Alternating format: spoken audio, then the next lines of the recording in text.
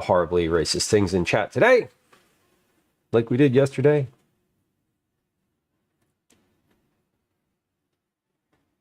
Anyway, who's to say? It's the internet, so could be. We're gonna get some awful shit coming our way. Anyway, hi, hello again. We're first off, thank you for hanging out. We're doing trip prep today. This is not a typical cooking. Like, we're cooking, but we're not doing a dinner. And we're not doing recipe development, which is like the things that we've been doing when we've been doing food recently. Except yesterday, we were making cookies. Anyway, we're doing a trip prep today, so we only have two things, four. Four. We have four things that we're going to complete on stream today. Excuse me. We're making the things that we're making to completion are quiche. So we're going to make four quiches. I was just like, wait, do I have the pie shells for that? I do. So we're going to make four quiches. They're going to be sausage, broccoli, and cheddar cheese, obviously eggs. So we'll make those.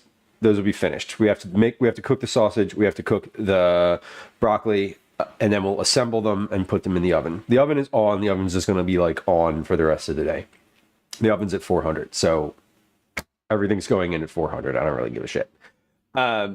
We're making an apple bread and a pumpkin bread. Thanks. Yesterday I was talking about like, I was going to make banana bread, but I don't have the bananas, the mostly rotten bananas for it. And what am I going to do?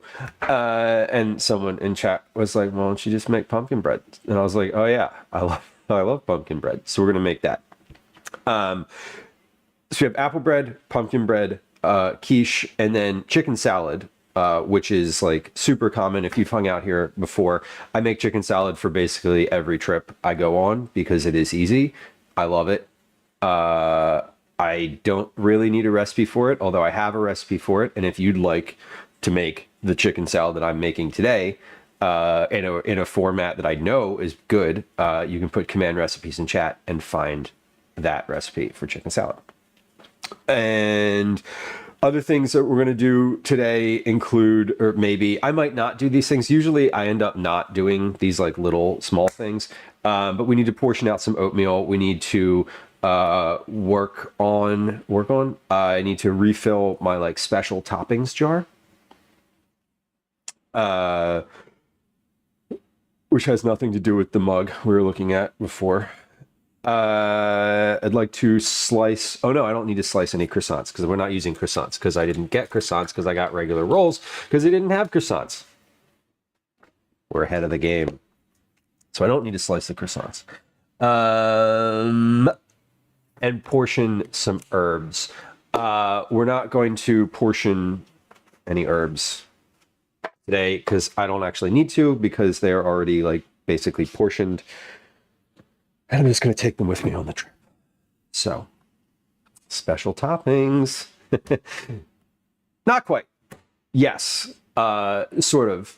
I can show you the special toppings jar. I don't know if I'm going to refill it today, but I can show you. I can show you the jar. Anyway, that's what we're doing on stream today. Double S Loco, enjoy your lurk. I hope your dinner is good. I hope you're having something good for dinner. Tidy Whiteys, welcome. Good to see you. Rowboat, welcome. I love chicken salad too. It's one of my favorites. And I'm making a favorite today. So that's great. Speaking of chicken salad, the first thing that we need to do today is roast our chicken because our chicken salad requires chicken that has been roasted, cooled, and then shredded. So if I want to make chicken salad, I have to have the chicken roasted, and then I'm going to need to shred or cool it and shred it. So let's do that first. And I have a list. I have a list of things that are like, I have my fire list, the things that are like need to happen in the order that they need to happen. Okay, I have not a question. I have a not a concern either, but I want to see something here real quick before we get started. Sources, timer, cookie. Oh, our cats, 2 of the cats got adopted. They went to their forever homes over the weekend. Oh, there it is. It was there. Okay, I just didn't see it. All right, we did it.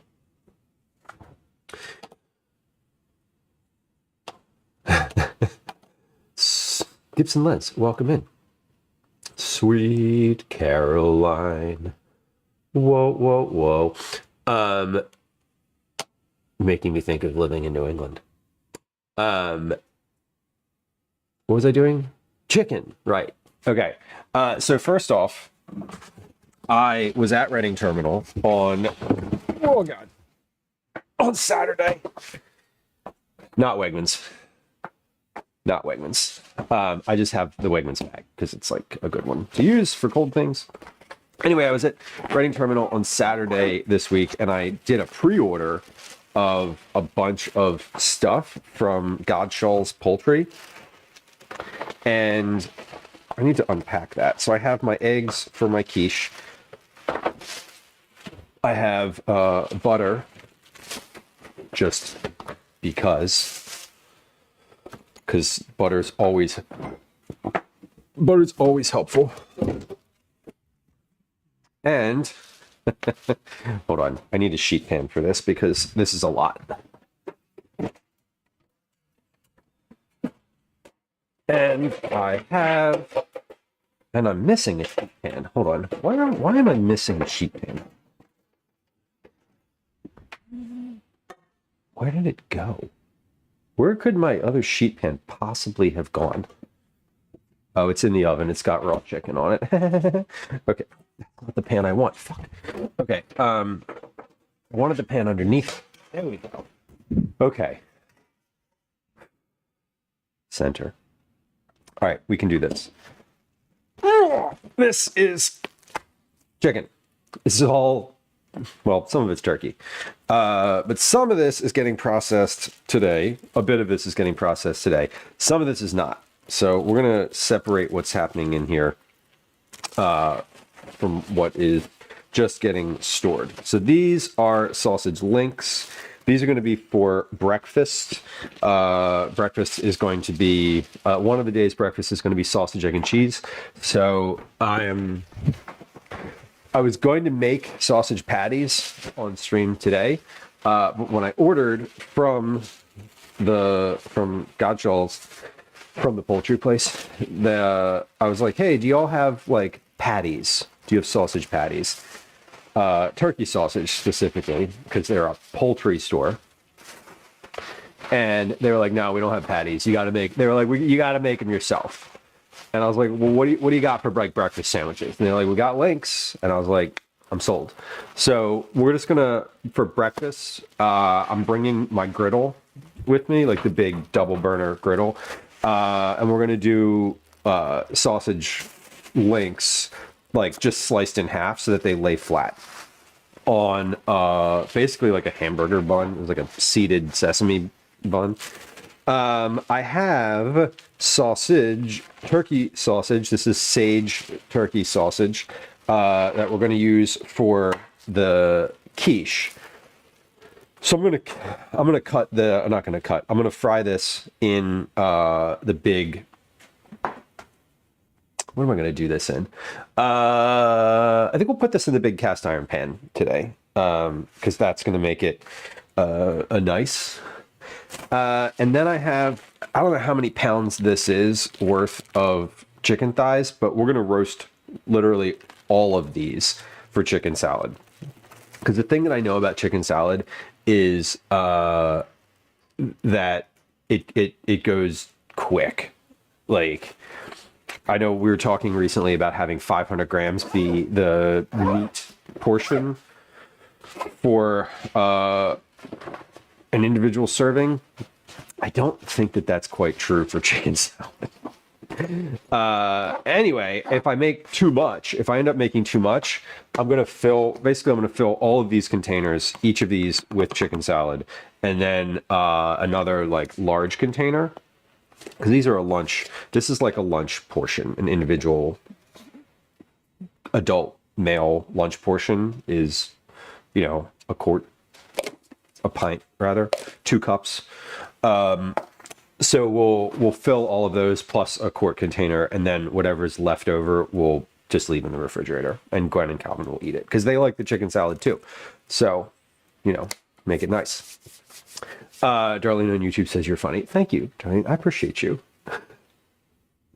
Yeah, let me get a dozen links without the casing. Right, exactly. I was like, well, can we... I was like, I don't want to make that. I remember last year I made the sausage patties, and I made the sausage patties, and I was like, that was a lot of work, and they weren't all that good. Just like being for real, they weren't that great. I'm gonna leave these eggs out so they can just get up to room temperature. I don't think they need to be at room temperature for quiche in general. Like, it doesn't actually matter, but I am gonna make them at room temperature anyway. I'm going to roast these chicken thighs on a sheet pan because I usually roast them on a 9x13. I usually roast them in a 9x13 casserole dish, but there's too many of them for that. So I think we're going to do, I think we'll just put them on like 2 sheet pans. That seems right. We'll put them on one, we'll fill one, and then when we need another, we'll do that. Darlene says, did Calvin show you in my toilet toy all night? He did not show it to me all night. What he and Gwen were cleaning out his room yesterday, and they were so he just kind of stumbled across like a whole bunch of different like toys.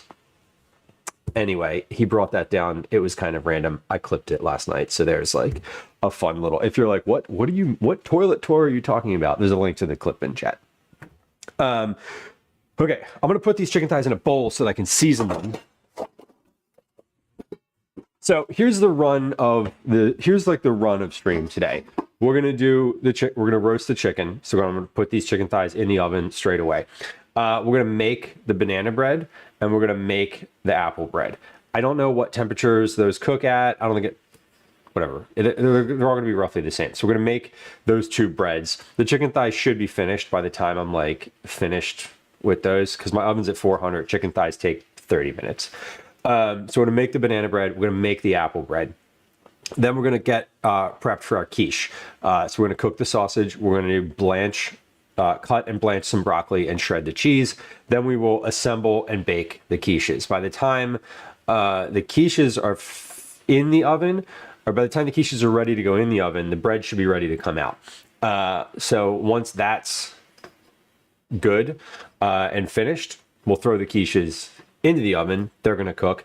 Then we will make our chicken salad. So we're going to slice the grapes for that, shred the chicken because that'll be cooled off by then. Apologies to Lemon. We're going to dump in a bunch of mayo and assemble that. And then we are going to package things. We're going to package the quiche, we'll package the breads, we'll package the chicken salad. So at the end of stream today, I'm hoping to have 4 loaves of bread all wrapped up, 4 quiches also probably not wrapped up yet because they're going to need to cool completely and they'll take a while. But at some point this evening, I will vacuum seal the quiches. I will, we're going to vacuum seal the quiches. We're going to wrap the breads in paper and foil. We're going to package all the chicken salad, and then we're going to, got any grapes? Yes, I do. Red, seedless. They're for the chicken salad. And then we'll get to the other things that I need to do sort of in between those, portioning the oatmeal, topping off the special toppings, those 2 things. So, let's get started with this chicken. We're going to dump all of this into a bowl, season it, and throw it in the oven. That's first. Let me wash my hands. Oven roasted Philly cheesesteak. Could you roast cheesesteak meat in the oven? I've never heard of such a thing. I feel like you could make like a roast and then slice it and like quick fry it, sort of like when you do a sous vide steak and then you like just sear it in a pan. A Philly cheesesteak quiche would be sweet though. That would be good. I think that would be amazing actually. I do not have the capacity to do that today. Anyway, we are going to get started with the chicken. The last cheesesteak I had was actually a chicken cheesesteak. So I don't eat a lot of beef. Beef is not my my favorite. A bunch of people just spit their hoagies out. What? Sorry. Chapstick Queen, I'm doing great. I'm doing great, all things considered. I mean, like, me as an individual human, I'm doing well. This is, this trip that I'm going on is one that I go on annually with a large group of friends. It's always an interesting time. I feel, it's the only time of year that I see some of these people. Some of that is good, and some of that is not good. But for better or worse, it is literally the only time of year I'm going to see some of these folks. So I look forward to it year round. I look forward to it throughout the rest of the year. I organize it, so I like book the cabin. I research the spot, I book the cabin, I do all the coordination and communication and sort of like all of the logistics for the thing. Send out like an every other week email, that type of thing. So it's a lot of work. But I've learned over the years to back off taking it on as much of the like cooking while I'm there. So, because I like to relax while I'm there, I don't want to like cook, so to speak. But I do. This is a group that like tends to stay up late and then sleep in the morning. And I, having a 10-year-old at home, generally get up pretty early. My body is just like, wake up. Wake up, it's 7 a.m. What are you doing? Get out of bed. So I take breakfast, but I've also learned to do as much breakfast stuff ahead of time as I can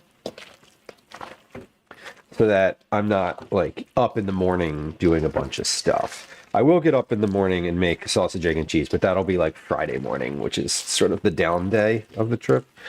We do a big hike on one of the days, and Friday's usually the day after. Master Splits. If the Eagles make the Super Bowl, I will definitely make Philly cheesesteaks again. That's what helped them win last time. Like, we know this, right? This is like verified. The Eagles won because Eat It Dads made cheesesteaks. Why did I call myself Eat It Dads? That's weird. I only ever say that when I'm like telling someone about the channel. Take two. If the Eagles win, we will make cheesesteaks. We know the Eagles won last year because I made cheesesteaks. Better. That didn't feel as awkward. Okay, we did it. Robbie, welcome. Good morning.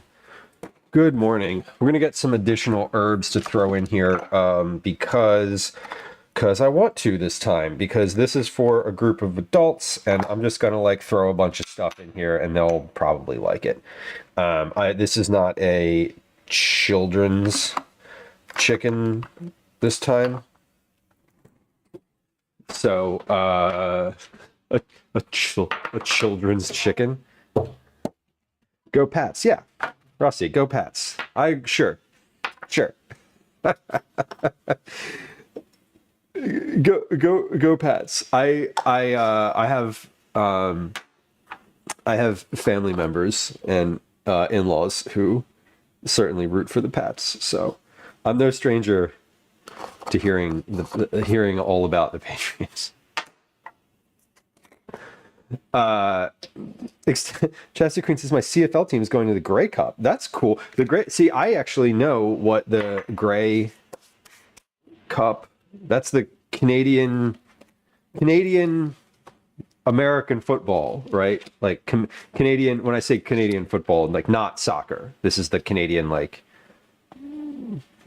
throwing the ball like this. Huh. Huh.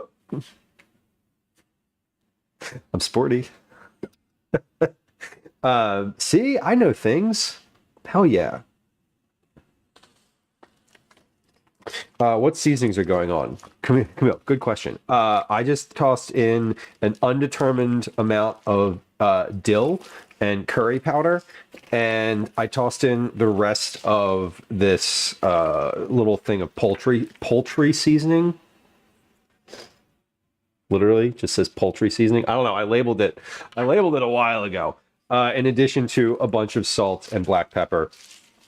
I'm gonna toss a little bit of olive oil in this, but not much because these have some fat on them, and I don't need this to be too greasy when it comes out.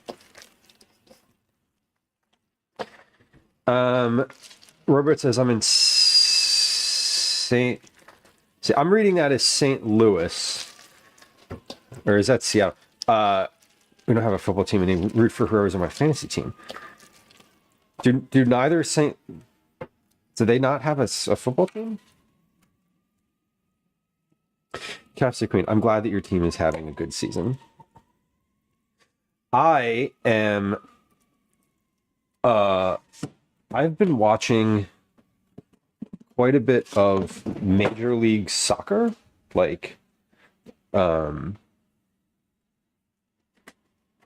Major League Soccer. I don't know. Recently, so if we want to like. I still don't know anything specifically about like the teams or the players, but I've been watching it, if that makes sense.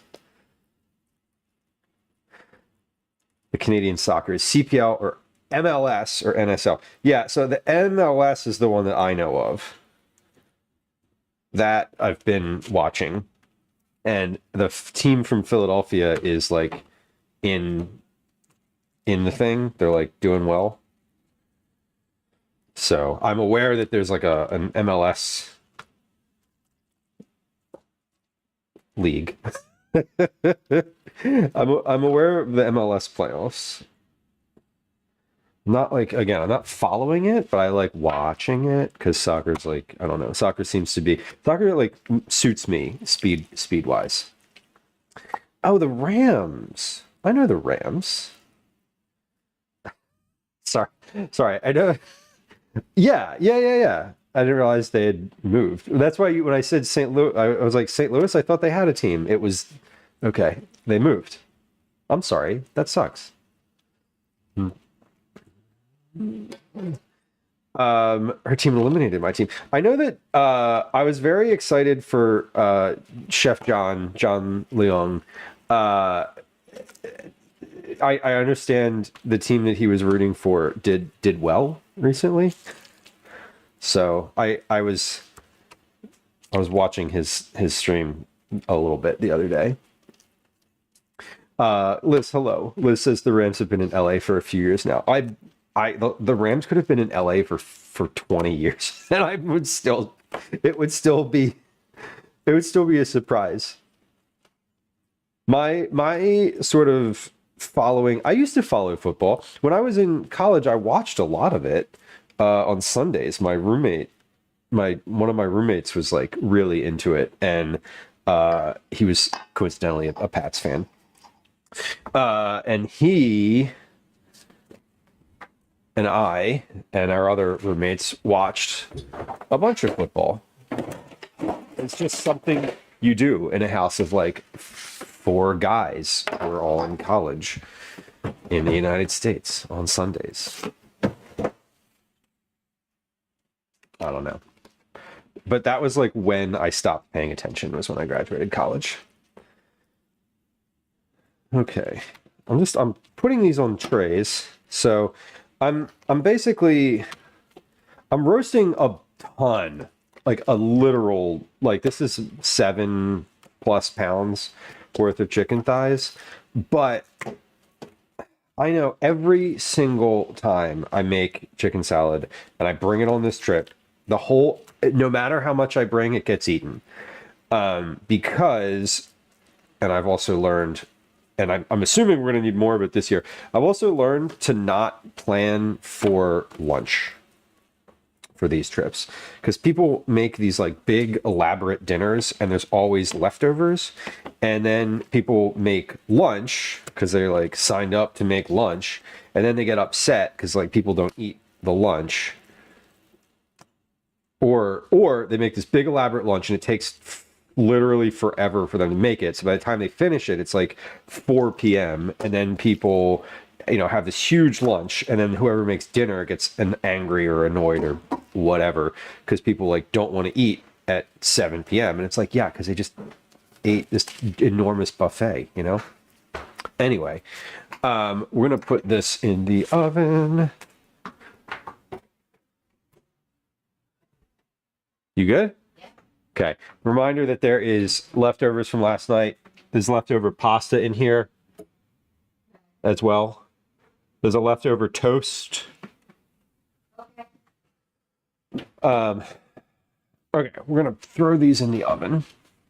Again, the oven is at 400 degrees currently. So it is. Let me set a timer. I'm gonna set a timer for. I'm gonna start with 30 minutes. And we'll rotate. We'll switch them up at 30 minutes, and go from there. Lemon, that's exactly true. Yeah. Well, what happens too is that people get up on this trip at 10 a.m. Friday, Saturday, like 2 of the days. People don't even get out of bed until 10 a.m. I love it because I get up at like 7. I make breakfast, and then I sit and read for like 2 hours in the morning. It's great. And then people roll out of bed. People roll out of bed, and then there's like breakfast in the oven for them. A quiche. I'll make the breakfast sandwiches, and then I wrap them up in like foil, like you would at like you get them from, I don't know, like you get them from fast food. They're all like soft and kind of everything's gelled together, and the cheese is still melted. I leave them in the oven on warm. But yeah, it's like you can't plan for lunch because everyone gets up at 10, they have breakfast, then they snack on whatever was in the fridge, like leftovers, that usually around 1, because historically people have been like, I'll make lunch, and then they get up at 10, they eat breakfast, and then they sit and do things for like a couple hours, and then they're like, oh, I guess I'll get started making lunch, and it's like 1:30 in the afternoon. So that's, and then it escalates from there. So this year I was just like, you know what? We're not making lunch. We're not doing lunch. Lunch isn't going to be a part of it. Basically, you're on your own. You're on your own for lunch, and that should be fine. I think it'll work out fine. No one bitched that they weren't able to sign up to make a lunch. Marianne, welcome in. Chapstick Queen, they are fun. I look forward to it. It's work leading up to it, and it's a lot of like mental work to keep organized, because like I said, I like organize the whole thing. But I also sort of like dissipate some of the work. I do now. Lit Tissues, welcome in. 3rd IRL food channel I've been rated into in a row, and I'm loving it. I'm glad to hear it. That's kind of amazing. Food is a big thing for many people, but it's a little thing on Twitch. And there's quite a few of us. So, Lit Tissues, do you want some recommendations? Would you like some recommendations for other food channels? I have some, but I bet you that there's some other folks in chat who would love to give you some recommendations for other food streamers. If y'all in chat would like to throw some of your favorite food channels into chat, I think that'd be kind of amazing. And yeah, I mean, Liz, if you want to shout them out, if you want to like give some shout outs, that would be amazing too. I guess when I said that, hold on, my bowl's overflowing. I guess when I said that in my head, I was like, I wasn't thinking about shout outs, but that would be cool. Yes, we have a few in chat currently. What do you need to tell me? Oh no. Usually when someone's like, "Hey, we need to talk," that's cause for like alarm. That's cause for alarm.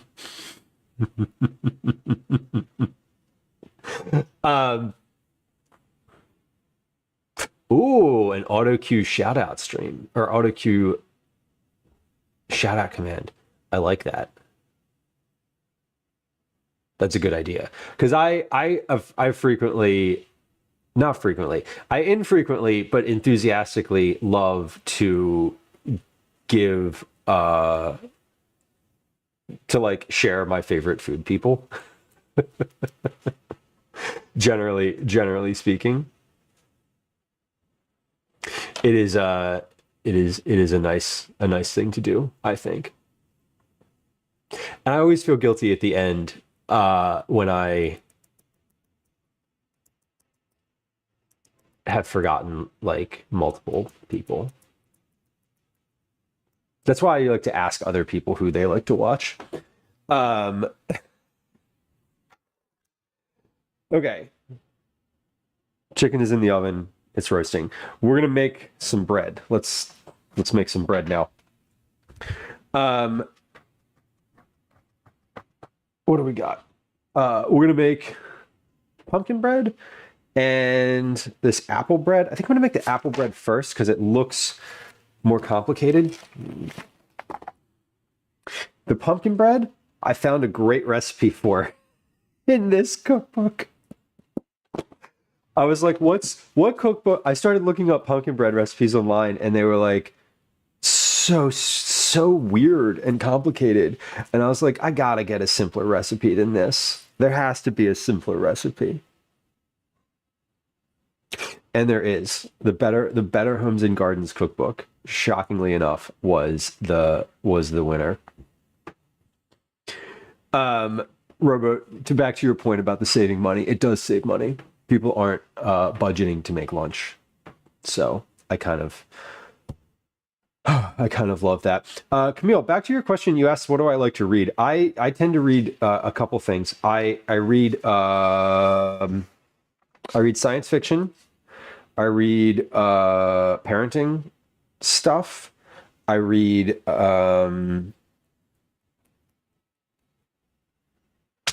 science. Yeah, I read science fiction, parenting stuff. I read some like historical books, stuff about like the Mongol Empire, stuff like that. What else do I read? The most recent stuff that I've been enjoying is sci-fi. D-Gamer, enjoy the new Fallout update. Okay, we're gonna do this bread, which I've made before. This is from the Sugary Sweets blog, apple cinnamon bread. This does not require cooking the apples first, which we love. I don't think it does. No. Sugar, butter, eggs and vanilla, flour and baking powder, half the batter in a prepared pan, Cover with half the diced apples, press them slightly into the batter, sprinkle with half the brown sugar and cinnamon mixture. Pour the remaining batter over the apple layer, top the remaining apples, add more brown cinnamon, pat topping the batter with the back of a large spoon, bake for 50 minutes. Okay, topping. Wait, topping? Oh, fuck, this has, sorry. Oh, fudge. This has icing too. Okay, that's fine. We're not eating it today, and I'm not, not shipping it today either. Liz asks how the cookies turned out. They turned out very well, actually. I started packaging them at 11:30 p.m. I let them cool. I was patient and I let them cool down. And I believe my patience was rewarded, because when I was sealing them, it did not look like they were pressing. It did not look like I also sealed them a little bit lighter than usual. Some cookies you can really press into because they're just firm. These I sealed, but then kind of like left like a little bit of room. So I think they were pretty. They seem pretty good to me. Okay, we are going to make a double batch of this.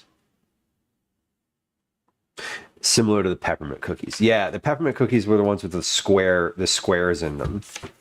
I agree.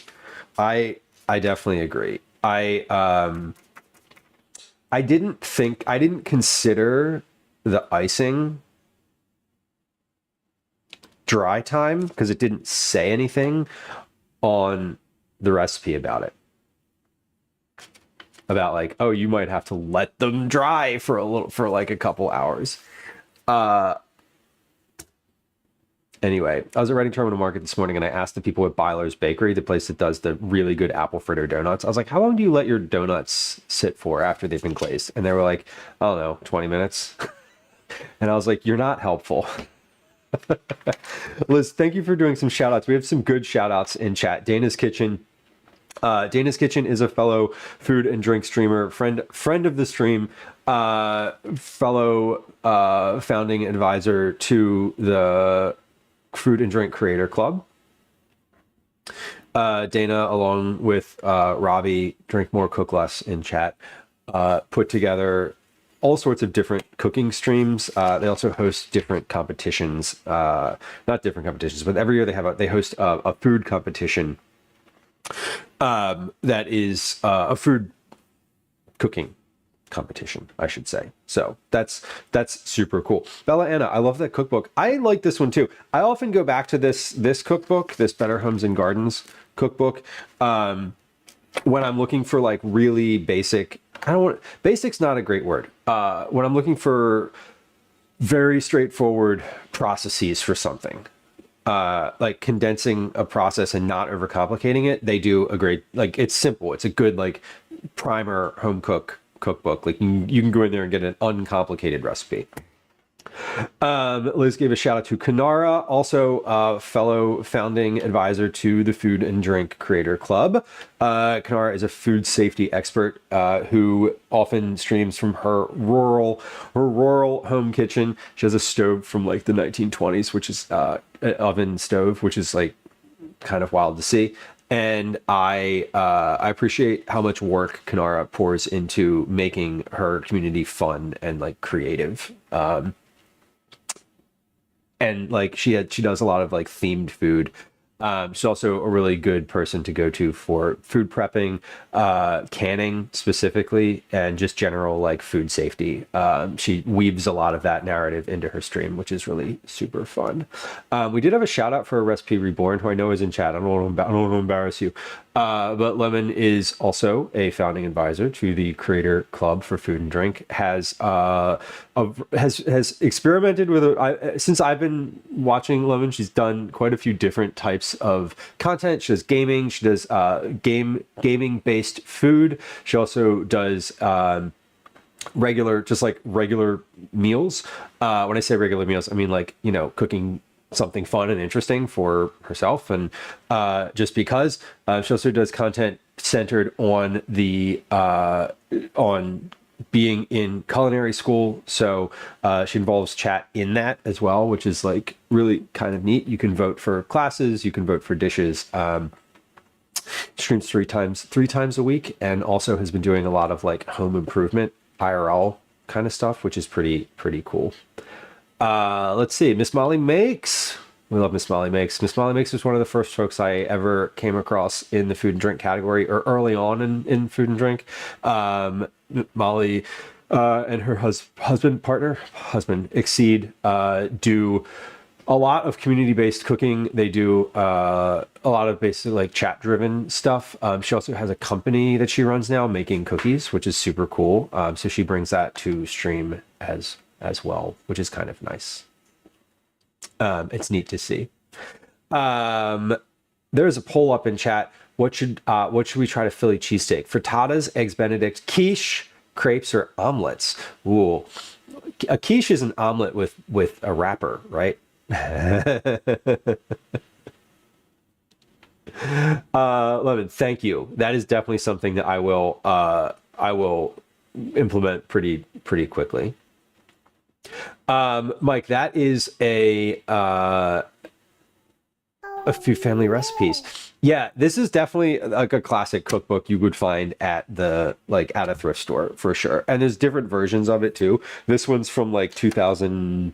When is this one from? 2010 is when I got this one. So they update it regularly. So this one does not look at all like the one that my mom has, but my mom has the same one. I'm pretty sure someone the 6 Degrees of Kevin Bacon, there's someone that owns and uses this cookbook, and there's a damn good chance that one of your favorite recipes that someone has cooked for you in your lifetime comes from this book.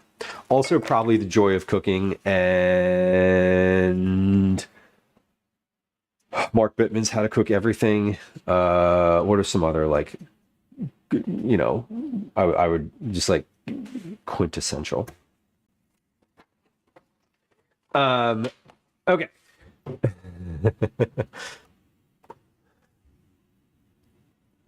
Catalina, I'm not familiar with those folks. Thank you for the recommendations. Can't give a duck. Welcome in, duck.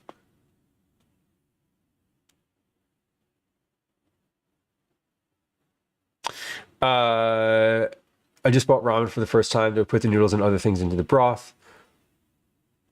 Or separate at the moment. I mean, I would probably say if you have like a ramen packet, right, with just like the dry noodles, if you want long, like stringy noodles, just put the whole thing in there. You don't need to break anything up. You don't need to break it up. Some people I know crack the noodles or break them up before they put them in. You can do that if you want.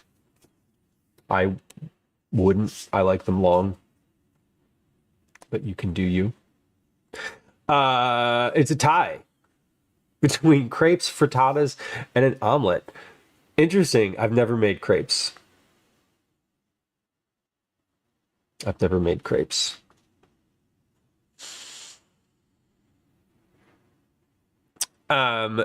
seen crepes made. Oh yeah, Mrs. Handy's Kitchen. Mrs. H is in Mrs. H. I don't know if Mrs. H does other things other than cooking. But I do love her stream. Duck, I want to tell you that I am probably not the person to ask about ramen, because I've never made it myself. I would, if it's like in general, my understanding of fresh noodles is you should add them at the very end. Like pasta, like fresh pasta, for example, takes like 2 minutes to cook, and then that's it. And then you don't want to leave it sitting in the water. So I would say everything else, then the fresh noodles. But again, not the authority, not the authority on ramen. I would never ever claim to be an authority on ramen. That would be disingenuous of me. Okay.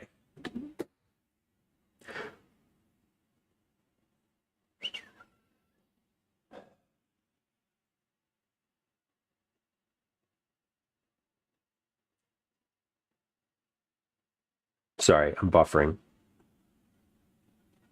I don't want to run ads today. We're not going to run ads today. Hey, if you're here and you're not a subscriber, congratulations. You will not be getting ads. I was standing here examining my energy, and I honestly don't have the energy to deal with trying to figure out timing for ads right now. I don't want to do it. I don't want to do it. So we're not. If at any point anybody would like me to run an ad, you can ask in chat. And at some point I will just take a break and we'll run an ad at that point, and we'll get the pre-rolls out of the way.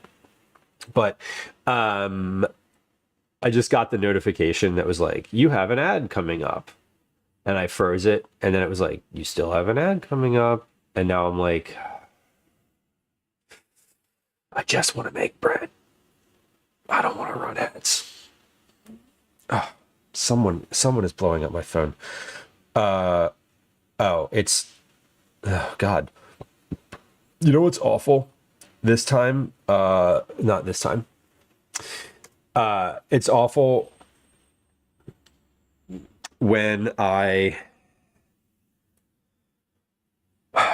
my kid's school does these like push alerts for grades. So like literally every time a teacher enters something for a grade, it gets an alert on my phone, and I haven't turned it off yet. And because I kind of like it, because Calvin does well in school. So honestly, it's kind of nice. But it's sometimes it's like when alerts on my phone are really rare. So who is at the door? Hold on. Be right back. Oh, wait. They're leaving it. Okay. 1 second. I'll be right back. We got a package delivered, and I gotta go get it, because like otherwise somebody's gonna steal it. Yoko JP Mom. Catalina, I know who that is. I've seen that person. I've seen her, and she streams in English too. You can see chat in one of the bottles. Yes, you can. It is a cell phone back there. This is the phone that I use for IRL chat. I just put it on up here. Liz, you asked about the cats. Yes. One moment. I'm going to grab that package from the door, and I'll see what the first cat I see. I'm going to grab. I'm going to find one. What do we got? Oh my, holy shit, this is heavy. Oh my God.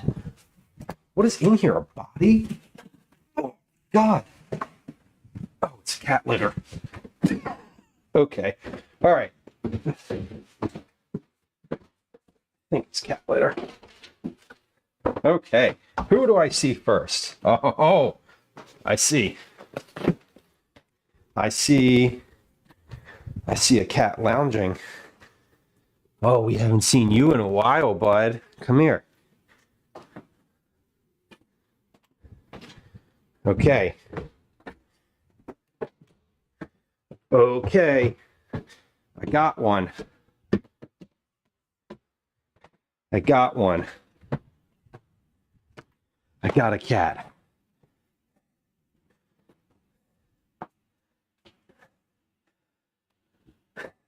We got a cat. This is Obi,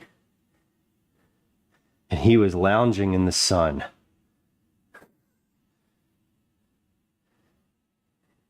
Oh, big. He's so big. He's so big.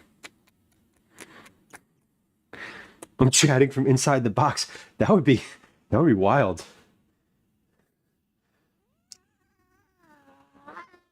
Okay. He does not want to be held, really. He's not very thrilled about his current life situation, are you? But would you like to be elastic?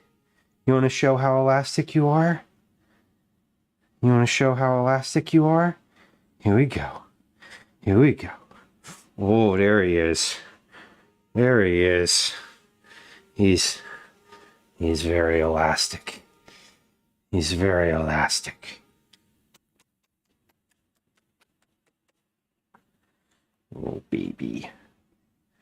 Oh, baby. Okay. I think you're done. Your patience is your patience will be rewarded by getting put down. Okay? You're a good boy.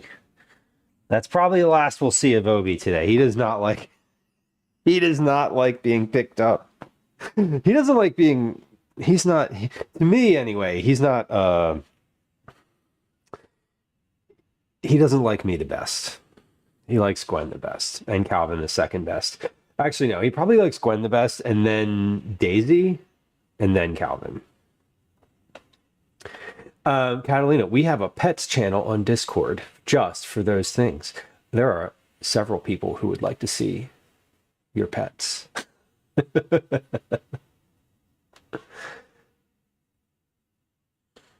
I can smell that chicken. Oh, Tabatai cooking. Yes, Lemon. Graham is great. Also a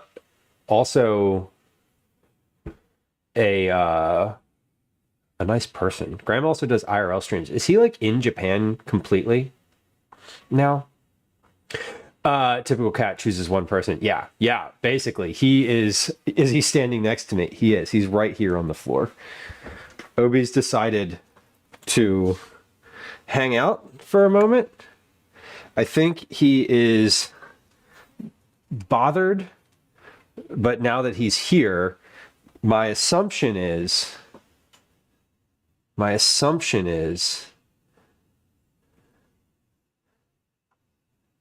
that he smells chicken and that he is staying. Whoops, wrong one. My assumption is that he's staying right where he is because there's chicken in the refrigerator. So he is just hanging out. That's usually where Ash is, but he's taken up the mantle over the weekend. Catalina, amazing, very cool. Thank you. Obi's taken up the mantle of hanging out at my feet. Ash, over the weekend, I was trying to train to sit on a chair next to me. Like I moved the chairs from the counter over, like right here, basically. And if Ash is around today and wants to sit near my feet, he might sit on the chair, especially if the kitchen smells like chicken. Zobo did used to have the cat sit on her chair. Nurse Huckleberry does that as well. Oh, I didn't show you what I got at TwitchCon. So, Nurse was handing out, basically if you saw her, she was like handing out these pictures that they printed off. She was like, these are just random pictures from the past. Like, here they are. Pick one, random. Goodbye, Obi. Each thing has a different picture in it, and pick whichever one you want and see what you get. And me and Duder will sign it. And so I want to show you the picture that I got. I now have a signed Nurse Huckleberry picture, which is so ridiculous. So ridiculous. And it even, she literally signed it, and Duder signed it. And now I have it. It's kind of amazing. And I forgot that I had this over there. But I think that this should go on the fridge. And Calvin's going to be like, who the fuck is that? Because he's never seen this stream because he is in bed when they're live. Anyway, I kind of loved it, and I think what I'll do. I have to clean up the fridge a little bit. I can't just pop it up there, but it is definitely a prized possession now. It does look like a vintage picture of Chapel Run. It is not that vintage. I was like, when is this from? And she was like, I don't know, a couple months ago. And I was like, oh, okay. I said I wasn't gonna run ads, and then I just stopped making food for a while. That's what happens. See what happened? Did you all notice there was a shift? My energy shifted. I felt it. Because I was like, wow, I'm free of worrying about advertising. I could just change it to run an hour and a half worth of ads every 30 minutes and just ignore them. Is that better? What's better? 3 minutes every hour or an hour and a half? 3 minutes every hour and taking an intentional pause, or an hour and a half every 30 minutes and ignoring them? I wouldn't run an hour and a half every 30 minutes because that doesn't do anything for pre-rolls. It does. But it doesn't do anything for me. It's not financially positive for me to only run a minute and 30 seconds worth of ads. Yeah, I do mean 90 seconds. Sorry. Yeah, we're gonna run an hour and a half worth of ads. I'm gonna take a nap and I'll catch y'all later. Or you like the intentional breaks? I think that's okay. I appreciate that feedback. I like them too. I think my issue with them is the like rigidity of them. So, okay, so you like that there is an intentional break, but not necessarily having it every hour. Lemon, you like breaks hourly because 30 minutes is way too fast. That is true. Yeah, 30 minutes is like gone in a hurry. I've been live for an hour. I've put chicken in the oven and talked. So, yikes. How much flour do I need with this? I'm doubling this batch. Oh, I need softened butter. Do I need softened butter for this other one? Hold on. How much butter do I need softened? A half a cup. So 1 stick of butter. For this bread, I need sugar, vegetable oil. This one doesn't even use any butter. This one just uses vegetable oil. Could I just use butter instead of vegetable oil? Probably, right?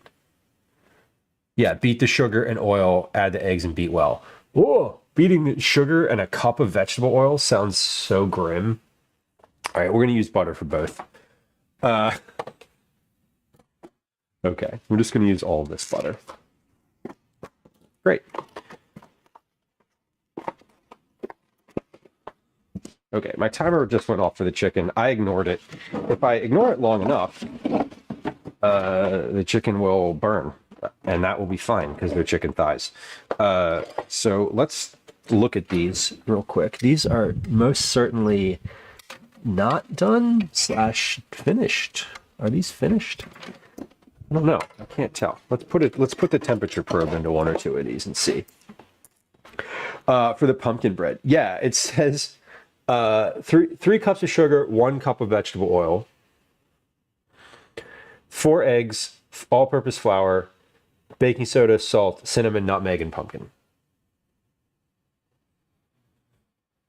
And then the first direction is to cream together the butter, cream together the sugar and the oil. Now, I don't love like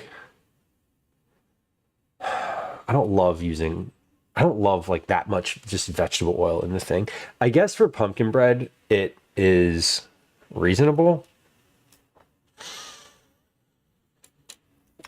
It'll be more firm.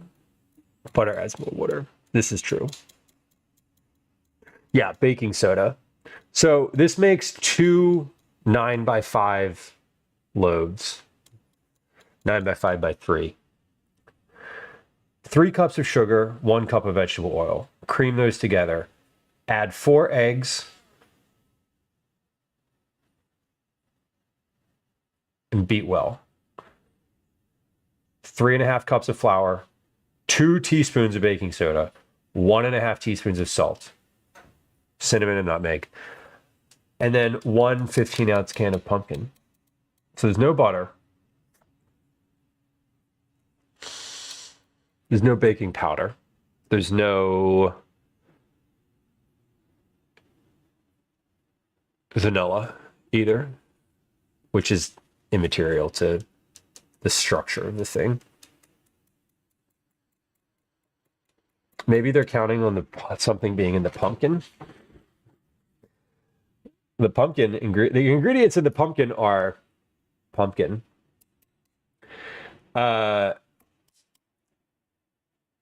Yeah. I came from it's in literally in the Better Homes and Gardens cookbook. Like, I don't know what they let us see. No, that's it. Those are all the ingredients. There's no secret ingredient that they sneak in at the end. Yeah, I don't know.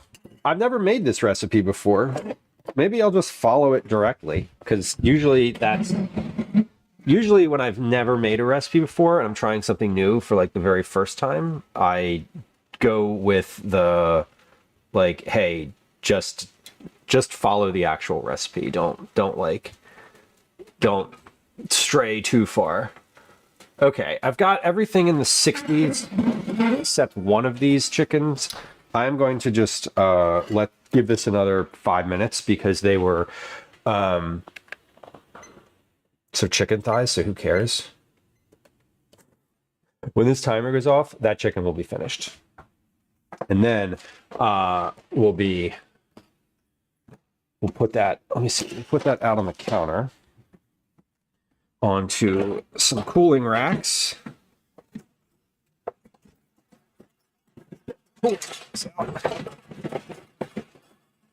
Ah, damn it. Okay, we got it. Pumpkin is not an acidic product. Oh no, it's not. You're correct. There's no brown sugar in this either. It just says granulated sugar. It says 3 cups of sugar. I guess you could use either one. Maybe we'll just make it with brown sugar instead. Maybe we'll make it with like 2 cups brown sugar and then a cup of regular sugar.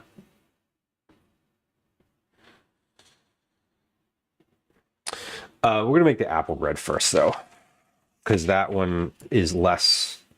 That one has more ingredient prep in it, and I want to give the butter just a little bit of time to come to temperature, or come up to temperature. Preheat the oven to 350. Done. Grease and flour a 9x5-inch loaf pan. Well, we're not doing 9x5 pans. Right now I have 8x3 and 7/8 by 2 and 15/32 of an inch. What kind of number is that? So unhinged. And that is an unhinged number to print on anything. I mean, to be fair, it's 20 centimeters by 9.8 by 6.3, which is like barely better.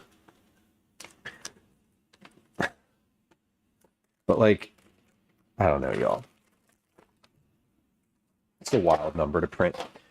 So for each of these, I'm going to do, I have these like small bread loaf pans.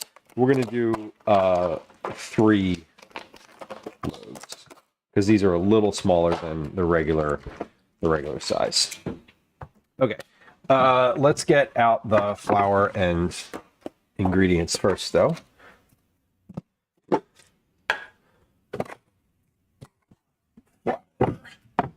Brown sugar.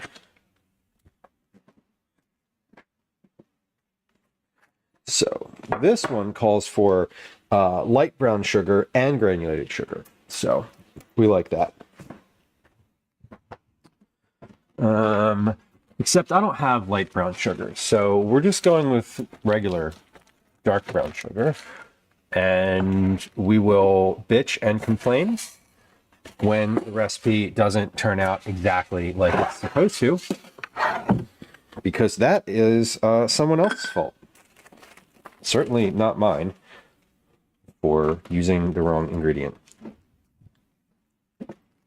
We're going to leave them a 2-star review. Just kidding. We're not. All right. We need cinnamon and cinnamon.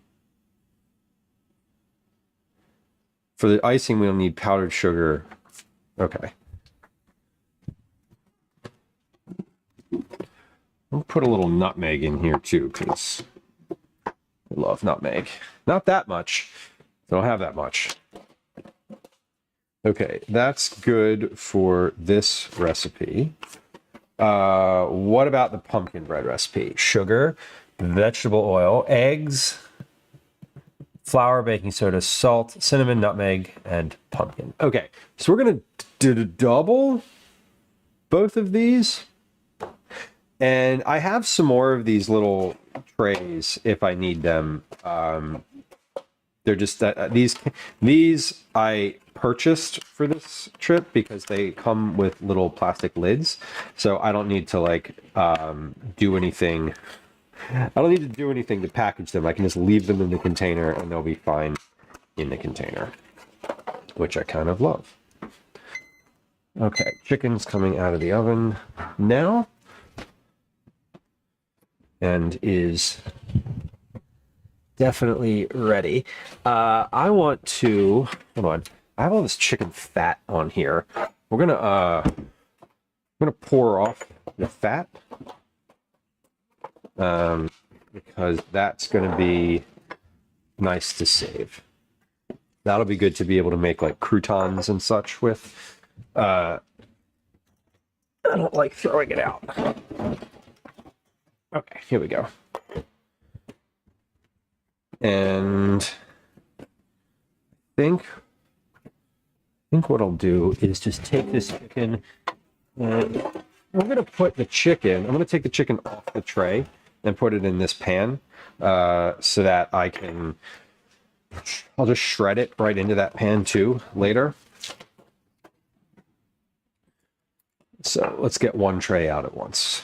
And we'll take the chicken, dump the schmaltz, and then do the next tray. And we'll turn the oven down to 350 so that it bakes. We can get this bread ready to go. Okay. Liz, if you were still hanging around, you asked earlier how many cats were in the house. Right now there are 7 cats.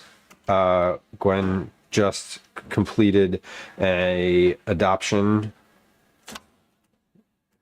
of two of them, the 2 older kittens. So the one that was just on stream a few minutes ago, Obi, he's our cat. He is not going anywhere. Obi, Ash, and Elsie are our like 3 that we have that are just over, they're 7 months old at this point. They are staying. They are now officially and formally adopted and have been for a few months. The 2 that just left were 2 that we saw recently on stream, Cookie and Elliot, the black tuxedo and the small gray tabby, or the medium gray tabby. Ash is the big gray tabby. There's another gray tabby that is a little one, and then the medium one was Cookie, and he just left with Elliot to go to the same home. And So now we have 4 kittens, 4 like littles, pre-neutering,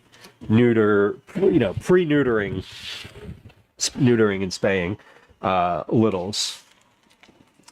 We have 3 of those now.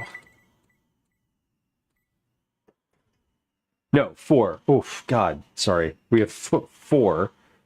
4 of those and 3 cats, 3 permanent cats. Plus so we have 7 total cats in the house, plus 1 13-year-old pit bull. And an indeterminate number of fish. I don't actually know how many fish we have. And I know the last time I mentioned the fish tank, there was a request to put a picture of the fish tank in chat.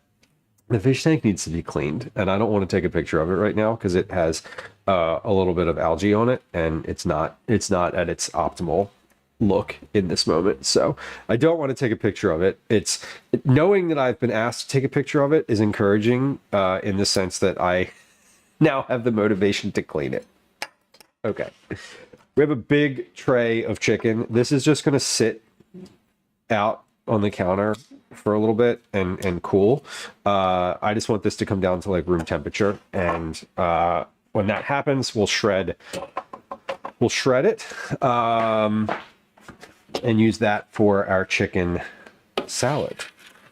That's going to be coming up a little later. So I'm saving the schmaltz here. I didn't drain it, or rather, I didn't strain this at all.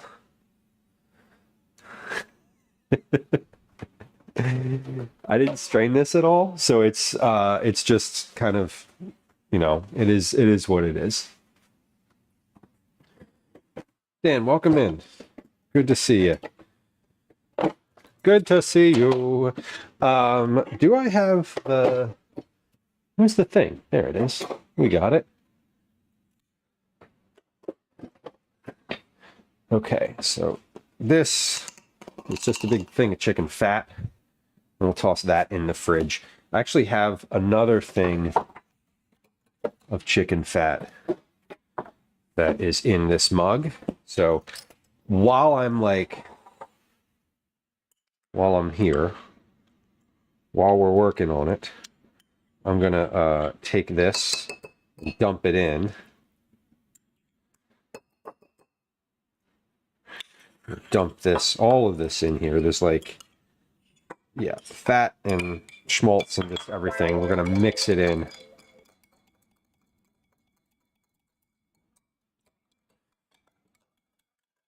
And there we go. And now,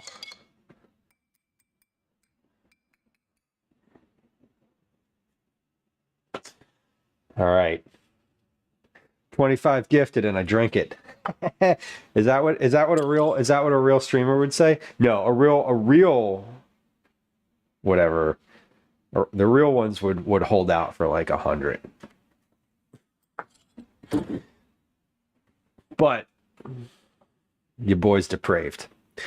All right, let's wipe the counter because it now has fat on it.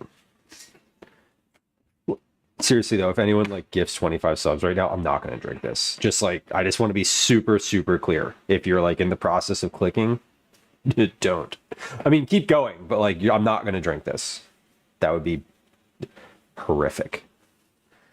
At least 50. 50? I'd consider it. It looks gross. Darlene says on YouTube. It does look gross. I mean, it doesn't look great, but it does look good. This is pure fat at the top, and then this is gelatin. This is all gonna get it turned into jelly, which is super good and great for making croutons with. And not for nothing, if I do anything else at all with this, I might, if I don't do anything else at all with this, I would take the fat off the top and put this part in a stock of some kind. That's not going to fit in there. Damn. Have I ever heard of water pie? I have not. Please define. KS water pie.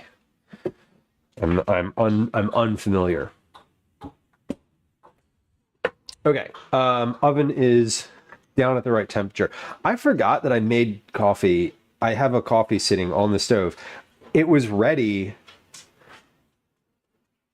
as stream was starting.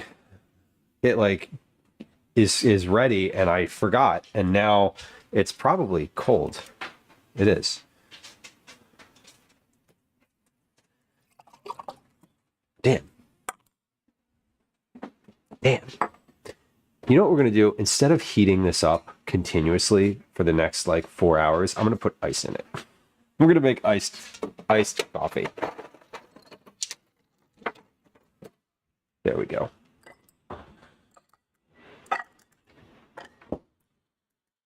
Basic pantry staples create a sweet custard-like filling. I've definitely not heard of this. I am aware that lard was a pretty common ingredient in a lot of like 1920 fall of 29 through the end of the Depression type of cooking. A splash of sugar-free hazelnut syrup. Oh, that would be lovely. I do not have that. The only simple syrup that I have is apple simple syrup that I made yesterday, which I don't know would go great in coffee. Okay. We are gonna continue here. I also need to do grease and flour. I'm gonna grease and flour all of these pans. So let me get out my, speaking of lard, well, we don't have any lard today, sad trombone, but we do have organic all vegetable shortening, yay, that we can use. Let me wash my hands before I get started with this.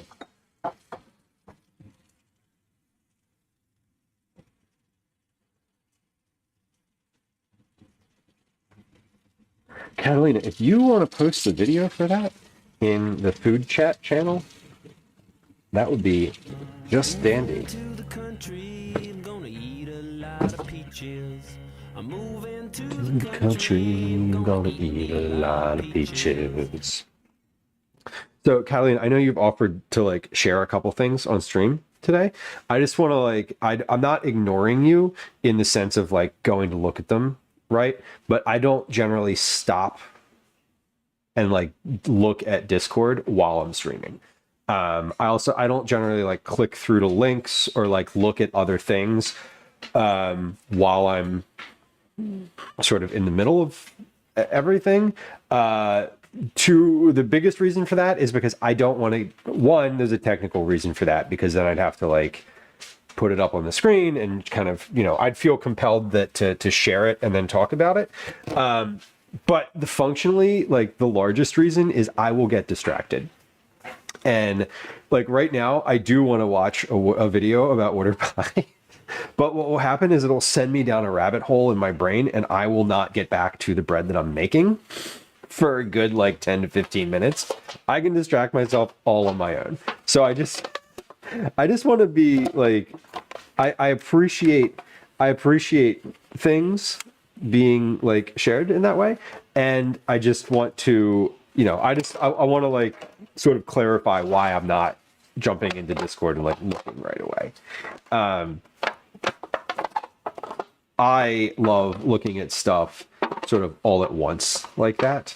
So when I say all at once, I mean like I will go in Discord and look at things in bulk when I'm on the couch on my laptop, like having sort of degenerate couch laptop time. Degenerate's not the right word for that.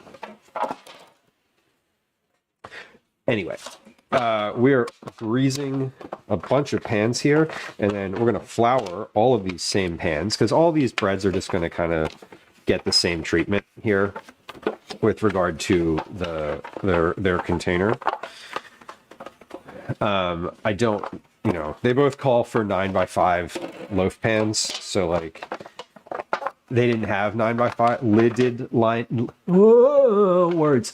They didn't have lidded 9x5 loaf pans in the store. They had lidded whatever the hell these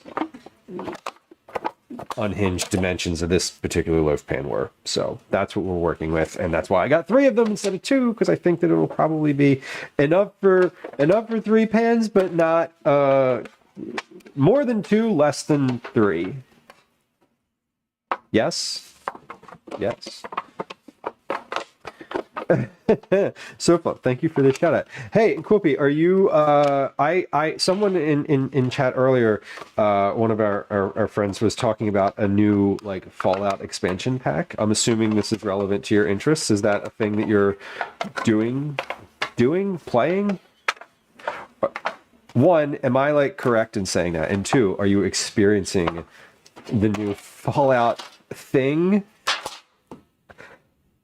If it's not obvious, I don't actually know what I'm talking about. I'm associating your bunker with the Fallout, with the bunker that I know in Fallout to be like an attribute of the Fallout canon, and making some assumptions. Anyway, hi. You know what happens when you assume. Depending on what the assumption is, usually you're sort of kind of right, or you're way off. Anyway, we're greasing pans right now. This is what we're doing. We're gonna do 2 different loaves, like I said. One of them is an apple bread. The last time I made this apple bread was a long time ago. I don't even think I was streaming when I made this before. Maybe I was. When did I print this? No date. No date, no publication date, no details. You are correct to assume. Sometimes I get one, sometimes not. Good. Okay, I'm gonna wash my hands again. Sorry, I heard cat feet hit the table, and I am very aware that there is chicken out on the counter. The cats jumped. One of the cats, I don't know who it is. I'm guessing it's Obi because I took him out of the basement and then closed the basement door. There's a cat lurking around here. It's not you, is it, Daisy? No. Who's lurking?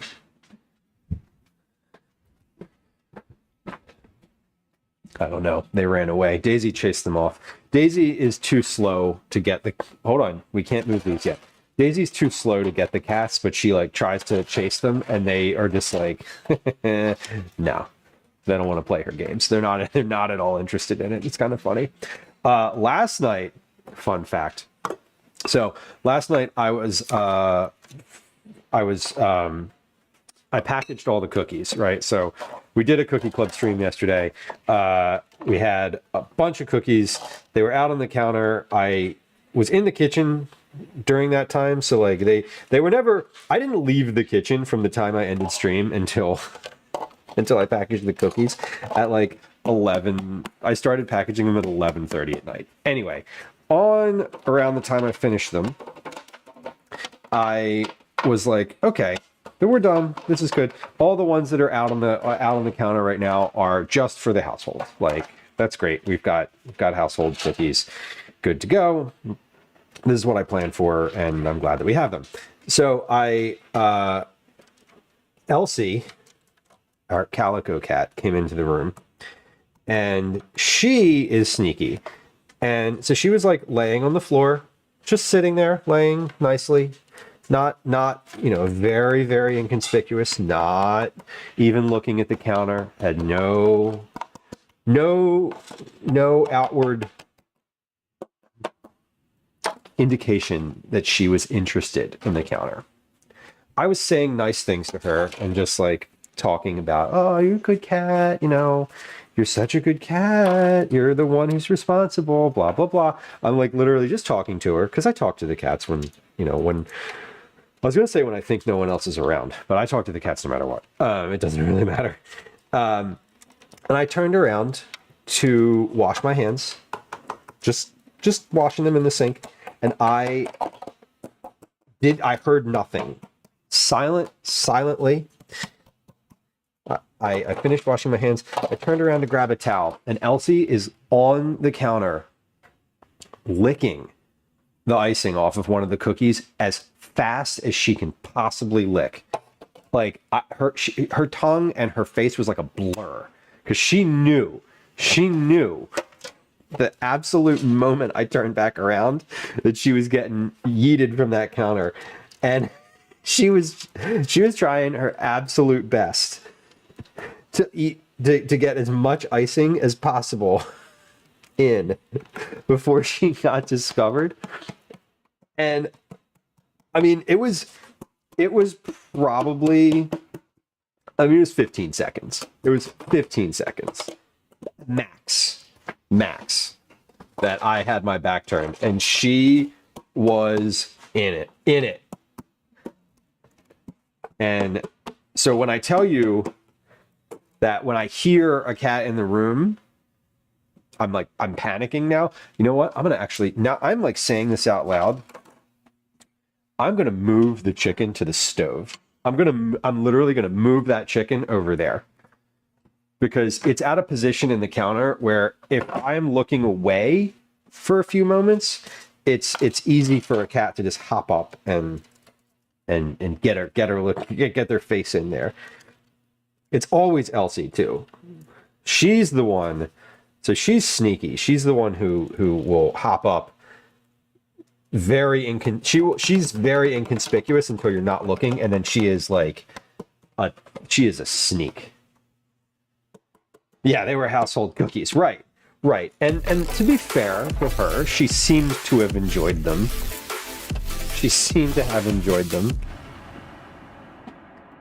Good cooking formula. What's up, bud? How are you? Happy Monday.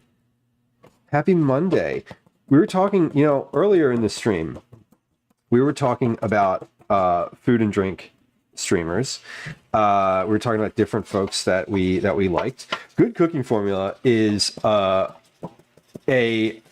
professional kitchen human professional cook, like does the thing for money, and is a infrequent but enthusiastic culinary streamer.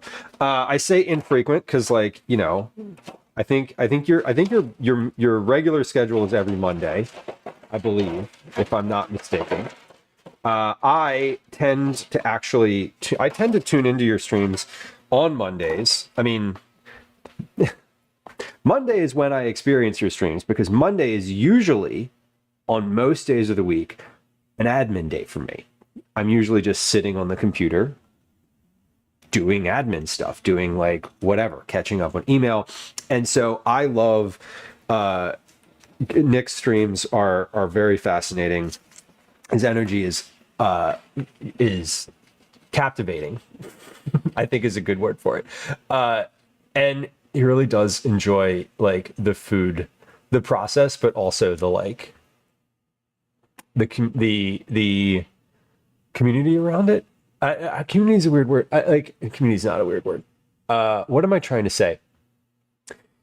Food doesn't need to be serious, and doing it well doesn't mean that you're super serious about it all the time. And so that's the energy that I appreciate about your stream. Welcome in. I hope you have a good rest of your Monday. Jimmy, welcome in. Nice to have you. But yeah, I tend to tune in. So I'm a big lurker. I lurk a lot on various channels on Twitch. And so it's funny because I know the certain people who I lurk on usually tend to stream when I'm doing admin time. Anyway, friends who joined us, welcome. It's nice to have you. Friends who are here, please go follow Good Cooking Formula, especially if you're online on Twitch, at this time of day, or potentially like a little bit earlier, then you are usually online when Good Cooking Formula is streaming, and I think that would be a good idea to go follow Nick. Friends who joined us, it's nice to have you. My name's Lou. This is also a cooking stream. We only do cooking. Sorry, not only cooking, but wait, there's more. We do cooking and IRL streams. I am a parent. I'm a home cook. I do recipe development for freelance work. I live in Philadelphia, so East Coast of the United States, just like right there in the middle of the East Coast. My pronouns are he, they, and I'm really happy to have you. Welcome. We like to talk here, but there's no obligation to talk. Follows are silent. If you are inclined to just like follow somebody, but you don't want to be like perceived right away, you don't want me to be like, hey, thanks for the follow, blah blah blah, I won't. If you follow, nothing happens. Literally nothing happens. There's no sounds, there's no alerts, there's no chat messages, and I won't say hi to you until you identify yourself first in chat. So today we are doing a meal prep for a trip I'm going on this week with a bunch of people. So we're in the process of making a couple things. I have about 7 pounds of chicken thighs on the stove that we're going to turn into chicken salad. I'm about to make bread, an apple bread. Then we're going to make a pumpkin bread. Then we're going to make a quiche, 4 quiches specifically. We're going to make 4 quiches. And so once the breads are done and the quiches are done, we're going to make the chicken salad. So it's work. There's a bit of work going on. Gwen says, do we have leftover pepperoni pizza? We have whatever was left in the pizza box. I can check for you. Hold on. Not an ad. Yes. We have 1 small slice of pepperoni. And then there's 2 slices of non-pepperoni. There's pumpkin pasta in here, though. All of these containers have pasta in them. There's literally 3 garlic knots. We got dinner we ordered dinner last night. You don't like the pumpkin pasta? No offense. I mean, none taken, but like, I don't have anything else for you then. Sorry. We have pizza and pasta. There's a bunch of bread in there, toasted bread, and I have one of the bread toasts. Do we have chips? We do have chips. If you want lunch, we have plenty of options. It's up to you whether or not you want them. If you want chips, which are not lunch, but if you eat enough, they are filling. Yeah, we do. What else do we have in there? Bologna sandwich, Jimmy. No, we don't have any bologna. We do have bread though. Okay, I've been talking a lot I've been talking a lot to doing a lot more talking than cooking today. All right. Oh no, we greased all the loaf pans. That was step 1. Great. Combine the brown sugar and cinnamon. Combine the granulated sugar and butter. Why aren't we doing the ground? Why aren't we doing? We're not creaming the brown sugar into here.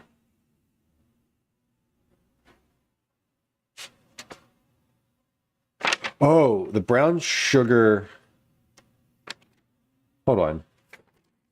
I have an idea. Let's read the recipe all the way through.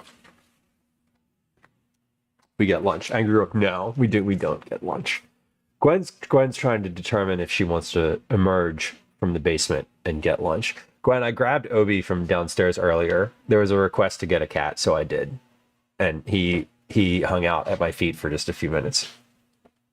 Okay, so we combine the brown sugar and cinnamon. Let me set that aside. In a large mixing bowl, combine granulated sugar and butter. And combine granulated sugar and butter until smooth. That's a funny way of saying use a electric mixer and beat the butter for 2 minutes until it's smooth. Because that's, I think, what they mean. Because otherwise, how would you get it smooth? Combining it, we just like wave a wand. Add the eggs and vanilla and continue to beat on medium speed until combined. Oh, okay. So in the next part of that sentence, then it says continue to beat on medium speed. It did not, in fact, tell you to beat it on medium speed in the first part of that direction. Add the flour and the baking powder, then mix in the milk.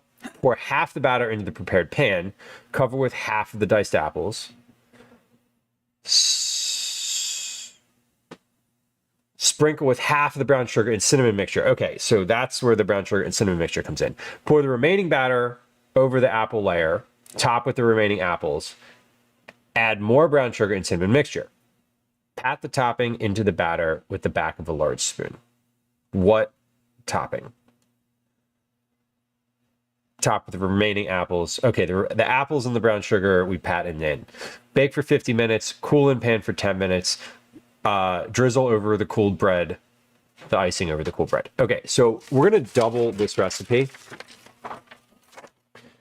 Because this says grease 1 9x5-inch loaf pan. So I have 3 smaller loaf pans than that. So we're gonna double this. Then, so we can double. We'll need to double the brown sugar and cinnamon. Double everything else.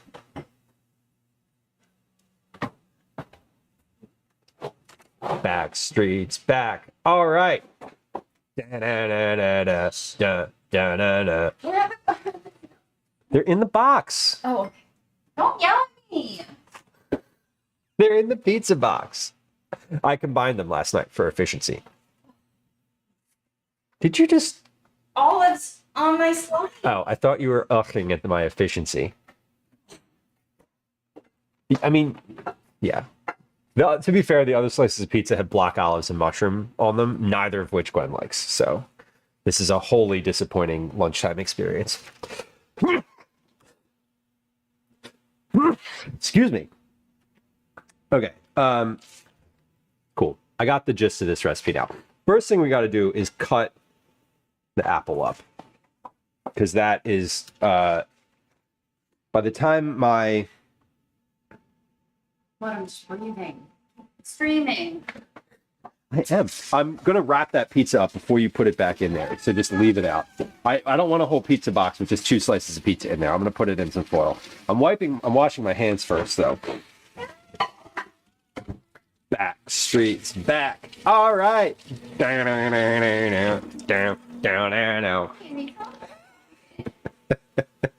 Fudge drawing. Hello. Welcome. Megan, hello. Welcome.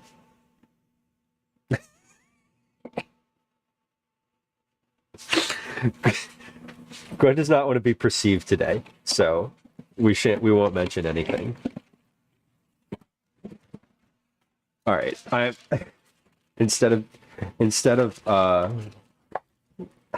you could do what Calvin does and crawl on the floor. You could have just asked me to put it in there for you, and I would have done that too. Can you get the chips? The chips? Yeah, I can get the chips. Ruffles. Oh God! What a ridiculous! What a Whole Foods healthy lunch. Pizza, garlic knots, Ruffles chips, with a side of cats. Anyway, welcome in for anyone who's new here. It's nice to have you. All right, where does this pizza go? This pizza goes up here with the rest of the leftovers.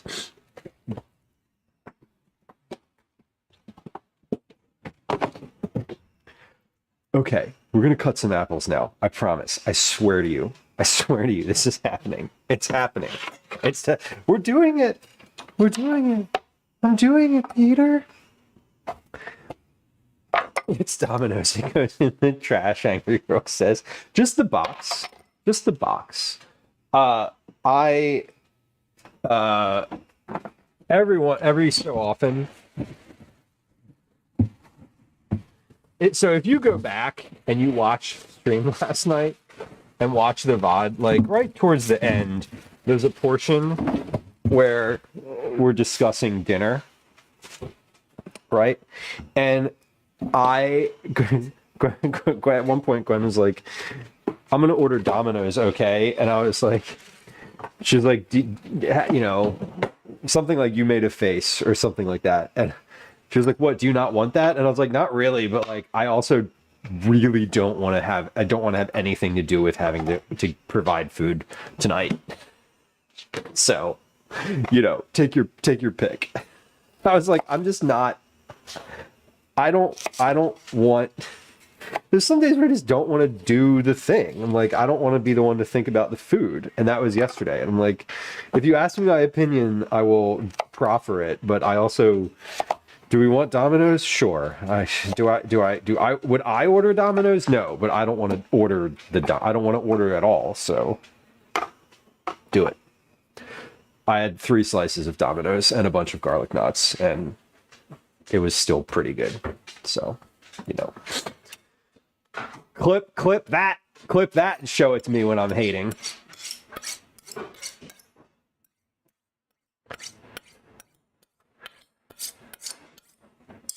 All right, this knife is not sharp enough.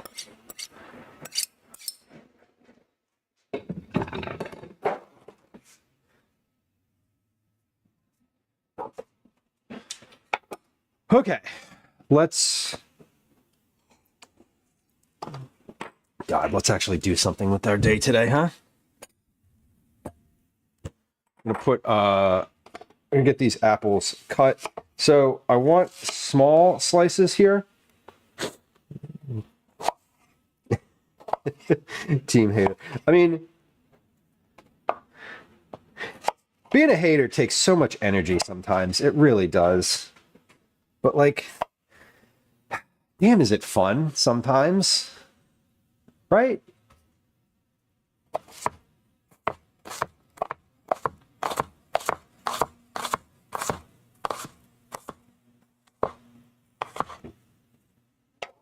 I don't think I'm wrong in saying that. Our choices are Domino's or Little Caesars. Yeah, you got that. The Little Caesars hot and ready.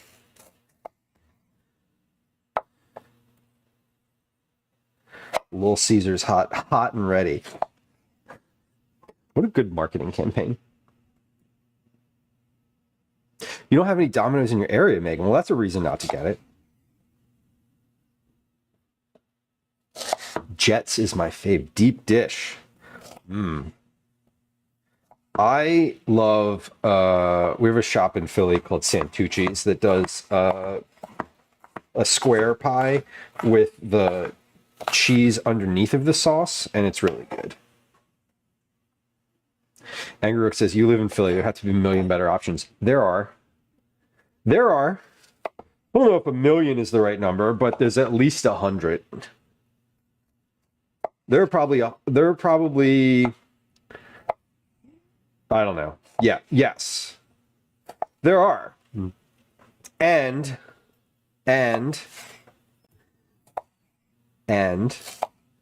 none of them taste like Domino's. So there's that. There is that. None of them have that same Domino's style, unique flavor profile.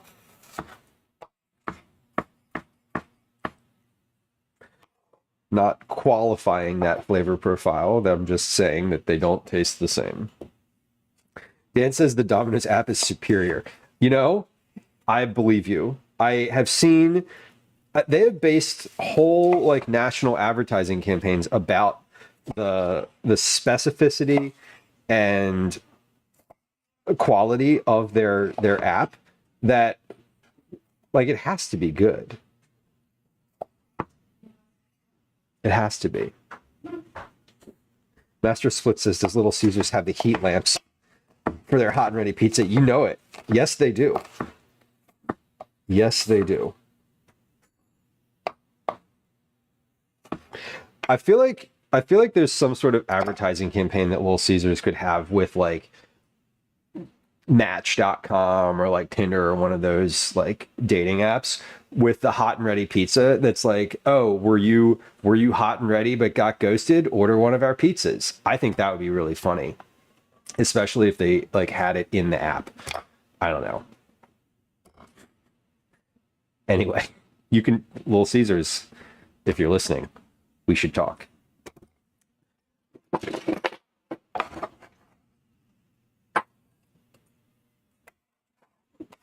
Something like that. Hungry Howie's. I've never heard of that, but that sounds regional. That one sounds like a very specific chain.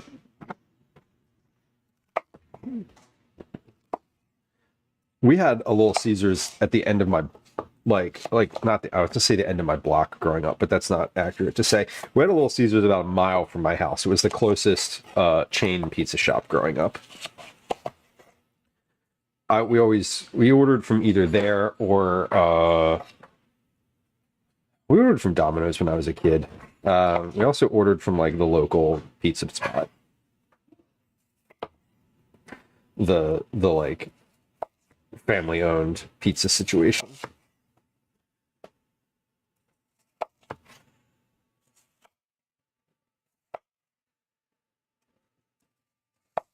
What's your go-to pizza order? What do y'all, when y'all like order pizza? We order pizza here way more than I make it. That's for sure. Like when I make pizza, I mean, y'all have seen it's a whole ordeal. It's like a whole day. You know, it's a multi-day process with making the dough. So, we certainly order more. Actually, no, I would say that we don't order in order. The order for pizza for us is usually we do frozen pizza quite a bit. I've recently been getting the like Kirkland brand frozen pizza because you can get four of them for the same price as you can get like one of the like DiGiorno or like Amy's brand, whatever. And honestly though, if you're like, yeah, the better sort of name brand pizzas taste better, but like you cannot argue with getting 4 times as much pizza for the same price. Like, I'm sorry, you literally can't. Put butter on the crust, shake some dried herbs on the top, and it's instantly better. They're Michigan. Okay. You have them in Florida? Okay. So this is just they're not in my region, but Michigan to Florida is a big swath of space. And I have to imagine that with the way that supply chains tend to work, that there's a few of them in between those two places. Camille says in Arizona, when I was living in the more central and southern part of the state, we had Hungry Howie's too. So this is okay. So this is a much bigger chain than I'm aware of.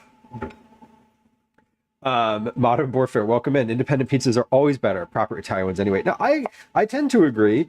I think that I mean we have I you know kind of was said earlier, but I live in Philadelphia and we have a ton of just like, you know, local pizza shops. Some of them are not great. Like some of them are just not great.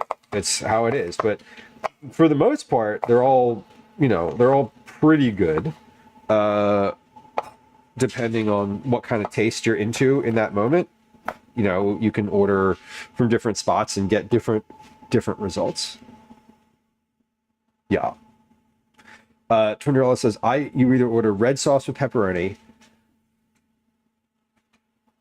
peppercini, mushrooms, pineapple, and Roma tomatoes. That's a lot going on there. I mean, I'm into it. I like it with just everything. Like, just put whatever you have on there. A little sprinkle of everything, please. Barbecue sauce with chicken, pineapple, pepperoncinis, mushrooms, and red onion. That one sounds really good. I love the idea of the pineapple and the pepperoncinis on there. Like a little sweet, a little heat. and then the barbecue sauce is like kind of savory. Catalina, how were your wraps? You said that you'd mentioned your wraps earlier. Is that what you're doing for lunch today? I'm probably not going to eat lunch. I know we're kind of talking a lot about food, but I don't generally eat lunch. I have a croissant on the counter that I ate half of before stream, and I forgot about it, and it's literally like there's just half a croissant sitting right there. I keep looking at it and being like, oh yeah, I have a croissant, and then forgetting that I have it. So there we go. All right, I'm just going to move this because I'm going to use it again in a little bit. I don't want to drop it into the sink because then I'll have to wash it. Although I guess I'm going to wash it anyway. It's got apple on it. Okay. But we'll be back to the cutting board in a little bit. When the breads are cooking, we're going to do ingredients for quiche. So as the breads go, so I'm going to kind of put the breads into the oven as I finish them. I can't, I'm imagining that they both cook at about 350. Yeah, they both cook at 350, so great. I don't need to like make any adjustments. I can just make one and then proceed directly to making the next one. That's ideal. I love that. I love that for me because it makes it easier. What's on your pizza? Cauliflower veggie pizza. Okay. I haven't had the cauliflower crust. Oh, wait, are you saying the cauliflower crust pizza or the cauliflower topped pizza? Catalina says turkey and pepper jack cheese with cucumber, tomatoes, red onions, jalapeno, pepper, black olives, and sweet onion teriyaki. That does sound really good. I love pepper jack cheese. Pepper jack is a favorite. I like it when it's like actually spicy. That's kind of my favorite.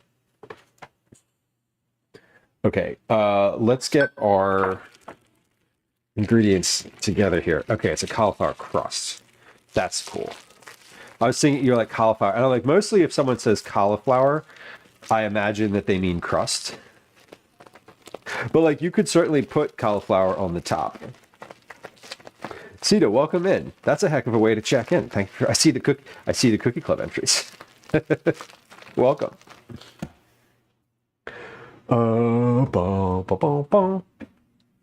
Okay, I think what I will do, I'm making this all at once.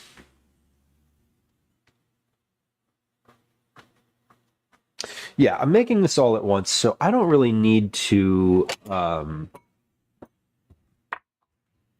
separate these. Like I'm doubling the recipe, but I don't need to make two batches. I'm making one batch and I'm just pouring it into three different pans. So I don't think I need, I'm just like, usually when I'm doubling something, it means that I'm just making two separate batches. I'm kind of coming from yesterday's cookie stream, where I was like, oh, I'm making, multiple batches of something. So I'm not today. So we can just kind of double everything and combine it in one bowl. Combine the brown sugar and cinnamon together and set aside. Okay, so we have 1 cup of brown sugar. We're going to do 4 teaspoons of cinnamon, because it calls for 2.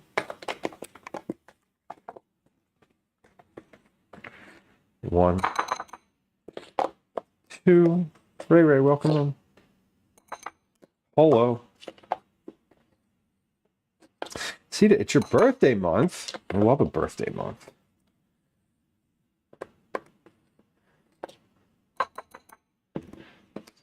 A good idea. Buy Subway sauces in the store, like the actual specific Subway sauces or something that is similar. I know, for example, there are like knockoff Big Mac, like special sauce versions in the store. Yeah, apples and cinnamon is a great match. And this bread's fascinating because it has you like layer it right from the beginning.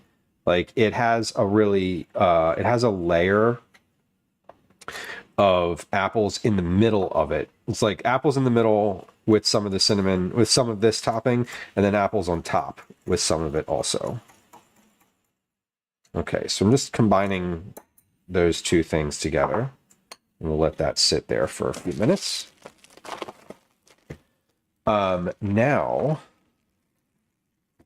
we get to the rest of this. And I stapled this recipe together, but I'm going to tear it apart here so I can actually look at just both pages at once. In a large mixing bowl, combine the granulated sugar and butter until smooth. Okay, so we're going to mix in the mixer, which we have to get the mixer out.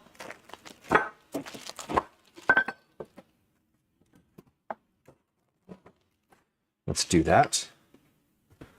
Let me wipe this counter here real quick. I've got sugar all over it. There we go. All right, let me get the mixer out.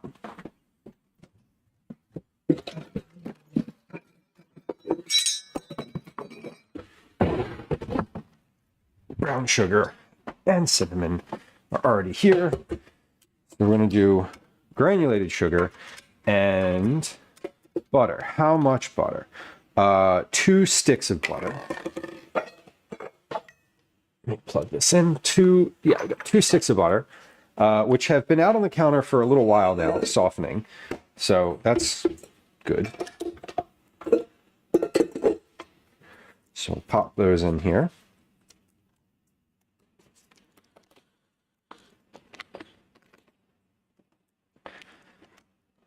Wood pie. Sounds like a lard. Remember, it sounds like a lard sandwich. I got this cookbook from 1929 recently, and it uses a lot of lard. It's very fascinating. It also describes the avocado as the tropical jewel and tells you that a really good sandwich is a mix of mayonnaise and avocado, literally like a 1-to-1 ratio. And I was like, no,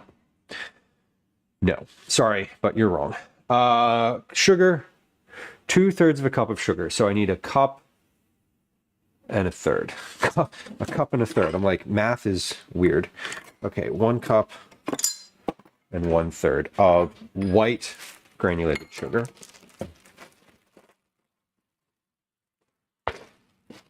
Modern, that is a good idea. I love the little tip of microwaving the apples just to like give them a little bit of warmth.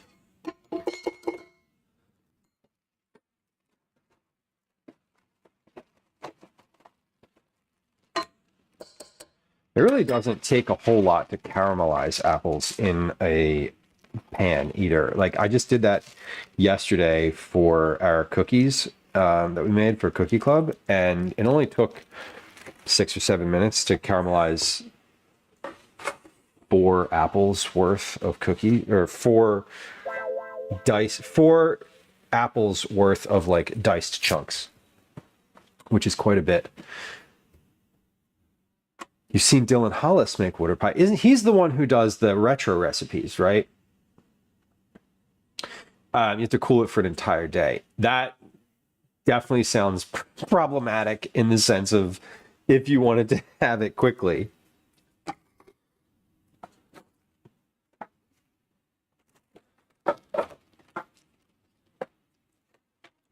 That does not sound convenient. Okay, this is locked in. We are going to combine this until smooth. So I'm going to let this go slow for a moment until the butter kind of works its way to chunky. Okay, and then I'm going to let that go 1, 2. Okay, so we're gonna let this go for a moment. Excuse me. I'm gonna get my eggs out. Oh, I stirred that cinnamon in, and I'd already sneezed a time or two today, but I stirred that cinnamon in, and now I'm like, oh. Okay, 4 eggs are going into here. So while this is going, we'll crack these eggs. 1, 2.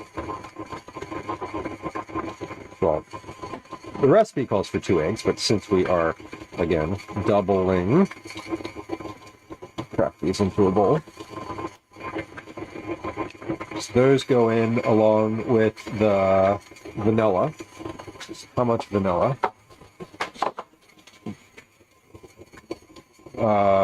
2 teaspoons, so 4 teaspoons of vanilla extract total. Yeah, the magic, TV magic. 1, 2, 3, 4. Oh, I spilled the rest of it in. Oh well. That's fine. We have more vanilla. That's not the end of the vanilla. Hand towel.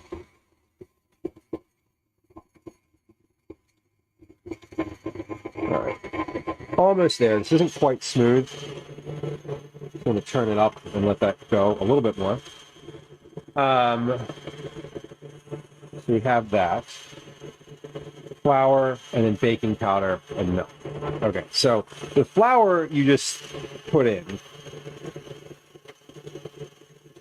3 total cups of flour. So let's get my flour. I'll measure that out into a container because I'm gonna measure. I'm gonna use the cup measure for this. Almost smooth. And I've got more flour in here if I need it. Rather, I have more flour in my cabinet if I need it. I think I'll have just enough in here for this recipe. 1. Oh, I should have weighed it. Oh no! That's it.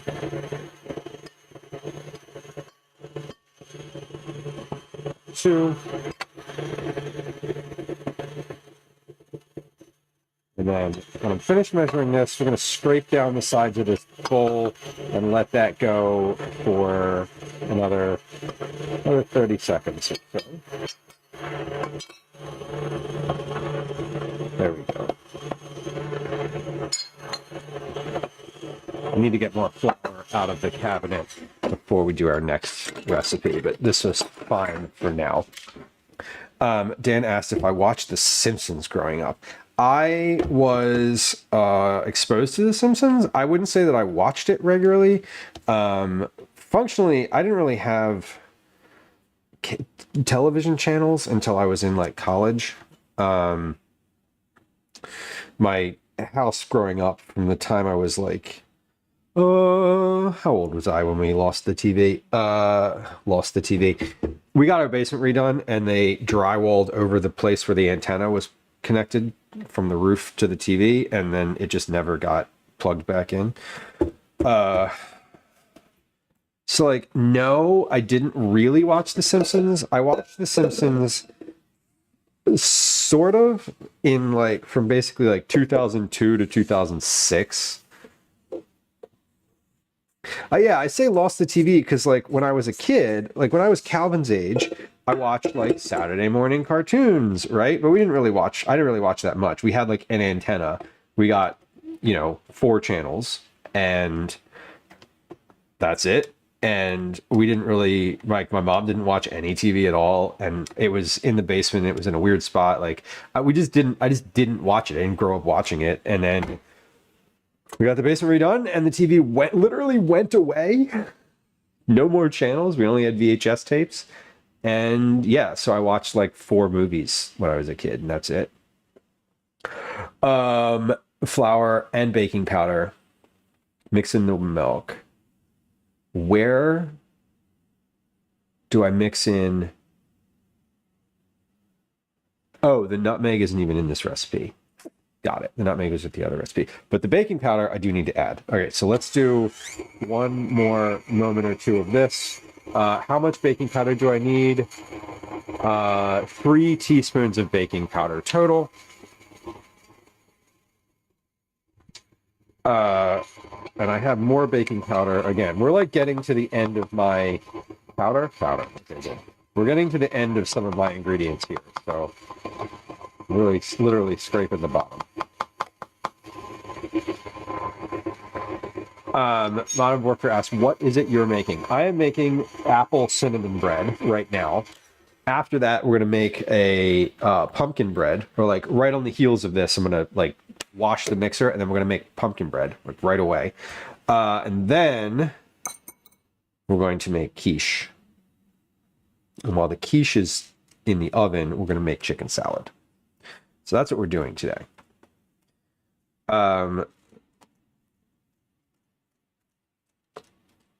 It went downhill after season 6. Well, how many seasons of The Simpsons are there right now? Better question. Simpsons premiered the year I was born, Camille says. That's incredible. Hold on.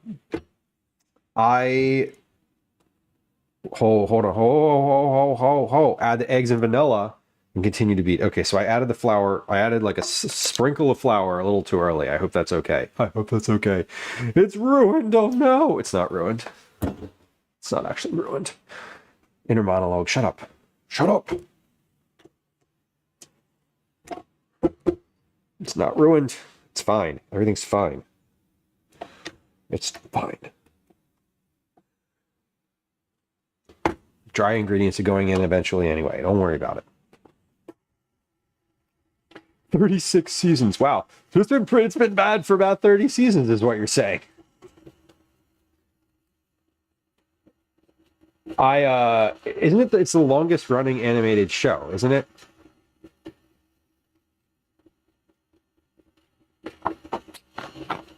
I appreciate The Simpsons when I see it. I always find it pretty funny.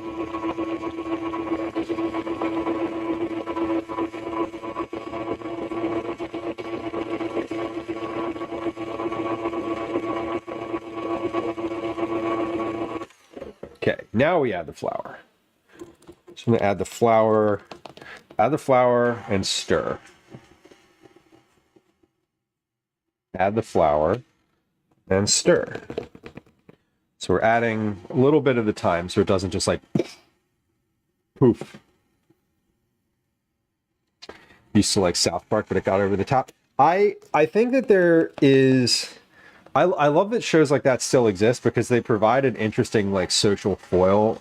The way that they make those episodes and how contemporary they can make them, I think, for me anyway, like I think part of the value in some of those shows is, especially South Park, is how quick they can turn around an episode. Like, oh, thing happens in the news, like 3 days later, South Park episode that just like absolutely sends that thing up. And I think that's kind of fun. I like that. I like that aspect of it. I hear you that maybe like the quick turnaround or sort of the ability to iterate on it doesn't always lend itself to the highest quality like writing. But I think that there's also value in expedience. Like the show maintains its relevancy because it can be so quick. And honestly, I think it's one of those shows where like, you know, every once in a while you're going to watch it and you're going to get mad. You're the one who it's intended to piss off. And like, that's okay too.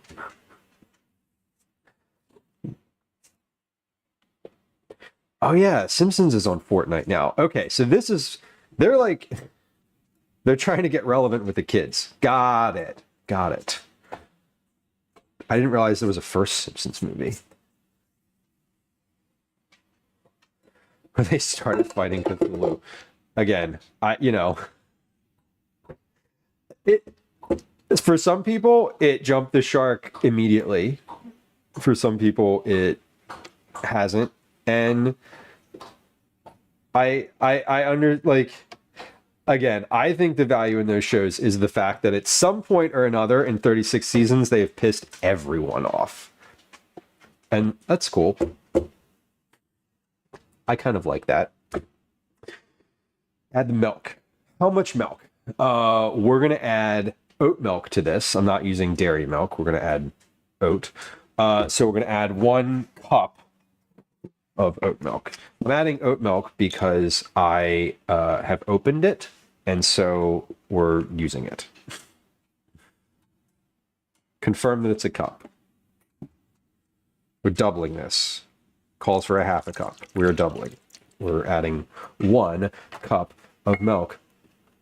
Just like Family Guy. Yeah, same thing. Same thing. I'm sure those episodes turn around pretty quickly too. I'll admit to not watching any of them currently or historically. We're self-deprecating most of the time anyway. Valid. Very valid. I think that getting offended by something like an animated TV show should be cause for a little bit of self-reflection. That's my take on it. Like, oh, I'm offended. Why am I offended? Why are they making fun of this? What is it about this that's triggering me? We're mixing the milk. Okay. Oh, hold on. Oh, sloshing out. Okay, we're mixing. There's a lot of milk. It's supposed to be half a cup, but now it's not. Okay, we gotta mix slow here. And then I gotta scrape this down and mix again. They brought back Brian after time. Yeah, that was the dog, right? Hey, spoiler alert, Brian died. Didn't know that. But what are you gonna do without the sarcastic talking animal in the show, really? Who's carrying that torch? I know, right? Listen, I should say that I don't care about spoilers, and so I'm not. I was making light of the fact that I didn't know that, but I don't also. I neither do I care either. I'm not going to be like, you ruined it. You ruined it for me. Megan, yeah, same. I have no idea. Dr. Hex Mikey, welcome in. I mean, that's like standard comic cartoon behavior, though, right? I mean, I remember when I was a kid, there was a series of like Superman died and he was killed by like this guy, and then there was like a bunch of new Superman characters, and then like, I don't know, I'm gonna go ahead and guess that like Superman is still alive in like current version comic books. Just a guess. I don't know. Maybe I'm wrong. But I'm pretty sure they didn't actually kill the Superman character off back in whatever year of the 90s that happened to be. I suggest not watching that episode. I was gonna make a joke about it, but like I'm probably not gonna watch that episode. Hey, y'all. Surprise, surprise. We have a cat. This one doesn't talk. This one doesn't talk, but maybe he'll sit with me. Hey, baby. Hi, baby. Hi, baby. Can you give me the paws? Big paws. Good boy. You want to sit next to me today?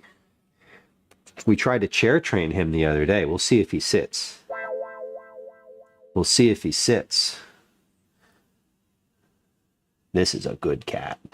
This is Ash. Ash is my baby. Ash and Obi and Elsie, who we have not seen today, but if I'm guessing, I believe that we will see Elsie today. Just in general. If history shows, if history like bears out, we'll see. Oh, we'll see Elsie today too. He's purring. Dr. Hexma, yeah, I hope you enjoy your lunch. What are you having for lunch today? I hope it's good. October Camille says, I think it's weird that they had Brian dating humans and having sex with humans a lot. I do think it is an interesting facet of the show that he has such human behavior characteristics and yet is still like beholden to being a dog, like getting taken to the vet, getting shots, wearing a collar.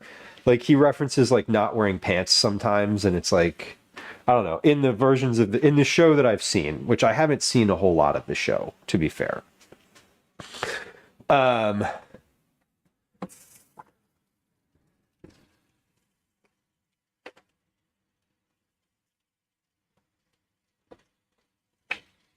Catalina, I am not familiar with the nuances of their the way that they portray trans people. I feel like if I'm guessing, it's it's probably not great. Neil, welcome in. Talking about Family Guy, a show that I have seen probably 20 episodes of total. Chicken Alfredo from Pizza Hut. We were just talking about Domino's. We got Domino's last night. Okay, we have our batter ready to go. I'm going to leave this here. I'm going to leave this right here on the counter because I'm probably going to use this again. Not probably. I am going to use this again. Pour half the batter into the prepared pan. Cover with half the diced apples and press them slightly into the batter. Okay, so we're going to do three of these loaves.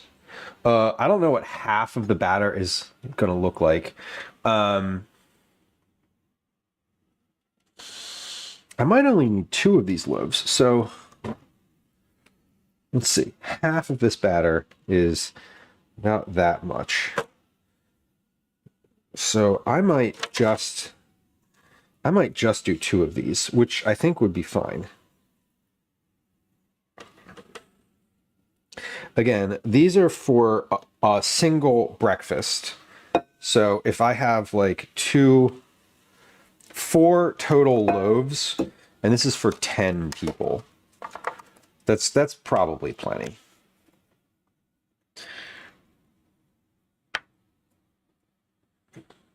And again, I doubled it. So we're going to do,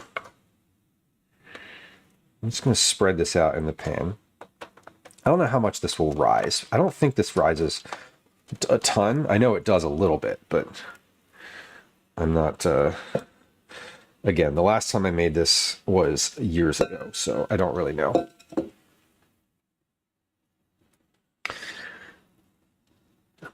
Yeah, Catalina, yeah. I mean, that's just a sort of like othering and turning it into a trope. I don't love that. Unfunny and unnecessary. Yeah, it's like, it's very low humor. I think, that show was sort of built on low humor. But yeah, I mean, obviously I don't love that. Not obviously. I don't love that. I might judge you for the Domino's. Maybe yours is better than the one near me. Usually go with Pizza Hut or Papa John's.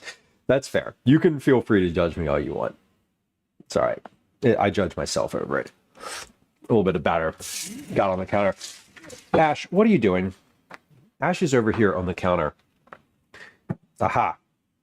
He's slowly heading towards the sheet pans that had chicken on them.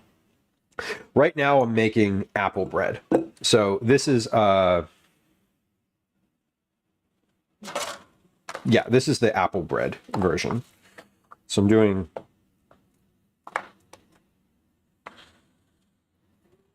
diced apples in the middle here. So we get diced apples and we push them into the bread. Or push them into the batter. Yeah, Catalina, I mean, I love making my own pizza too. Hey, y'all, I want you to go to YouTube. There's a link in chat. And I want you to hit the subscribe button. The reason that I made that segue just there is because I have a video. So I'm starting to post more on YouTube, like, you know, video content. And one of the videos that is out there that is not a short is about folding and shaping pizza dough. So if you'd like to learn a little bit more and see how I personally shape my pizza dough, you can go to YouTube and see just that. Now, it takes a little longer than ordering from your local pizza spot, but I agree, it's very good.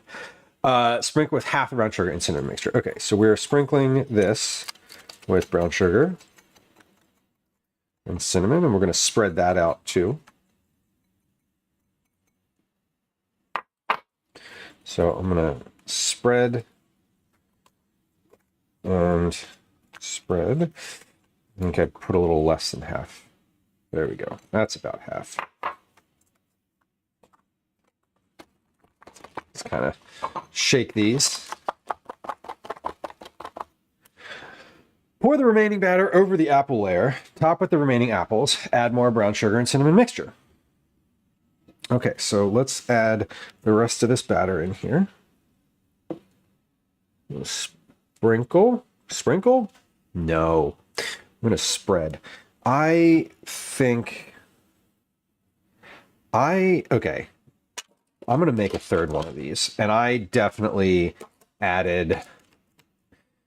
Yeah, because as I'm like adding this batter in here, I'm like, oh, that's a lot. And that's like almost up to the top. So we are gonna do a third one of these. Because as I'm like getting into this, I'm like, oh, I do have enough for a third here. You found the channel organically. That's kind of amazing. The pizza dough is not organic. Do you know what the best flour for making pizza is? I know what kind I use. I mean, in general, a 00 flour is ideal. I usually use I think the King Arthur bread flour is pretty good. I think Bob's Red Mill does a specific pizza flour that I've used before that I've enjoyed. I know King Arthur also does a specific pizza flour, so the King Arthur one I think is the one that I've used the most and had sort of the most consistent results with, but only because I've used it the most. Like, to answer your question directly, like, no, not really. Just 00 flour and let it rest for 48 hours and it's going to be stretchy enough to do really whatever you want with it, I think, is my professional assessment of that. Okay. We're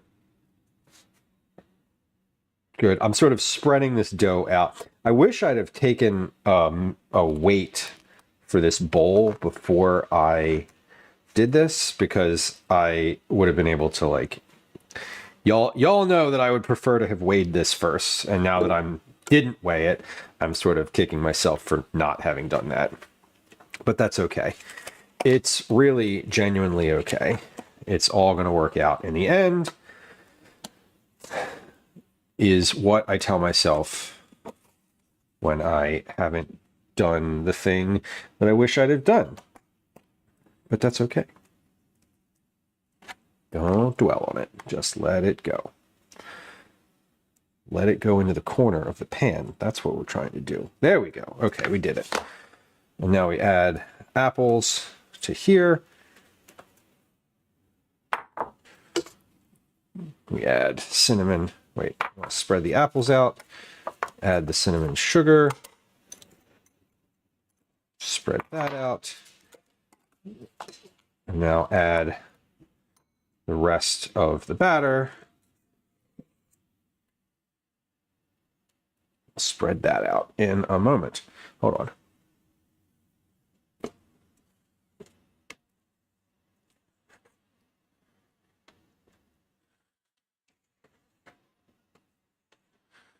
There we go. Usually put the other side of the spoon in your mouth, but not if you want to use it again on the food.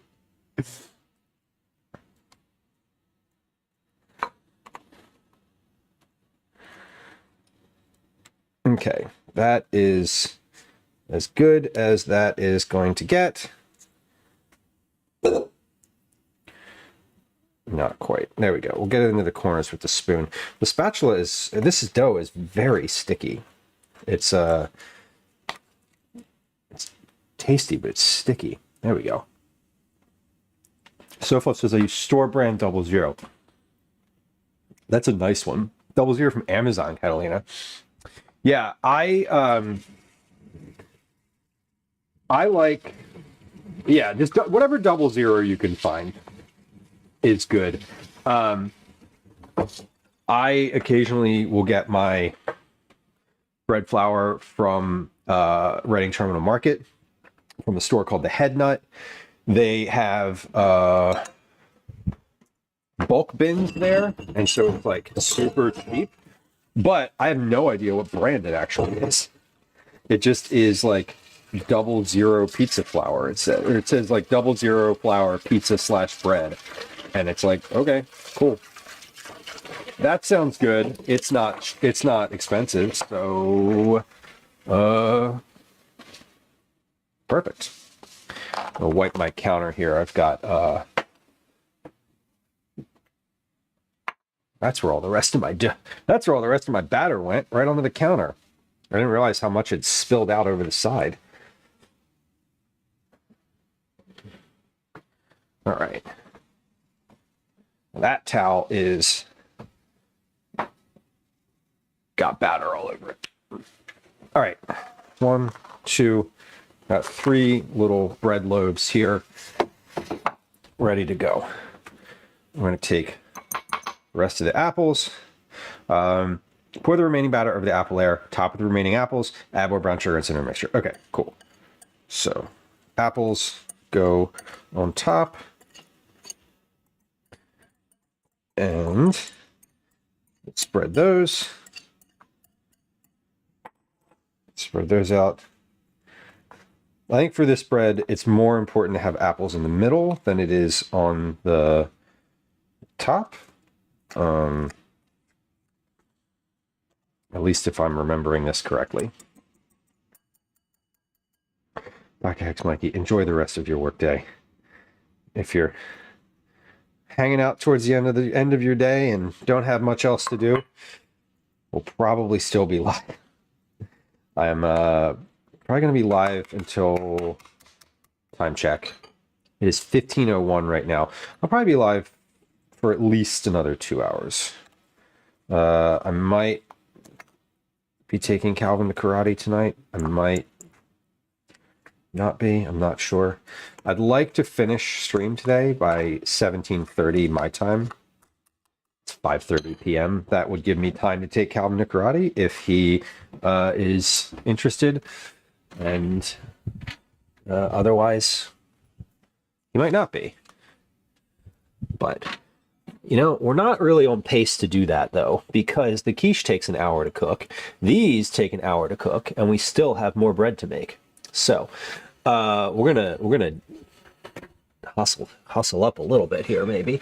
But I'm putting these in the oven. I'm putting these to one side, because in hopefully short order, we get our pumpkin bread in. Now the pumpkin bread is less complicated, so it's probably going to take less time. 50. This one says 50 minutes. 5000. Okay. Take this over to the sink. And we're going to drop that in. All right. The quiche is also less measuring. Everything after this pumpkin bread that I'm making requires like zero measuring for me. If you wanted to make it as a recipe, like the chicken salad, there is a recipe for that. If you wanted to make the quiche, I have a ratio for that I use, but generally speaking, it's not.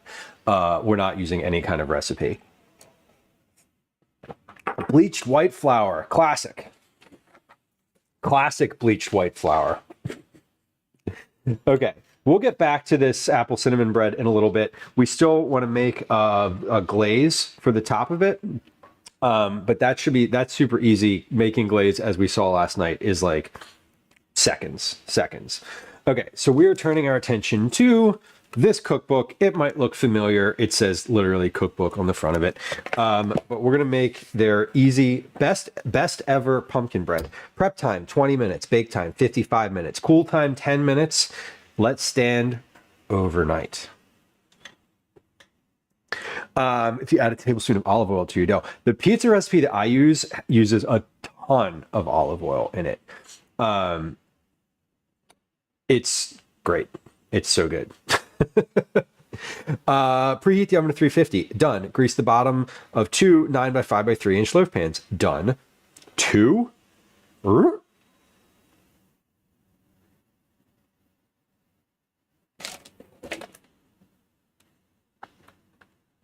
Yeah, this recipe is already doubled. This is sneaky.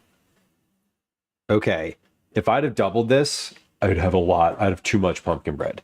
I'm glad I read that. Ash. Ash, come here. Hey, buddy. Come here. Sit on the chair. You can make that jump. I promise you. I'll catch you. I'll catch you if you miss. Come on.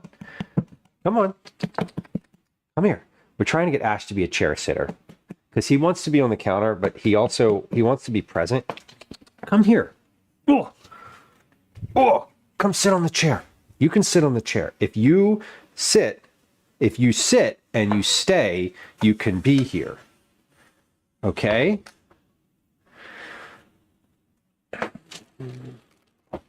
Sky Blue says, can you really have too much pumpkin bread? No. And yesterday, I wasn't even planning on making pumpkin bread, but it came up because I was like lamenting that I didn't have bananas, overripe bananas. Beat the sugar and oil with an electric mixer on medium speed. Add eggs and beat well. Set sugar mixture aside. Combine the flour, baking soda, salt, cinnamon, and nutmeg. Add the flour mixture and water to sugar mixture, beating on low speed after each addition until just combined. Beat in the pumpkin, spoon batter into prepared pans. This one's super easy. All right, I do have to wash my my mixing bowl though, because I've only got one, and it very recently had apple bread mix in it. So give me a second here. I think after I get this pumpkin bread in the oven, we're going to clean the counter and take a quick 3-minute break for words on stream, and I am going to run an ad at that time. So just a heads up, we're going to get this bread in the oven because I really want to do that. It's important that I do that on the stream because it's part of the schedule, and I'm expecting to have it for breakfast on one of the upcoming days. So I do want to get that done. But we're like I said, we're gonna take a quick break just after that, so I can load the dishwasher and reset for our next step. I need in the sink currently is the bigger bowl, and I am going to need that for chicken salad. So that's an important facet. Okay. Could probably do with a hand mixer. Probably could. But this is already out. It's already on the counter. It's clean. And while the butter is mixing, I can do the other steps. So this is, I don't love using the hand mixer. I think it just is like, I don't know. It is easier to clean up. I will grant you that. Beat the sugar and the oil. So we're going to, I need to get more sugar out of here. We have 3 cups worth of sugar. And how much oil? A cup of vegetable oil. Yeah, so I'm not doubling this recipe. I'm going to single version this recipe. We're also going to measure this because that will actually go quicker. So a half a cup of sugar is how many grams? 109. I need three cups of sugar. Yes, that was the calculus. So 109 times 6. Wait, 109 times 6 equals 636 grams of sugar. So definitely all of the rest of that.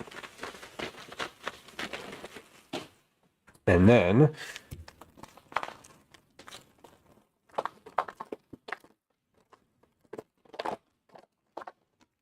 I'm gonna add this. And we were talking about this earlier in stream about how I was thinking of using butter instead of vegetable oil, but I'm going to use vegetable oil because that's what the recipe calls for. I'm just making this recipe as it is written. Right? I am doubling the recipe, Mrs. Syntax, but I was measuring a half a cup. So 3 cups divided by 2 is 6. So I appreciate your looking out for me though, because I'm often doubling things, but I was measuring a 1/2 cup measure. So we are doing the right thing. Where's the vegetable oil? Hold on. Aha, there it is. I was like, I have fresh vegetable oil that I did not use for deep frying somewhere in this kitchen. Here it is. Okay. 1 cup of vegetable oil in a large bowl, in an extra large mixing bowl, beat the sugar and oil with an electric mixer on medium speed. Add the eggs and beat well. Set sugar mixture aside. Okay. So I am adding 1 cup of vegetable oil. So this is a half a cup. 1. And then 1 more. I did look down though, and I was like, is this a half a cup or is this a third of a cup? We can't. You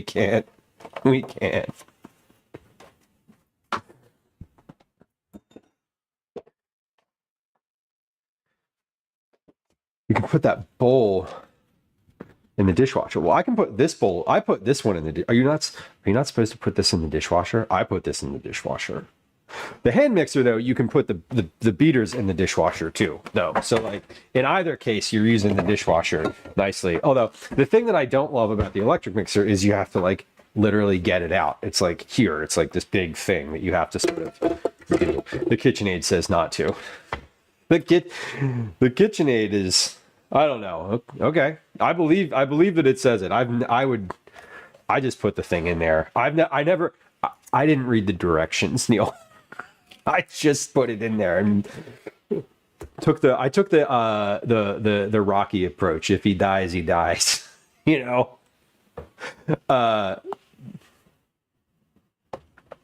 Yeah. Sky Blue, I do like the idea of an oatmeal crumble. I'm not overcomplicating this today though. I'm trying to get through the things. I don't want to add to it. If I was just making pumpkin bread, that's definitely a suggestion where I would be like, oh, a little bit of butter, a little bit of oats, a little bit of brown sugar. Perfect. Sounds great. I only just noticed the cat. The cat has not been here the whole time. He is, I'm trying to chair train him so that he sits there during stream. That's the goal. I'm also a snake person. I've never let them meet. No, you can't do that. You can't do that. Okay, we're beating this together on medium speed. Then we're going to add eggs. So we're going to add 4 eggs to this. Eventually. We're going to crack the eggs first. And we'll just kind of let this mix for a second. I don't know if it's going to do anything, but we're going to let it mix. And with butter, it would cream together, but I don't know if oil does that in any meaningful capacity. The butter creams together partially because it heats the butter up, but I don't know. We'll see. We'll let this one go. Yeah, I'm assuming, Neil, I would assume the same thing, that it's just like the way that it's soldered on there. Yeah, over time, I can imagine the handle might become loose or the bottom might come looser. Something might fall off of there. It is multiple pieces soldered together, so I just didn't read the directions. I made some assumptions and let it go. Mix on medium speed. Add the eggs and beat well. Set the sugar mixture aside. Okay, well, I would say this is beating well.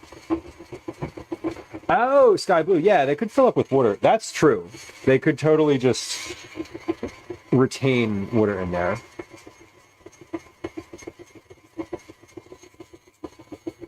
That makes sense, actually. Because there are little cracks in between the handle, or not the handle. There's little cracks in between. Maybe not. I thought there were. Maybe there aren't. Add the eggs. Beat well. How many eggs? 4 eggs. 4 eggs. Got it. 4 eggs. Beating well. Let those go for a moment. Combine the flour, baking soda, salt, cinnamon, and nutmeg. Okay, so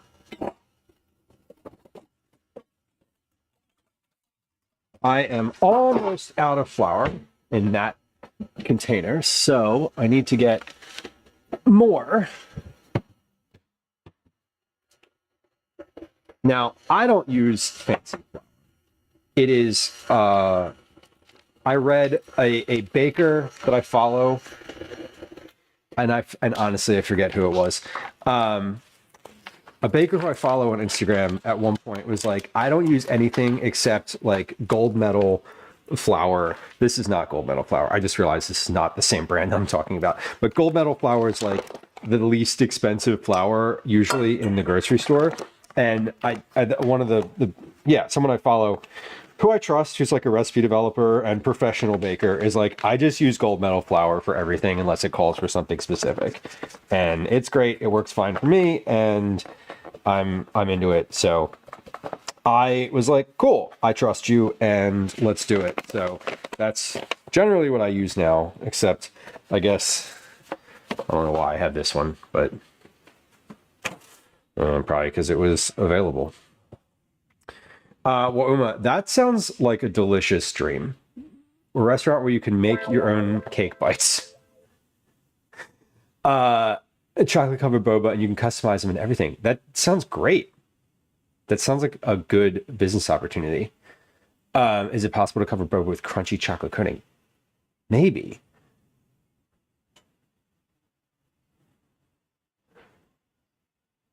An apple cardamom. I love cardamom. Cardamom is lemony, which I appreciate. Okay, cup measure. This cat, by the way, I have a cat at my feet who is literally, he's like playing with my feet. Okay, I'm using a half a cup measure. I'm going to measure a half a cup of flour, and then I need to, weight-wise, that's 70 grams. This calls for 3 and a third. Okay, That's silly. I should have measured a third a cup of flour. You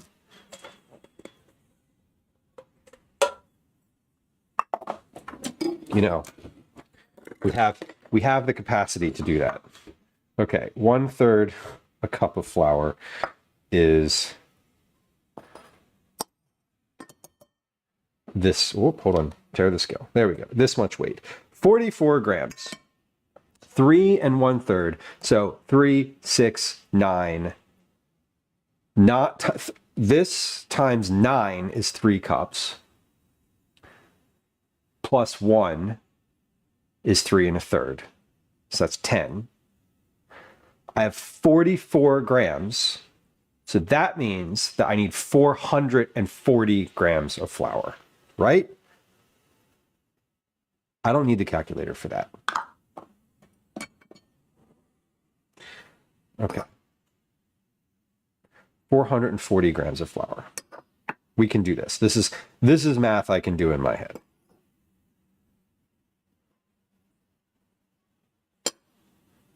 The half cup is not in there. I took it out. Now, I took that out when I was like, oh no, I should have just done a third of a cup. I did. I just poured the half cup back into the container and then measured a third and moved on with life. There we go. 440 grams of flour. And I think I'm not making my own pie crust today. So that's all the flour we're going to need for today. Beautiful. Let's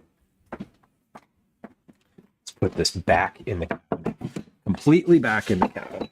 Okay. Now we have our flour. Baking soda. We need baking soda. Baking soda. 2 teaspoons of baking soda.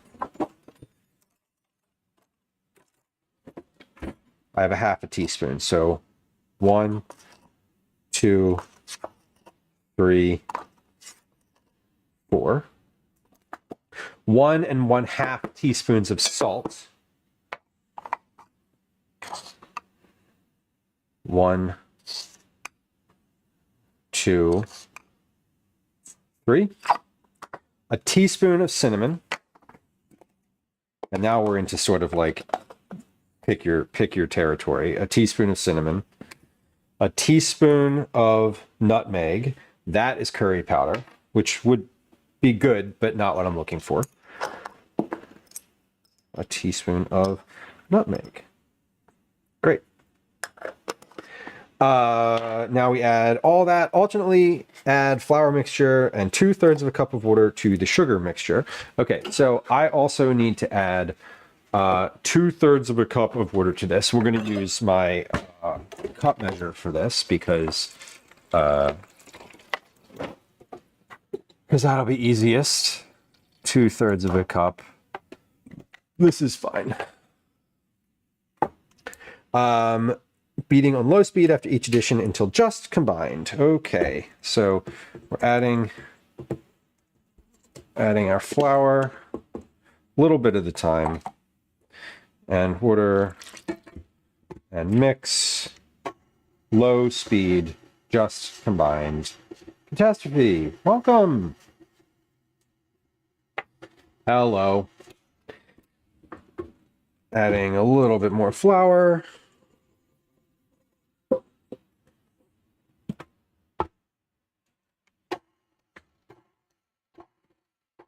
I'm just like slow walking this flour in. And then we'll add the rest of the flour. And the rest of the water. And we'll finish the mix of that. Beat in the pumpkin is the next step. Best part about measuring any type of thing that needs best type of measuring for water is this is clean, and you can just put it on the drying rack and it's done. And it's just done. Okay, we're gonna add these things all in the sink too, because we're slowly clearing off the counter here. Okay, I'm gonna scrape this into the. I'm gonna scrape the bowl here because we have a bit of flour around the outside. So scrape that. Now I added the flour at the beginning, so there shouldn't be, or at the end, or in the middle, the end. So shouldn't be any pooling on the bottom because that usually happens when you add the flour first, and then it's just sitting on the bottom. Okay, and now I'm adding a can, one 15-ounce can, confirm this is a 15-ounce can, of pumpkin. So we're just using the like pumpkin pie, 100% pure pumpkin can. This is not the pie mix version. This is the just pumpkin. Again, a lot of folks sort of, I've heard a lot. Most recipes that I've seen this season anyway call for Libby's brand specifically because they don't add anything to it. There's like no salt, there's no sugar, it's just pumpkin. And a lot of folks appreciate the lower moisture content of this brand. Apparently that is a big selling point, at least that I'm sort of seeing on the internet from a variety of people whose opinions I trust about baking. So, all right, we're going to mix in a can of this until combined, and then we're going to put that in our bread, our prepared, they're not pre-prepared. I prepared them during stream. I didn't Anyway, I'm going to stop talking now. The bread pans are prepared whenever the hell I prepared them. It doesn't matter. They're ready to go. And we'll be ready to put pumpkin bread batter in them in about 45 seconds here. So let's let that mix. Again, after I pop these in the oven, we're going to reset the counter because I'm going to turn to quiche making. The quiche is going in already made pie shells, not pre-prepared pie shells, pre-made pie shells. Big difference. Not a huge difference. There's a significant difference in the level of effort, but that's about it.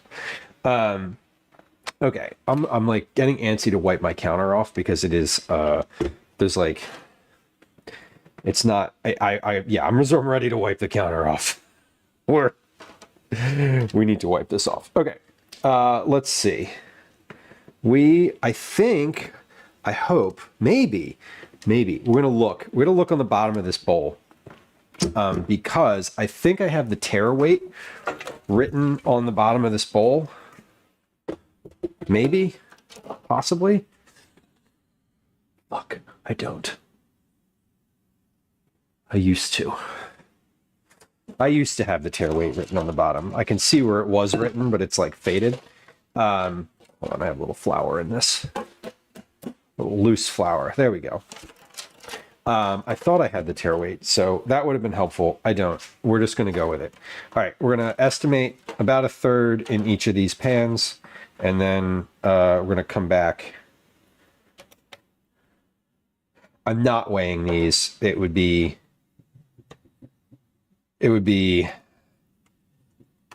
too much to do in this moment. And I know that's really unlike me, but I'm just kind of, we eyeballed all those apple muffins. I'm feeling good about just kind of eyeballing a third here. I'm going to measure mine. Well, I do appreciate it. I will say that I will be measuring this again because I usually on many of the bowls in the house. Look at the cat. He got up there on his own. Good job, Ash. Good boy. I see you. He got up there on his own.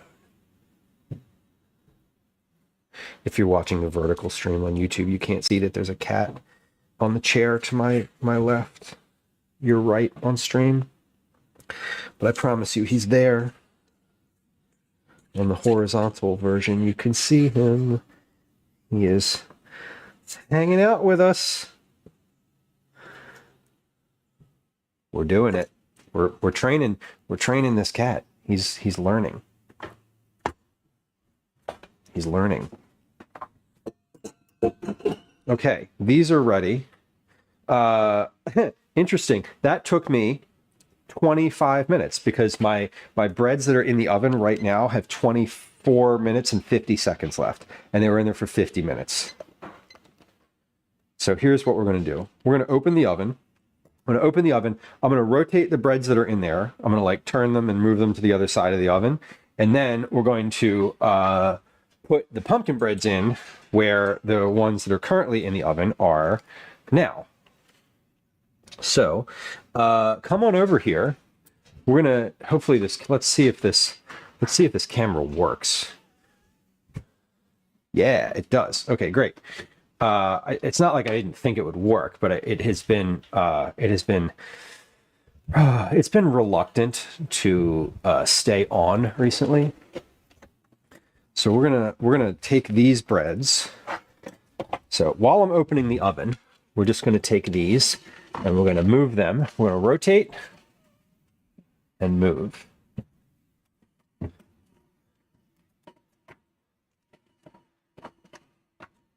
And then we're going to put the pumpkin breads where those, just right there where those are, or were. And then we're going to close it up again. And in 25 minutes, we're going to take the apple breads out, and then we're going to do the same thing to the pumpkin breads. So this is nice. I'm really only going to open the oven at the halfway point for cooking these.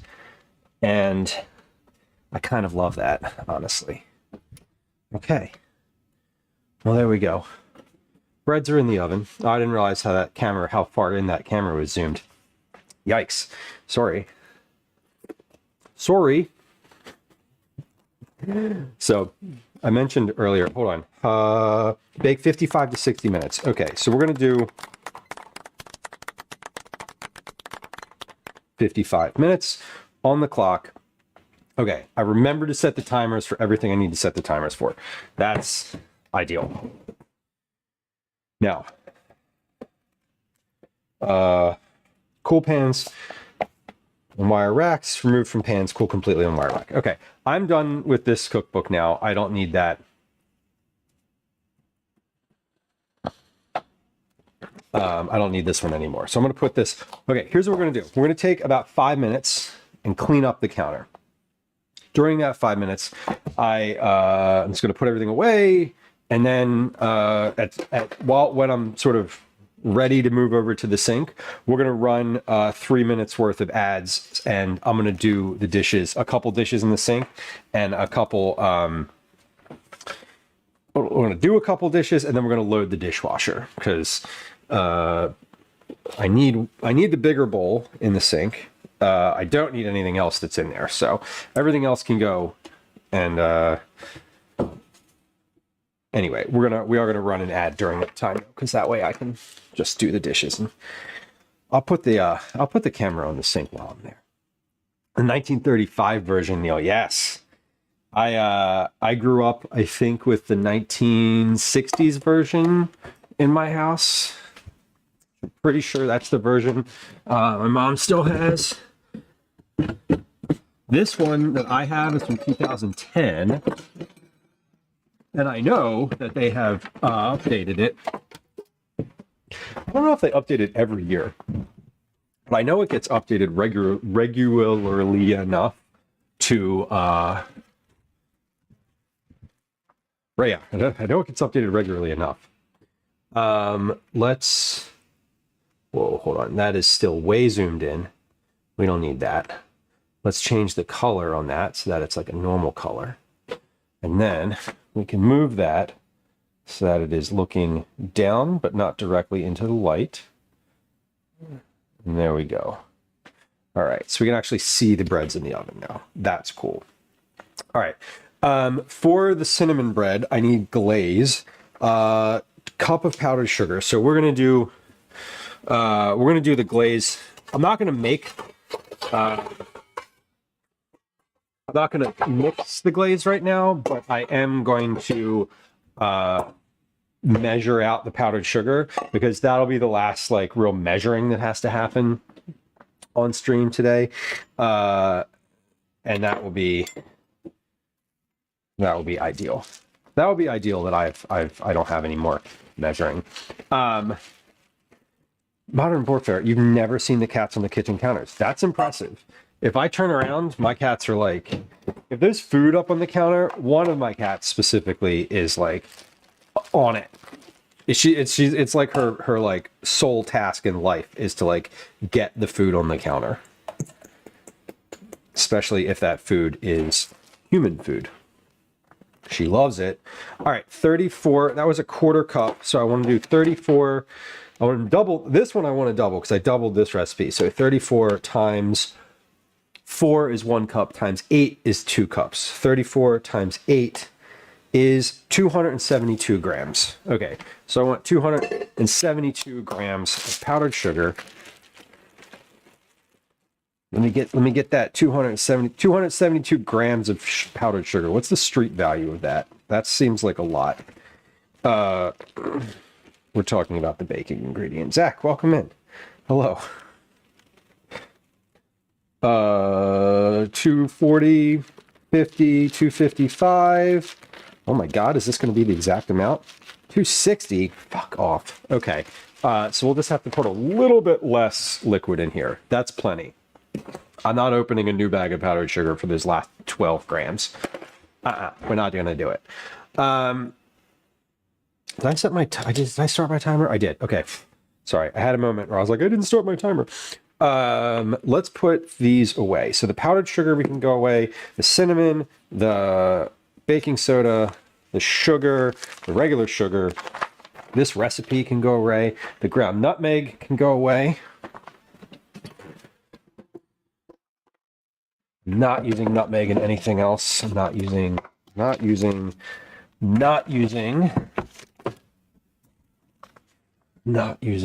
Okay. What else can go away here? Am I using brown sugar for any other recipe today? I am not. Okay. So those can all go away.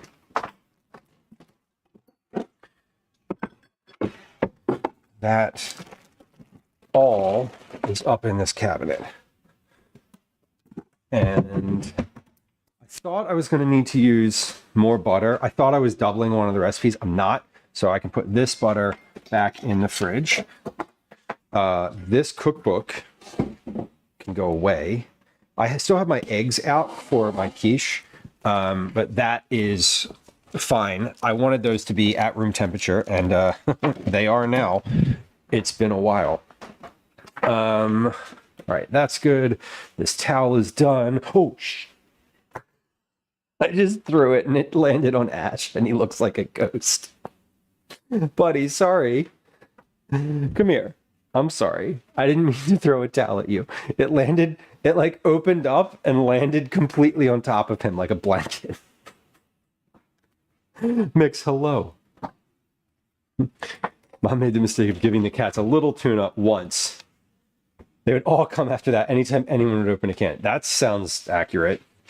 Yeah, they learn, and they learn quick. And they're like, hey, we heard that you were feeding. We heard that you were feeding yourself. Perhaps you'd like to feed us too. Clip. Does the clip command work? I don't actually know. Mix, hi. I don't actually know if that clip command works. Funny. Fun fact, I have no idea. Okay, here's where we're at in stream. We've done well. We're doing well. We're a little behind time-wise, but that's not shocking because streaming. That's it. That's the whole. That's the verb and the noun. Chapstick Queen, you have banana bread. Excellent. I was hoping for banana bread this trip, but we landed on the pumpkin bread. which ended up being super easy to make anyway. So I'm hopeful it turns out. Now I want to preface all the things that I'm making today by saying, especially the breads, that I'm not cutting them today. Like, we're not going to be able to see whether they're good or whether they are. We're not going to see whether they're good looking inside, because it really is inside that counts for people and bread. But we will get to taste the chicken salad. Same thing with the quiche. We're not going to see the inside of the quiche today because I'm not going to cut it because it's not for today. So there. Made it a week ago and pulled it out last night.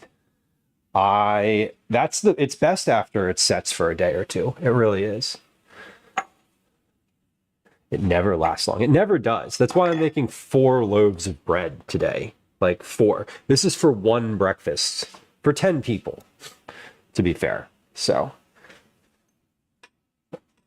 okay, here's what we're going to do. I am going to take a quick break to do some dishes. Now, if you're new to stream, you may not know that usually we run 3 minutes worth of ads at the top, or I say at the top, during every hour.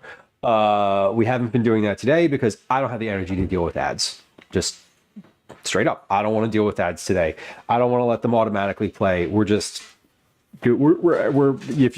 you're here and you're not a subscriber, that means that you got a pre-roll ad. However, we're not doing like ads every hour. That said, I am going to run a 3-minute ad right now while I do the dishes, or at least like triage the dishes in the sink. I have to wash the bigger bowl. I have to wash that's it. I have to wash the bigger bowl and the spatulas. Everything else is either going in the dishwasher or going to soak, which is code for let someone else do it later. We all know this, right? I'm going to put up a game of words on stream. And we're going to do a 3-minute ad. So that's for the next hour, folks don't get pre-rolls. And that's it. Yeah, there it is. There it is. That's my reasoning. Fruity Pebble Rice Krispie treats. Catastrophe. That sounds amazing. That sounds amazing. I love that Rice Krispie treats are so versatile. You can just like make Rice Krispie. Like Rice Krispies is itself a brand, but you can just like make that version, make that style of thing with really any cereal you want, I think, right? You know what I'm going to do? We're going to steam this broccoli. Instead of, I was going to boil a whole pot of water and blanch it, but I'm going to steam it instead because that's going to take a lot less time for the water to heat up, right? Right.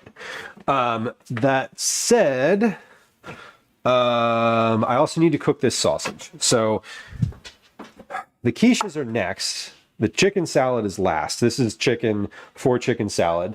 This is a good like temperature now, room temperature. So let's do a couple things. I'm going to put this chicken in the fridge because really it would be great if it was cold by the time I made the salad with it. I'm going to get this sausage out, turkey sausage, because we're going to put that in the pan. So we're ready, almost ready for quiche. We have this is going to be for the broccoli. This is the turkey sausage. I'm going to put in the large cast iron to brown, and the broccoli is what we're going to do next. We're gonna do the sausage in the pan on low, and I'm going to cut the broccoli while that's happening. We'll steam the broccoli. When that's done, we'll shred the cheese, and when that's done, the bread might actually be finished. Where's my timer? Did I literally just put my timer in the thing? Pause. There it is. Okay. 10 minutes left on this apple bread. The apple bread is the one that looks on the screen here. The apple bread is on the far right. So it is this one, where my finger is, above there. It's the one that looks more finished because it's been in there for twice as long as the other one. Anyway, why don't we take a little break? We're going to play a game of words on stream. So here's the view. Here's the view for that. How do I start words on stream? Where is it? There it is. Okay. We're going to run 3 minutes worth of ads, and then when that's finished, I'll be back. I'll be back. Okay. Now that I got the big word out of the way, I know that none of y'all would have gotten that one. I'm just kidding. So many people did. All right. We're going to run 3 minutes worth of ads. We'll be back in a moment. Yeah, like legit. Be right back. Hi. Welcome to another edition of Commercials I Hate. Okay. I am definitely not going to finish anything at this sink in 3 minutes. I'm just like, I'm very self-aware that is true. So we're going to prioritize,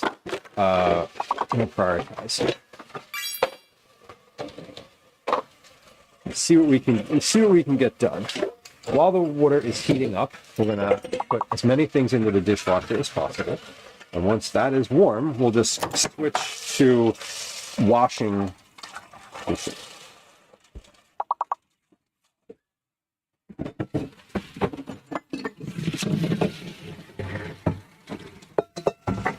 Oh, my quarter cup measure just went down, all the way down into the disposal. Jesus. Okay. Come on out of there, friend. You don't need to be in there.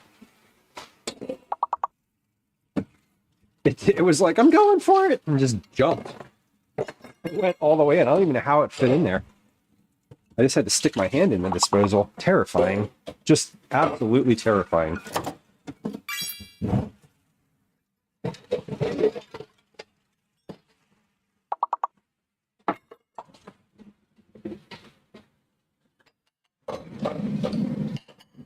At least I didn't succumb to the intrusive thoughts that I have, which is just turn it on and see what happens.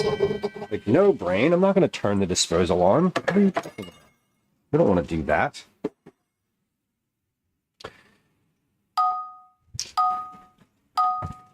Okay, so washing the bigger bowl and the two spatulas. And then we're going to set the sheet pans in here to soak. And that will be that. Everything else is in the dishwasher. Actually did pretty good with dishes so far. Not a ton.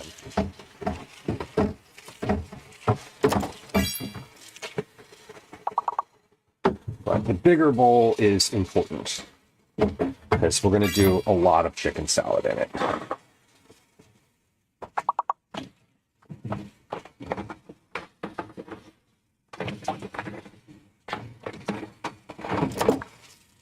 And the bench scraper. Of course, the bench scraper.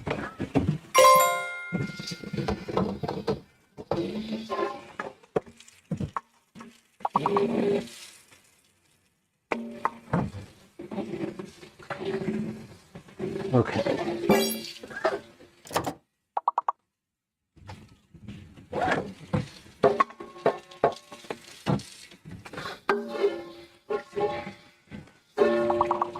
It's over!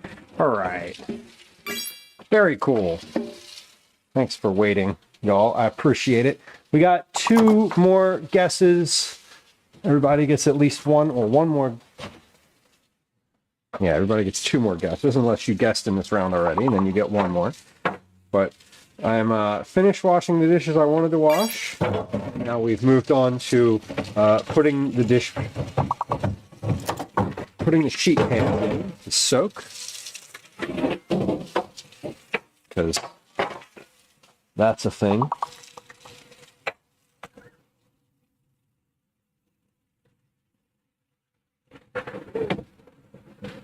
All right.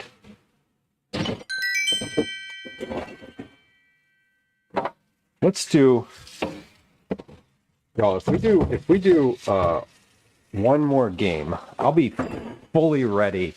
I'll be fully ready to start again. So we're gonna do one more here, even though the ad break is over. That way, I'm mentally all there and don't have a sink that is 90% of the way. Okay. So thank you for hanging out for one more words game. I've almost got the sink to a good spot. And the goal is always to end stream with no dishes in the sink, but that is such a lofty goal. It's exceedingly rare that that ever happens. But it is nice when it does. Okay. Those are good. Everything there is good. We're soaking. Dishes are soaking. Or sheet pans are soaking. Dishes are not soaking. Dishes are in there. But the dishwasher is full, and everything in the dish pan has been rinsed and is ready for the next step. Okay. Great. Great. Now I can get my stove ready to go. Get the stove ready to go. Whoa, screechy. And all right, let's start preheating this cast iron pan. Blow the dust out of it. TMI, probably. All right. Preheat that pan, and then we're going to put the sausage right in there in just a second here when we come back. All right, y'all. Thank you for indulging me with one more game past what we usually do during our break. Your patience has allowed me to do the dishes I needed to do, to load the dishwasher, to get all the rest of the dishes in the dish pan and rinsed off and ready. The sheet pans are soaking. The stove is ready for our next step here, which is the cooking the sausage. So we're going to drop the sausage into the cast iron pan. I've got turkey sausage here. This is turkey sage, like breakfast type sausage, I think is how they described it. So I've got this pan here, ready to go. It is, let's put a little bit of oil in there. And we're going to do quiche now. So I'm sort of expecting, I've got 30 minutes left on the bread in the oven. That's the pumpkin bread. I have 2 minutes left on the apple bread, which like, I don't know. We'll see. We're probably going to leave it in there for another few minutes. But that is all sort of moving and ready to go. Once this meat is cooked,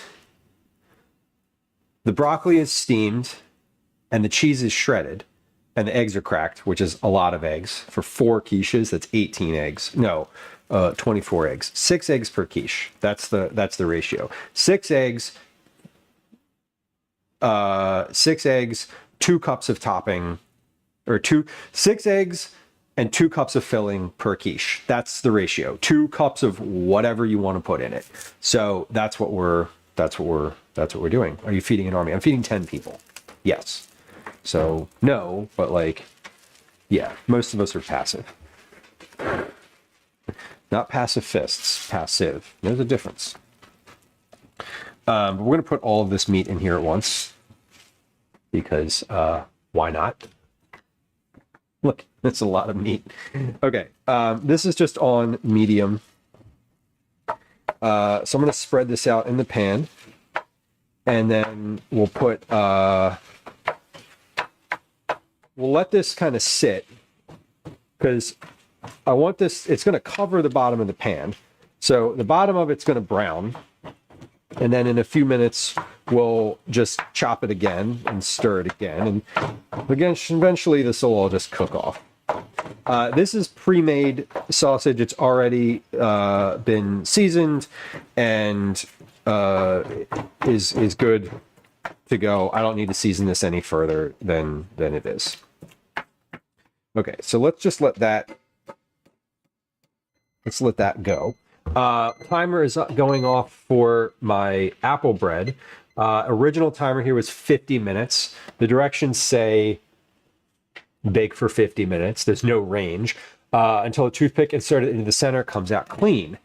Well, let's look in the oven and see what we've got, because now we're basically halfway through the pumpkin bread. So let's see. This apple bread is looking really good. Pumpkin bread is looking on its way.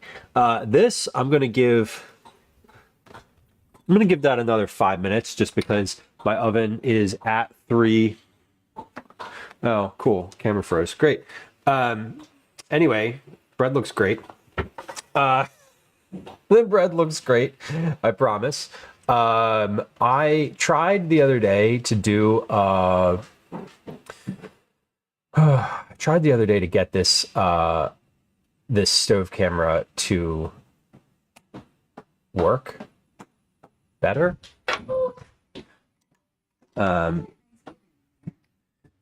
It doesn't work that great.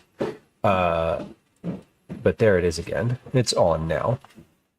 It does smell like Thanksgiving, Glenn. You're right. It's because I'm making pumpkin and apple cinnamon bread. That's why. Okay. Well, it's working again. We'll see. This camera has been... Ooh. This camera not working is like a canary in the coal mine for me. Are y'all familiar with that phrasing? When that camera stops working, oftentimes within the next hour, maybe 2 hours, the stream crashes. My encoder overloads and the stream crashes. So, like, knock on wood, hopefully that doesn't happen. Did we lose our supervisor? We did. He abdicated his post, and he went on break like for a little while. I don't know what he's up to now. If he comes back into the kitchen, I'll move the chair back. I'd like to get a stool there. That would be the ideal scenario, is having a stool. But we don't. Anyway, cat stuff to do. Yeah, he's busy. He's busy. Got shit to do, you know? That's how it goes. All right, we're gonna do our broccoli now. And I have this head of broccoli is from recipe testing last week. So this is older. So we're going to use that first. And we're going to, I'm just going to cut this up into florets. Now, I mentioned earlier that, you know, the ratio is basically 2 cups per quiche. We're going to end up with like 4 cups of meat total, for sure. So I'm going to cut up about 4 cups of broccoli. I'm going to cut them pretty small. I'm going to cut the florets up, and then we're going to steam them, they should finish steaming roughly the same time that this meat is finished cooking, if I'm guessing. And just wag a knife at you. And another thing.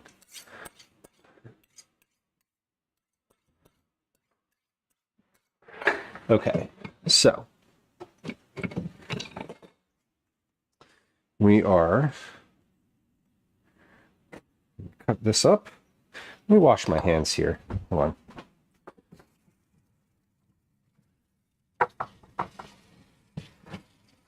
So the quiche is next. I have frozen pie shells.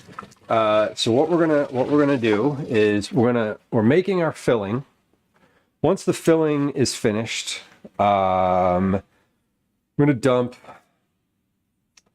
the meat and the eggs into the meat, and we're gonna dump all of the filling into a large bowl, like this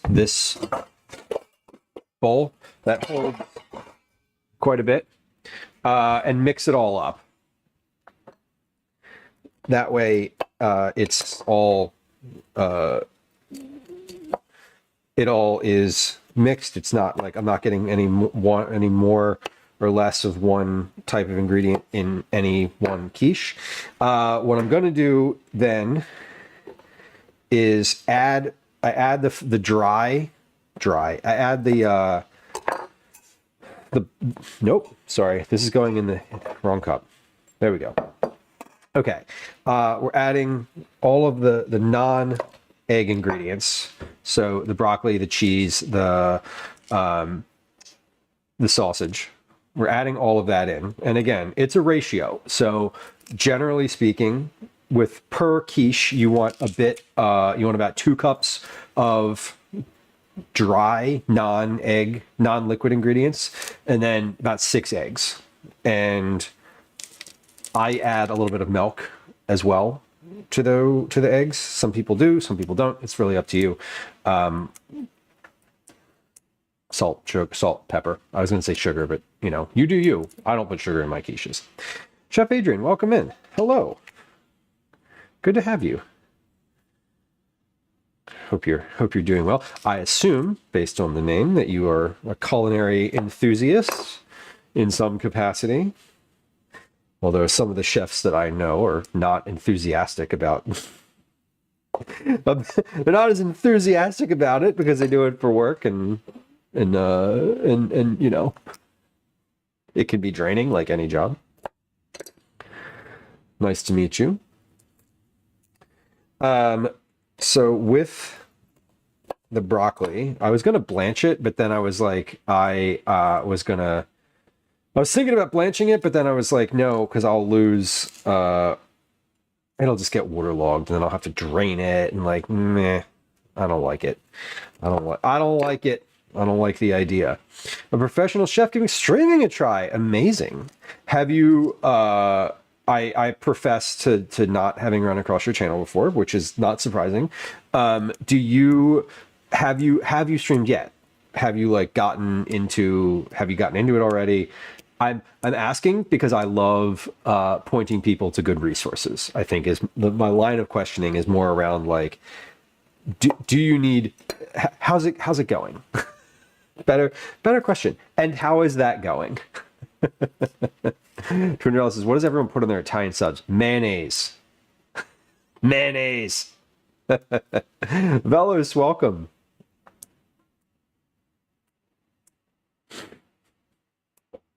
Ew. Oh, I thought you were saying W Lou. I was like, obviously W. Like, mayonnaise is a W. I am who I am. Don't. I am who I am.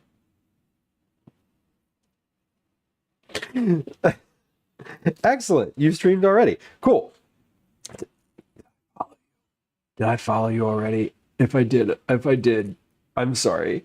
I probably did. I probably did. If you streamed in the food and drink category, I usually go through and check out anyone who streamed into the category and follow them too. Unless they only, I don't follow people who streamed into the category if I go to their channel and then it's like they did one meal kit box and then haven't done anything food and drink since then. Then I don't really follow them. But anybody who's streamed a couple times in food and drink, I usually follow. So I may have. Oh, damn, this sausage smells good. Gwen said it smelled like Thanksgiving in here. Now it smells like breakfast because this is just like breakfast sausage that I'm cooking.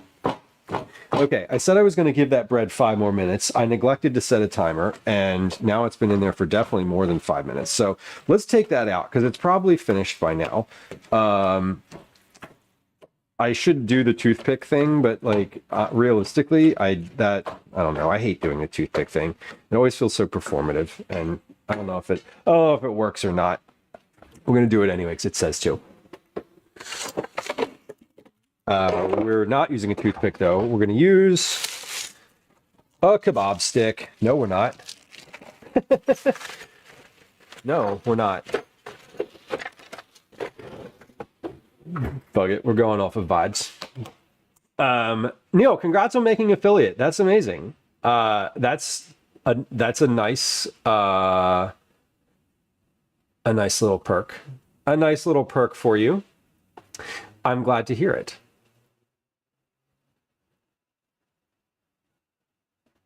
Let's see. Okay. There we go. Boom. Ta-da! Ow, Adrienne, you're too kind. You're very kind. That is super nice. And I appreciate hearing that.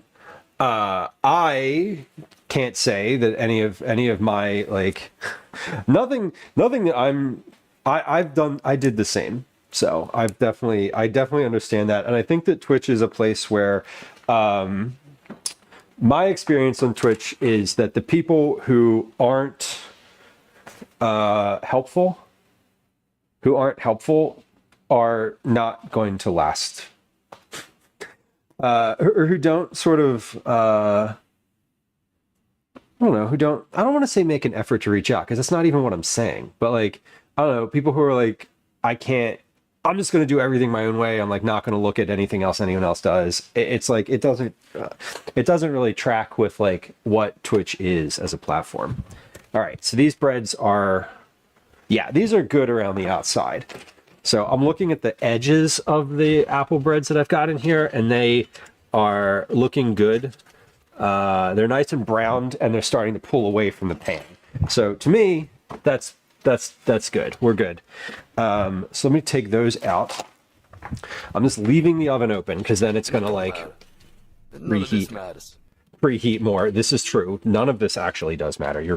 God, you're so right about that. This is probably the part where the camera dies. I don't know if it's still moving or not, but anyway, these pumpkin breads are in here now, and oh, it is still moving. Cool. Well, there we go. Let's turn this back on because that just turned into a nightmare. And we'll drop that down. We'll put that in there, and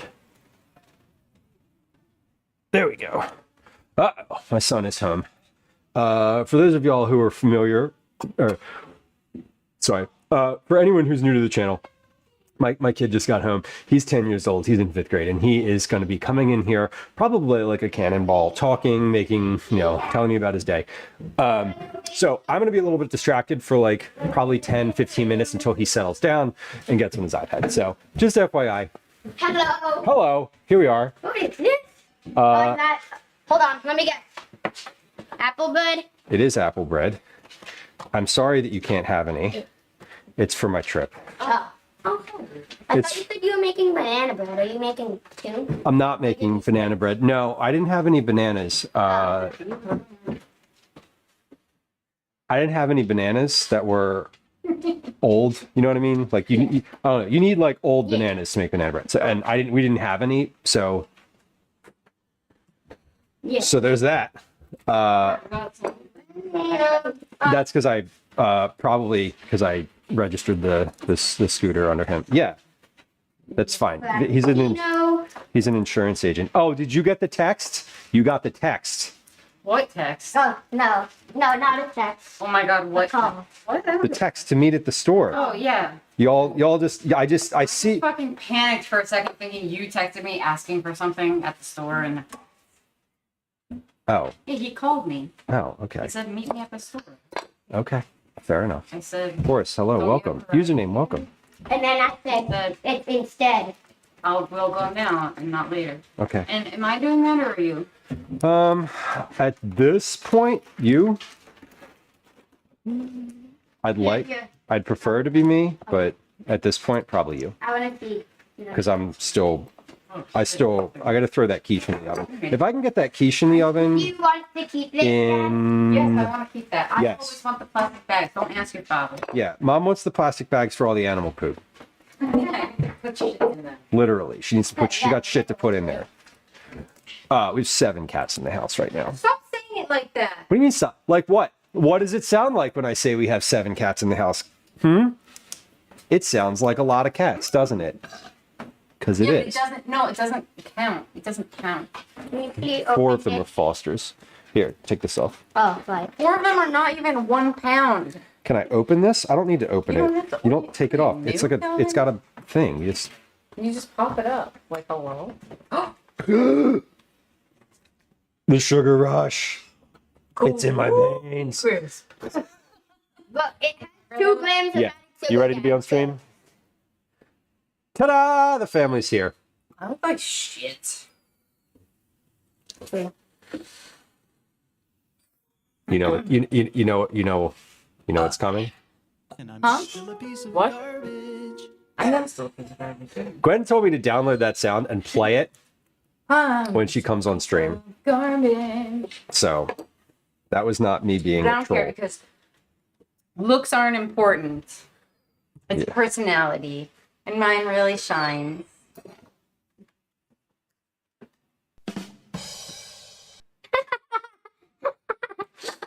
I get shut on all day by stupid fucking voice.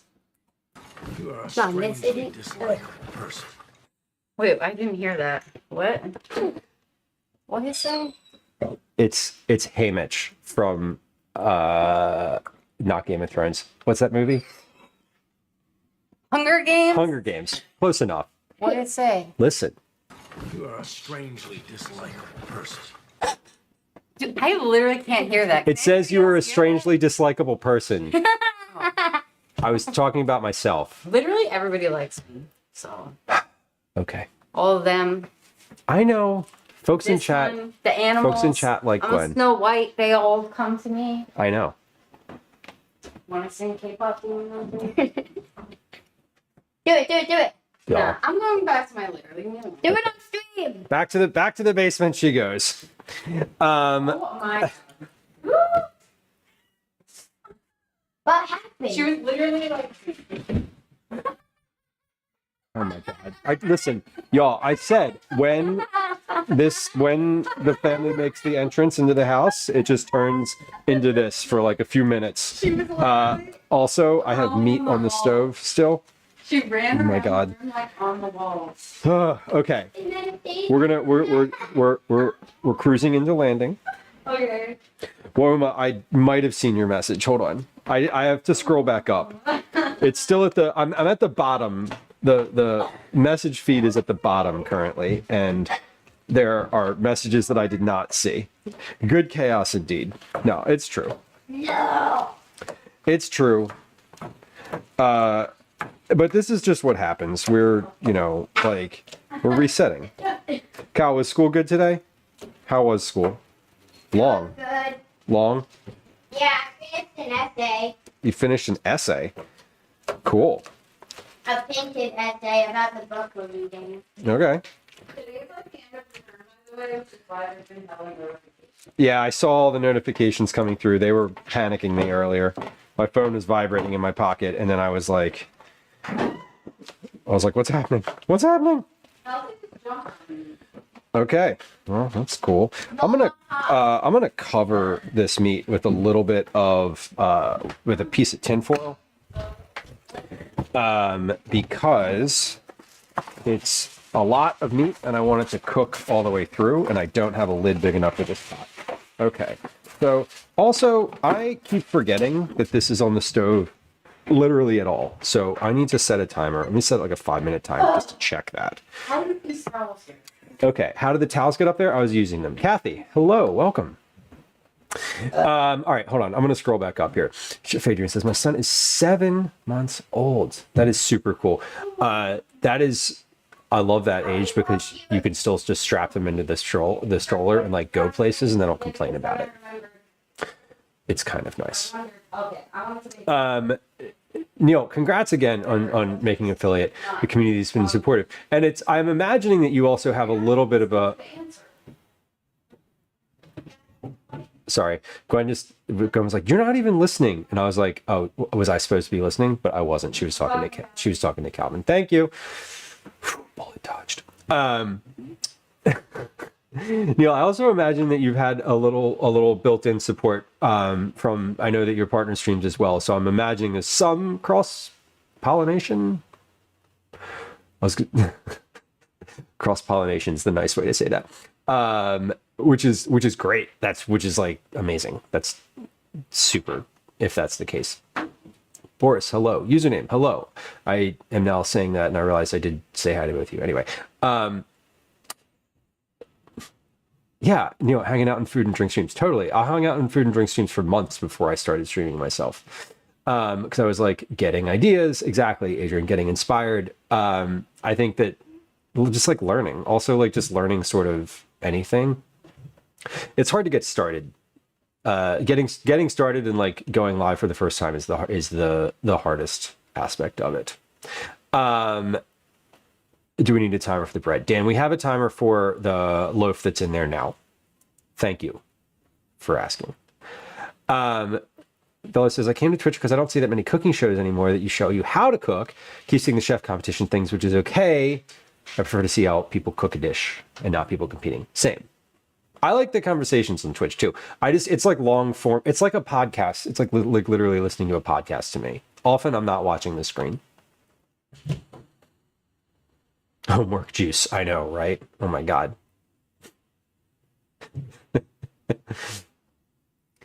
Niels Meal says you look great, Gwen. Okay. Gwen said, okay. Well,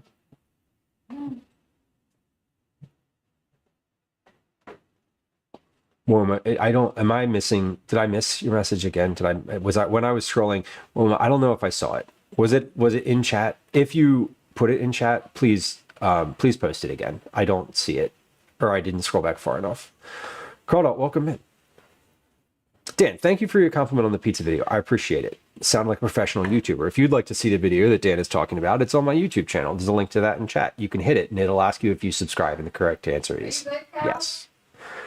If you want to subscribe, and the correct answer is yes. Kanara has been very supportive. Kanara is just generally supportive, I find. At least she has been to me.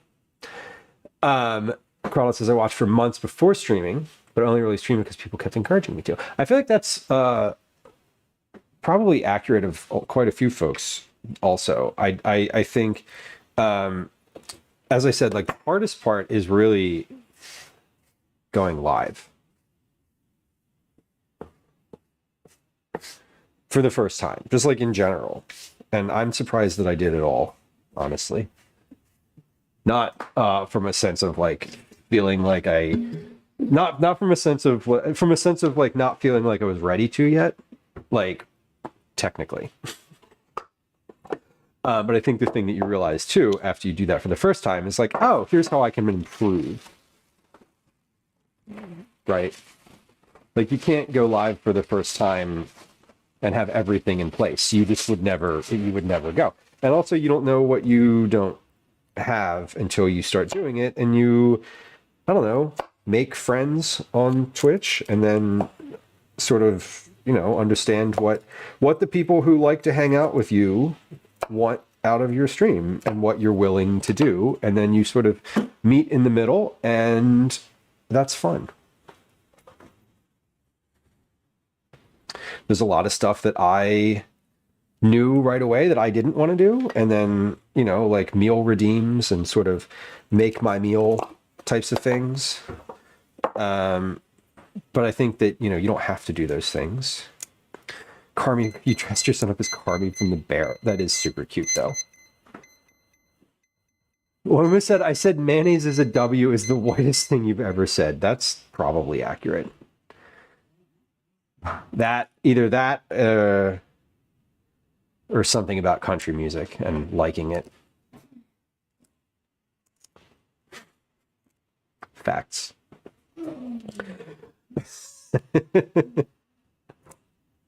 Carlot says being active and learning OBS. Yeah, learning OBS is a big learning curve. When I started, I was using Streamlabs, and I very quickly hit a wall with Streamlabs and was like, oh, I can't do all the things that I want to do with this. And there's been two different times where I've completely rebuilt everything in Stream from scratch. One of them was moving from Streamlabs to OBS, and the other was in OBS moving from a standard stream setup to a nested scene setup. And honestly, going from regular to like nesting all of my scenes, which if you're like, what are you talking about? There's the YouTuber Nutty. I'm sure that if you've like done anything in OBS, you've heard of this person. If you've ever looked up anything about OBS on YouTube, you've heard of Nutty, guaranteed.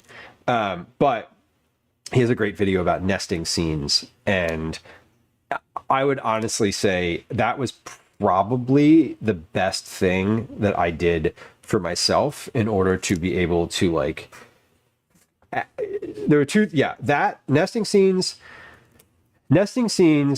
and starting to use StreamerBot were the two sort of key pieces that I have in place that allow me every single time I have an idea now, I can execute on that idea when I start working on it, which is key, quickly, because I've done those two things. That's it. Like nested scenes and StreamerBot are like, for me, foundational elements to like being able to have a good stream. So if you're not sure what I'm talking about and you're like, oh, I only have like 1 or 2 scenes that I use, it's a great time to make some changes. If you look into it and you're like, this seems like a good idea. Okay, timer went off. Let's stir this meat. I do not have a camera on the meat currently, but we're gonna do that.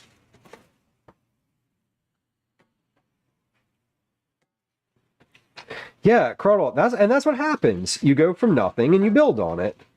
Or you go from, you just start. I think the hard part is always just starting. You know, folks sort of get scared, not scared, but like, I'm a perfectionist in general in many ways, and when I say I'm surprised that I started streaming, what I really mean to say is like, I'm surprised that I was able to sort of say, okay, I'm like ready to go. There's plenty that I don't know, but we'll figure it out we'll figure it out when I need to. That's not usually how I work. Usually how I work is I'm going to figure out everything to begin with, and then we'll like go from there. You all know this thing? It's a potato masher. You know what I don't use it for? Potatoes. I use it for meat in the pan. So it's great for like big chunks of meat like this that have cooked and are like solid now.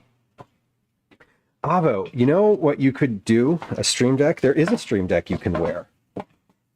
This in fact exists.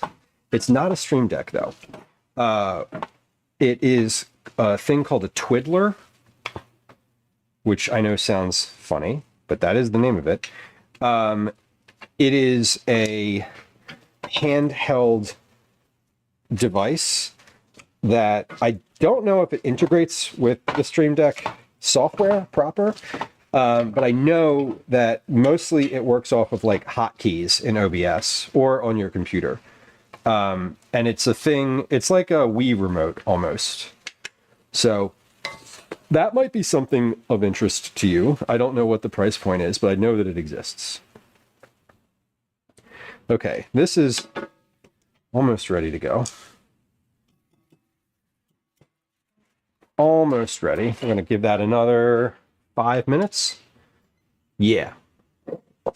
Having a BRB screen. I don't have a BRB screen. Not on this stream. A mic mute button. Yeah. That is definitely helpful. My phone is the camera. Yeah, you can't do it on your phone. Hotkeys on a keyboard and having a wire, like I have a keyboard, but it's wireless. Let's learn how things work. 11-hour stream. That's a long first stream, Crawdalt. Good Lord. $230 for a twiddler. Yeah, that's a lot of money for a device. A universal wireless number pad setup. Oh yeah. Yeah. That would actually be great. Like one of the square like 0 through 9 plus like spacebar things. And if you've been into that, then I'm sure that you know how to do that. Like I would not. I would not. I am. My wireless keyboard is has been. I think I'm on my 3rd keyboard now. I just get the cheapest keyboard I can from Target or wherever. Target just happens to be the closest store that sells keyboards to me. The last one I got, that's where I got it from. The next one I get, I probably will go somewhere else. But for my purposes, the reason I get the cheapest one is because the reason that I needed to get a new keyboard was because I spilled liquid all over it. Because it's when I was sitting on the counter, it was just like, well, now it doesn't work anymore. Great. So there's definitely a like, oh, oops situation that happened. Okay, we have the broccoli is on the stove. About to we're gonna steam that. My meat is sitting in the pan. That's looking good. We have bread is over here on the counter. You can't see it because it's literally off the camera. But now I think this meat is probably good. I would say this is good now. It's going to cook in the oven for 45 minutes. So I think we're probably good here. Carl, wireless headphones. I don't have headphones. All the sounds on this stream come through my computer. So like when you play a sound on stream, it plays out loud in my kitchen, which is annoying because the mic picks it up, but also I hate wearing headphones. So like I don't. That was at the end of that sentence. There was no more. Okay, what is that timer for? That was my 55 minutes for my pumpkin bread. Okay, let's take a look at this. This needs a little bit more time. I know that this needs a little bit more time because it is not split in the top. So we're going to give this 5 more minutes. One of them has split, the one closest to my heat source. But the others have not. Let's see if my stove camera is currently functional. Is it? It is. Yay. Okay, so we're gonna. Oh no, it hasn't split. But here's what we're gonna do. We're gonna move these just a little bit, and we're gonna get the ones that are less finished closer to the back where my heating element is. And yeah, I'm going to let those go. I'm going to give those, I'm looking at those right now. I'm going to give those 10 more minutes on the clock, which is fine because I'm not quite finished assembling my heat yet. Computer mic doesn't work when I'm at my stove. Yeah, my microphone is this thing. So the mic is here. This is a wireless microphone. I just don't have headphones for me. I don't have headphones. Because I don't like wearing them. I especially wouldn't want to wear them for a long stream. What was that timer for? That was for my meat. Okay, don't need that one anymore. Don't need that one anymore. I only need... Oh, I should set a timer, though, for... to check that broccoli, because I'll forget. Here's what I'm going to do. I'm going to take my meat and move that to the counter over here because I'm going to transfer the meat from this pan into this bowl because I want to see how much meat is here. And then we're going to move my broccoli to the actual larger boil burner, which is better suited for what I want it to do, which is to to boil. Shocking. Okay. How much is this mic? I actually don't know. I bought it like almost 3 years ago at this point. So most certainly it's more now than what I bought it for. Yeah,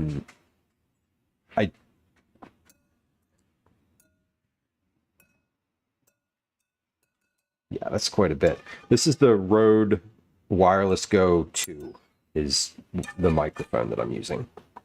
So for what that's worth.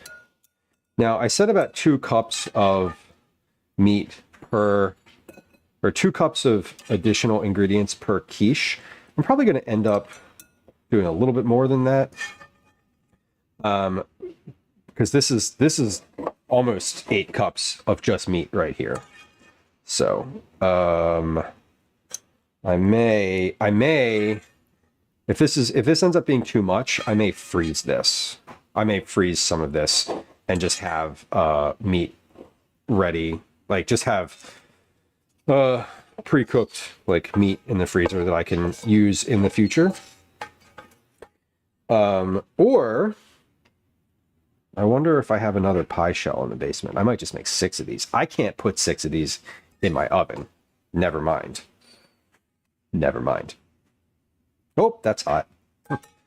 Shocking. It was just on the stove. Surprise, it's hot. Okay, I'm gonna put this in the sink. Put this over here. So meat is ready. Foil is, I'm gonna repurpose this foil around the base of this pot because my window is open and it is, I can hear it blowing the flame. So we're gonna do that. True Caretaker, good luck. As always, when you do get started, there is a large community of support out there that I hope you know is interested in sharing what they know with you, because that is generally how I find the vibe of the cooking community on Twitch. A lot of people like to talk about what they know. People enjoy sharing information like that, I think. Or I've seen, that's like, I don't know. That's my sense. Neil says, I've had the good luck with the Hollyland Lark M2, 2 wireless lav mics, and a transceiver that plugs into the computer. Yeah, this one has a base that goes into the computer. I actually have this one plugged into a Stream Deck, not the computer, but it connects through USB, so the base station always stays charged. And I have a second one of these because it came with the second one, and it's good because in like a 5+ hour stream, this one used to last for 7 hours. Now it lasts for 5. So the battery drop off in effectiveness has been notable. But it's not. It's still. I mean, 5 hours is still pretty good for a microphone. Okay. I guess. I don't know. I'm not a mic expert. Here's where we're at. Are we boiling? No, we're not steaming yet. Broccoli's still not steaming, so we have a few minutes to go. That needs to cook for a bit. I've got 30 some seconds left. No, I have 5 minutes left on the bread in the oven. I put that in for an additional 10 minutes. It's still a little jiggly, but it's not as bad. So we're good. We're good. That should 5 minutes more on that should be the right amount. A whole lot of food. It is a whole lot of food. We should reset and let me tell you what it is that I'm actually doing today, because Callie. Okay. Daisy's asking to be let out, and I don't.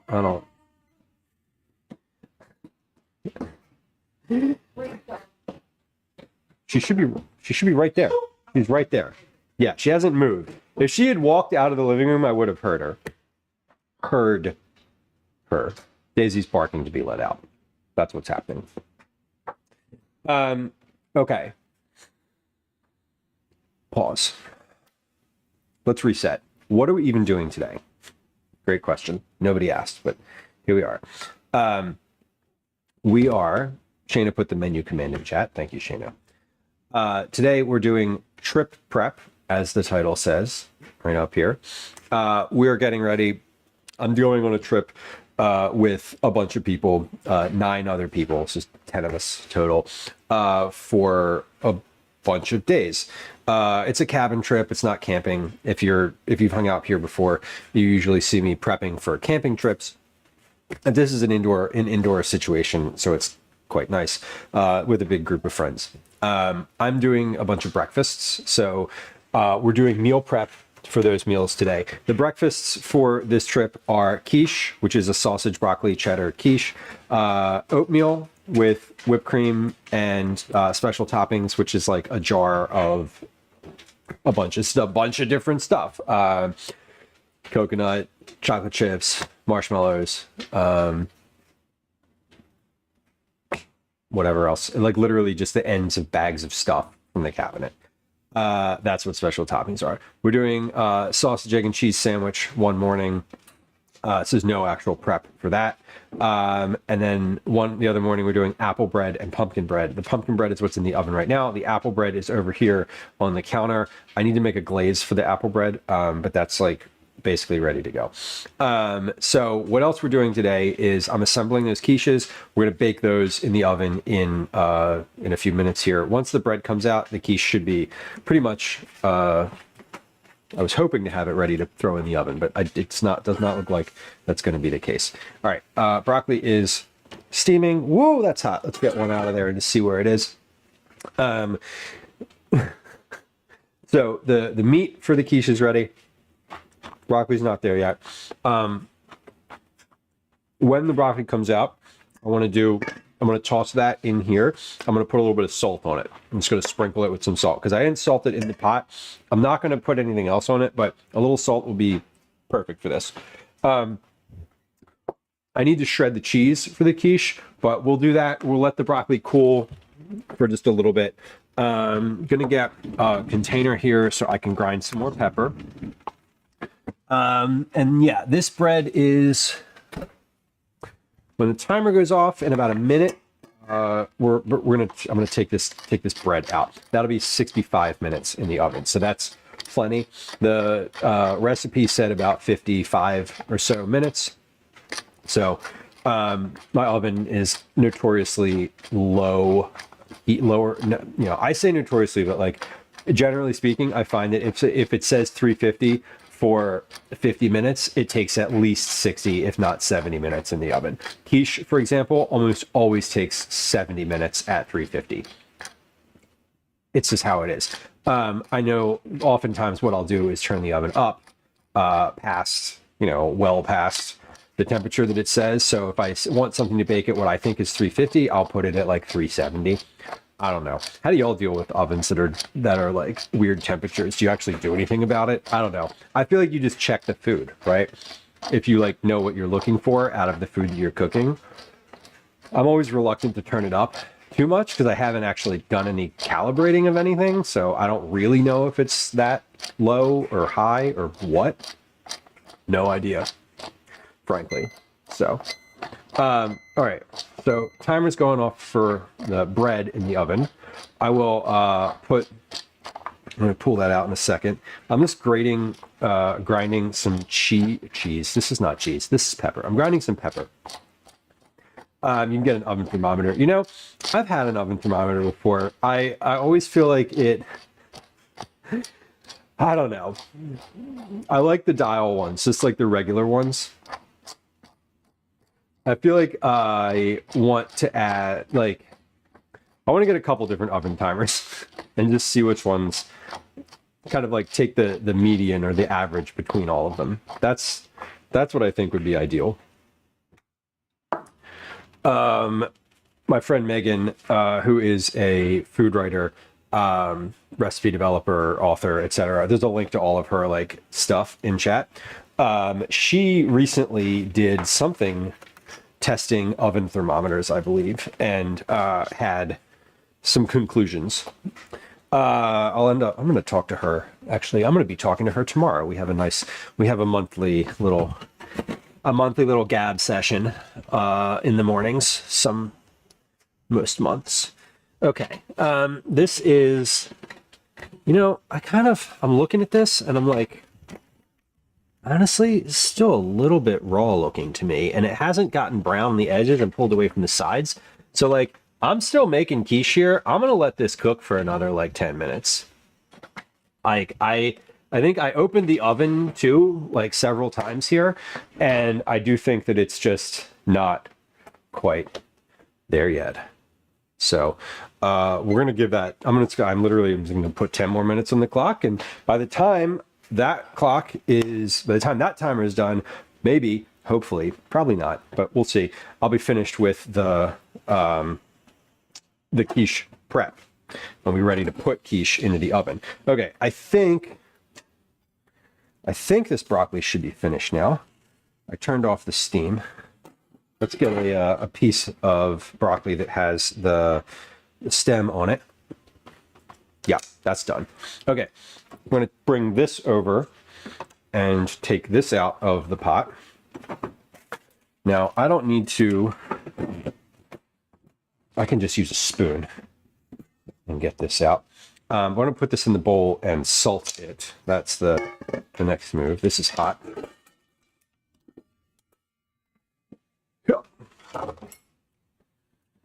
Okay. Oven cycle above and below the temp you set. This is true. I mean, like, I've opened this oven, 3 times since I put that bread in. It has not been able to, like, be as efficient with maintaining its temperature, so it is totally reasonable that it hasn't cooked yet. Okay, this is in a steaming basket, so I'm just scooping out everything that I can here.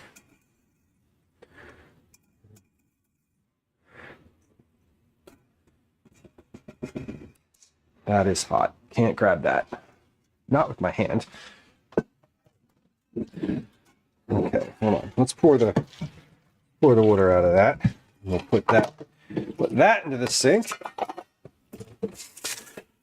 Put a little bit of water in there. And I'm going to salt this broccoli. Chase, I have no idea if my oven can be recalibrated.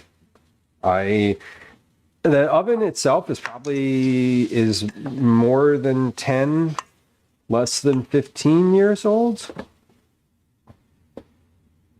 Your mom had to relearn how to bake. Yeah, and that's like, that's kind of where my head is at. Is like, as long as you know what your oven, how your oven feels to you as a cook, you can use it. It's not, if it's consistently 10 to 15 degrees below what you think it should be or how you feel it should be, then act accordingly. All right, let me wash my hands here. So everything is ready for my quiche except my cheese. So we're going to get the cheese out and we'll grate that, and then we'll be good to go.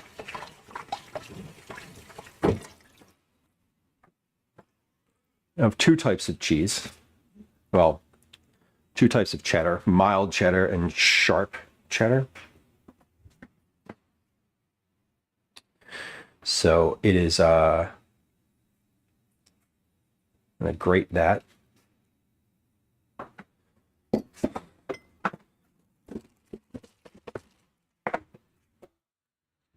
Grate that directly onto this cutting board because it's already dirty. Where's my grater? There it is. Craving for chicken wings. Well, me too now. Yeah, an oven that leaks. Yeah, leaking temperature is what you mean, right? Or like it leaks heat. That's what I assume you mean. Like when you say leaks, you mean that it just doesn't hold a temperature. Yeah, heating elements not working to their maximum. Totally, Sky. And part of the reason that I keep a pizza stone in the oven, right, like a big pizza stone, This is a gas oven. Yeah. Part of the reason I keep a pizza stone in there is as a heat sink, so that, you know, it takes less time when I open the oven for it to come back up to temperature. That was one of the big motivations for getting like a large pizza stone. That and the ability to like make pizza effectively. But I wanted to be able to have part of my motivation was like, hey, I can just put this like big pizza stone in there. I can leave it in there. And over the course of a day like today, where I'm cooking, you know, multiple things in the oven, multiple different dishes, I'm opening the oven time and time and time again. It's leaking heat out every time I do. Like the stone helps keep things, helps keep things nice. So that's why I have it. That and the pizza.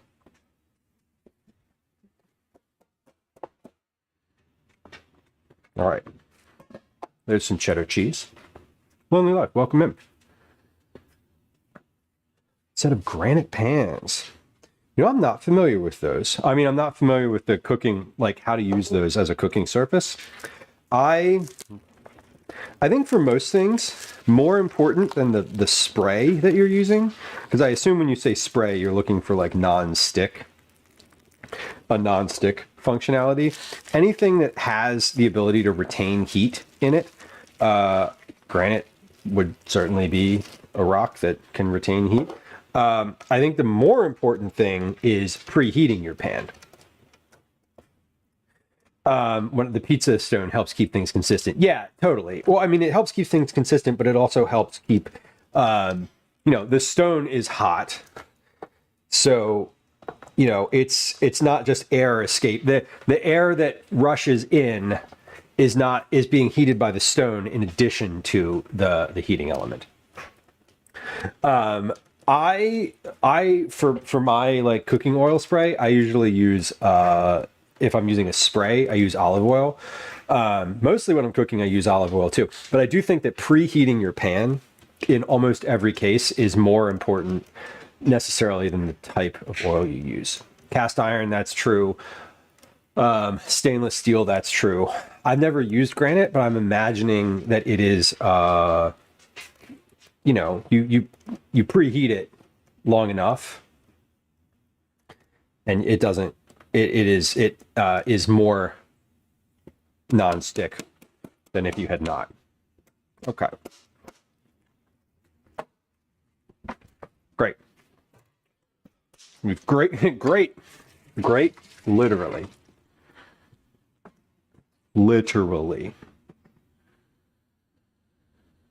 25 and it feels like 16. More snow at 9 p.m. You're using Fahrenheit, correct? Yeah. Shocking. Okay. Obviously, Lou, most people are using Fahrenheit. You're the one that's different. I choose to use Celsius because it makes me feel superior. No, because it is more applicable to like the rest of the world. Anyway, I saw 25 and I was like, damn, that's hot. And I was like, wait, no. The sentence did not take the direction that I thought it was going to take when I read the first part of it. No, it's snow. Good Lord. No, thank you for snow. I'm all set with that. Okay, here's what we're going to do. I am going to add the... here's how am I going to do this? I want to...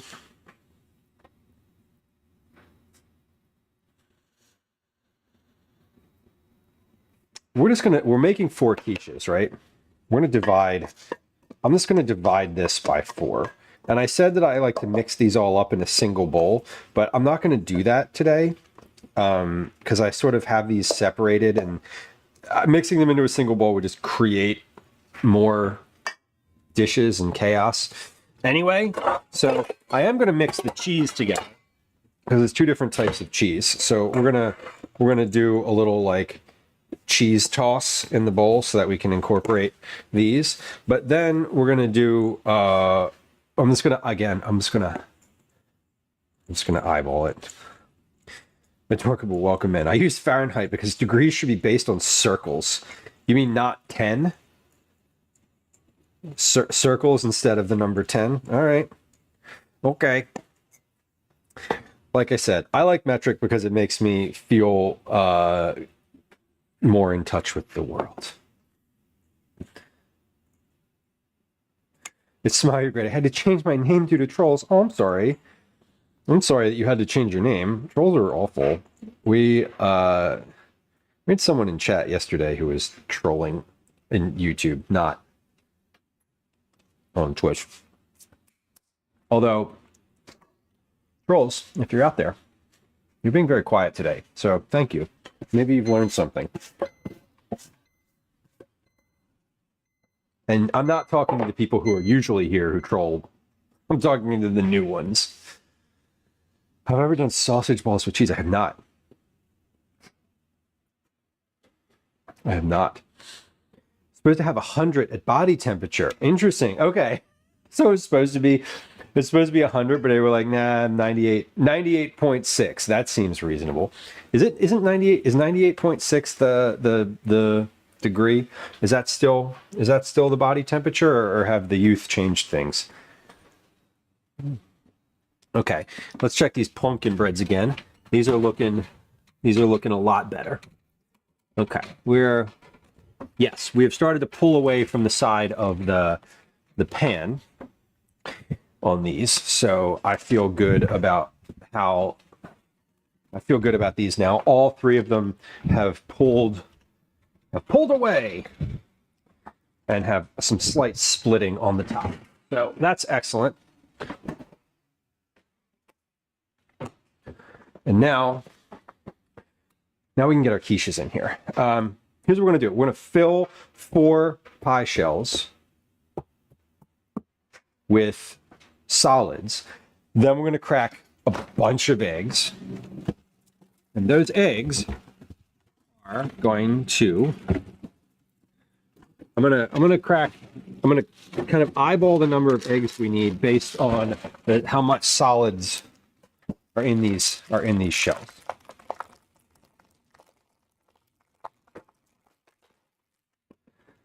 Proto, what inspired you to try overnight oats? Overnight oats are fun and easy, and I love it. Twinderella. That's funny. I'm not familiar with sausage balls at all. A specialty for Thanksgiving and Christmas time. Interesting. –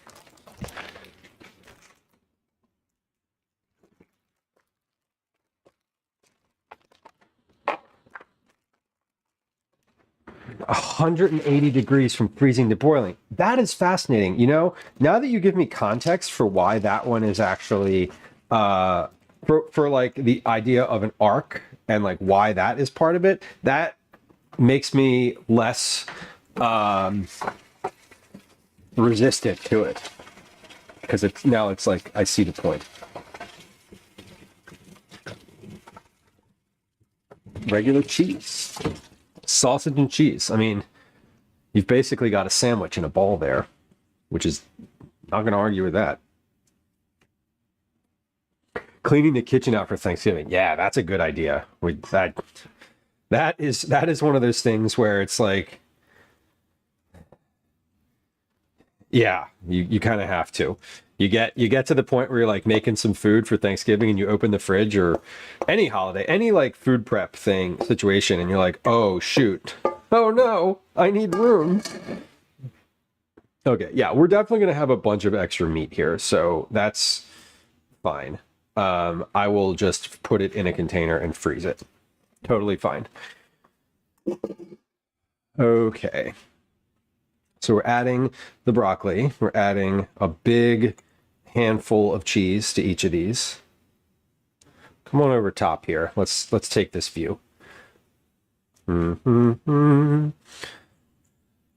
Fahrenheit because the degrees are smaller. I just like Celsius because it's base 10. It's base 10. I like Celsius because everything above 0 is... Because 0 is freezing, and like that makes sense to me. My brain likes that more. I'm not an astronomer. The math is easier. For temperatures of like what it's like outside, I don't feel like I need too much more nuance than what Celsius provides. Okay. There we go. So cheese is in. I'm going to lay a bunch of sausage on the top of this, and then we'll add whatever else. So I'm just taking some of that pepper that I just ground and putting that on here. The meat is going to be salty. The broccoli I salted as well, so I'm just going to do a little sprinkle of salt. Modern Warfare says, I love being a full-time chef until time to clean up. Yeah, I mean, cleaning up in a few minutes here, once I put this quiche in the oven, we're going to take a quick break. We're going to play some words on stream, and I'm going to run 3 minutes worth of ads on Twitch, which I get it, no one likes, but like, I'm going to do the dishes. I'm gonna continue to work on the dishes. The dishes need a bit of the sink needs a bit of love. We've gone back to having a very full sink right now, so I need to load some stuff into the dishwasher before we go too much farther into stream, so that I have space in the sink. During that time, we're going to run a 3-minute ad on the Twitch platform, and I will do the dishes, or I will triage dishes, as I like to call it, during that time. Little note for anybody who's interested on YouTube, there's a link to that in chat. There is no monetization, so if you are interested in hearing me ramble during the ad break that we have coming up, I will be doing that over on YouTube. Just in general, as we play a game of words on stream. But that's not quite happening yet. We still have some eggs to crack here and quiche to throw in the oven.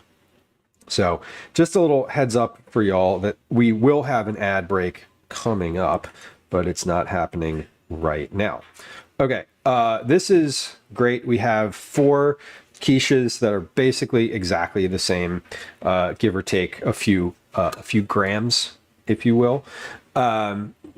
We've got meat, cheese, and broccoli in each of these. So this is almost ready to go. I'm gonna put this meat. I cooked way too much meat, so we're gonna put some of that on a sheet pan, freeze it, or not some of it. We're gonna put all of it on a sheet pan, and I'm gonna freeze it because I'm not going to use it soon enough to leave it in the refrigerator, and freezing it will be just fine. Then I will have some meat ready to go for when I want it. It's already cooked and like ready to go. And probably will get done. Probably will get eaten the next time I make quiche, honestly. Because this is like perfect for that. I way overestimated how much meat I was going to need for these, obviously.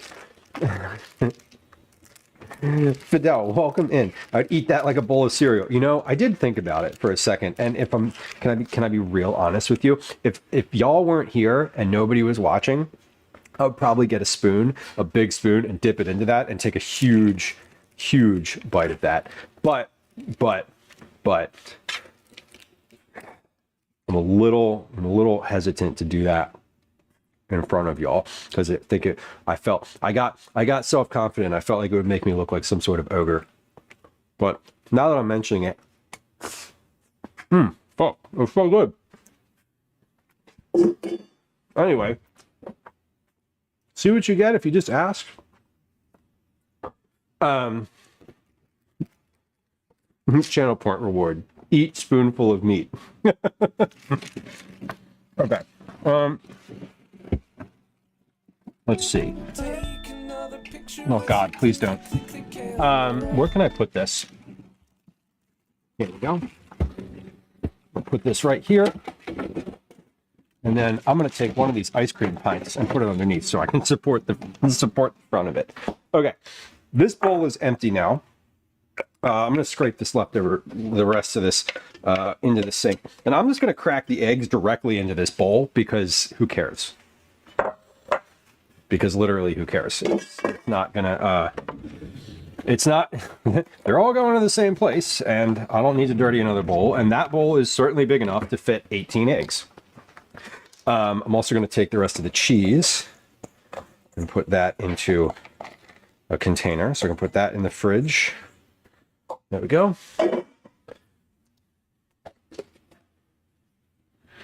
Tacos or hamburger helper. Tacos is a good idea. It's breakfast sausage. That's really the issue, Lonely, is that it's very, it's like not quite taco. Oh my God. The recipe's in Discord. Sweet. Thank you. Rhetorical. It's easier for fractions. That's fascinating. I didn't consider it that way. I mainly do all of my recipes by doubling. So I don't know. I just like grams are more precise when you're cooking. Clean as you cook. Yeah, I try to. And I do more of that if I'm not streaming. But I do plenty while I am streaming. I try to do plenty while I am streaming. Mish, welcome in. Good to see you. Hi. Welcome. It's nice to have you. Thank you for coming through. I hope y'all had a good stream. Are y'all, is there ads? I don't know how it works when we have a raid with the ad program turned off. Just being honest, I genuinely like, I'm not positive exactly whether or not we get ads. So I don't want to be like, hey, blah, blah, blah, blah, blah. And then have people be like, hey, I just came in after the ads. And then I'm like, oh no, I didn't know. But welcome. Hello. DJ Roadrunner, nice to see you. Welcome in. Mish, welcome in. Miss Shelley, welcome in. Hello. What were y'all up to? What were y'all up to in the kitchen today? Sofa, thank you for the shout out. I appreciate it. T Penny, welcome in. Welcome. Did y'all get ads? Was there an ad when y'all rated in? Usually we don't have any pre-rolls on the channel because usually I just like run advertising during the stream itself. So usually we don't. But anyway, no ads. Amazing. Even better. Great. Friends who were hanging out here. Mish is a fellow food and drink streamer, chef, home cook, streams from home, cooks at home. Don't worry, I know what I'm doing. I have no freaking idea what I'm doing. Dan, don't tell him I don't know what I'm doing. Sometimes I do. Sometimes I don't. It's fine. Regardless, friends who are hanging out here, I really would love it if you would go follow Mish. One of the folks that I followed like really early on in my like food and cooking streaming experience. She's been super supportive of me and of the stream, and I am always thankful for that. One of those folks that when someone's like, hey, I also know this other person, like I watch this person on stream, right? You can usually tell that person is good, like is a good person. So like, how do I put it that way? When someone's like, hey, I follow Mish and I was in their chat earlier, and then I'm like, okay, I have a lot less anxiety when I know that folks that folks have been vetted through your community. Does that make sense? Anyway, hi friends, it's nice to have you. Welcome in. Thank you for joining us. My name's Lou. I'm a home cook. I develop recipes, and I'm a dad. I live in Philadelphia. Go Birds. Not a football fan, but I know how to speak the language. I love it when the Eagles win because because everyone else who lives in the city makes me happy. Because everyone else in the city is happy. Sorry. Really, I'm really messing this up, aren't I? Anyway. Kiwi, welcome in. Anyway, we do a lot of cooking on the stream. I do some IRL stuff out in the city. It's a very lurker-friendly community, so if you are the type of person who doesn't want to be like perceived right away, you're like, I don't know about this guy, but I like cooking, so I might hang out for a little bit. Follows are silent. There's no alerts, there's no sounds, there's no chat messages, there's no little graphics on the stream, and I won't say hi to you until you say hi in chat first. So, FYI, if you're the type who likes to lurk, please enjoy your anonymity here and enjoy your lurk for what that's worth. Alternative 3 sauce lasagna. Only your third time making lasagna? What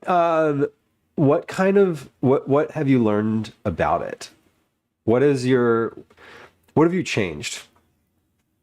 I remember the first time I made lasagna. I'm going to wash my hands real quick, by the way, because I'm about to crack a whole bunch of eggs. So I'll come back and tell you what we're doing in a second after I finish washing my hands.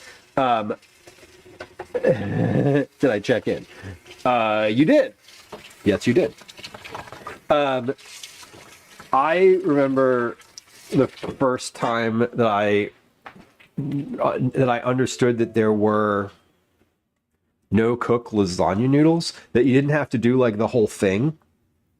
You didn't have to like make the noodles and like do all of that. You could just like put pre-cooked noodles in. What a revelation. What a revelation. All right.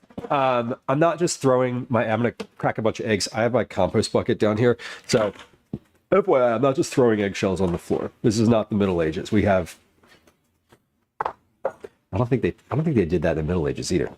Whatever. It doesn't matter. Dan, thank you for the bits. I appreciate you. Cheers to you too, indeed. So here's what we're up to on stream today. Today has been it's not a variety stream, but we have done a variety of things. We're cooking for a trip. I'm going on a trip with 9 other people, so we have a large group.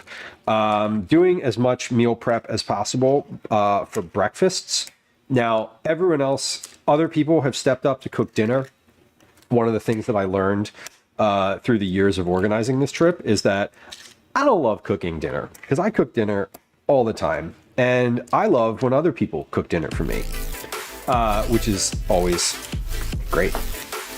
So we're meal prepping for that. Spaceballs, welcome in. Good to see you. Lizzie, welcome in.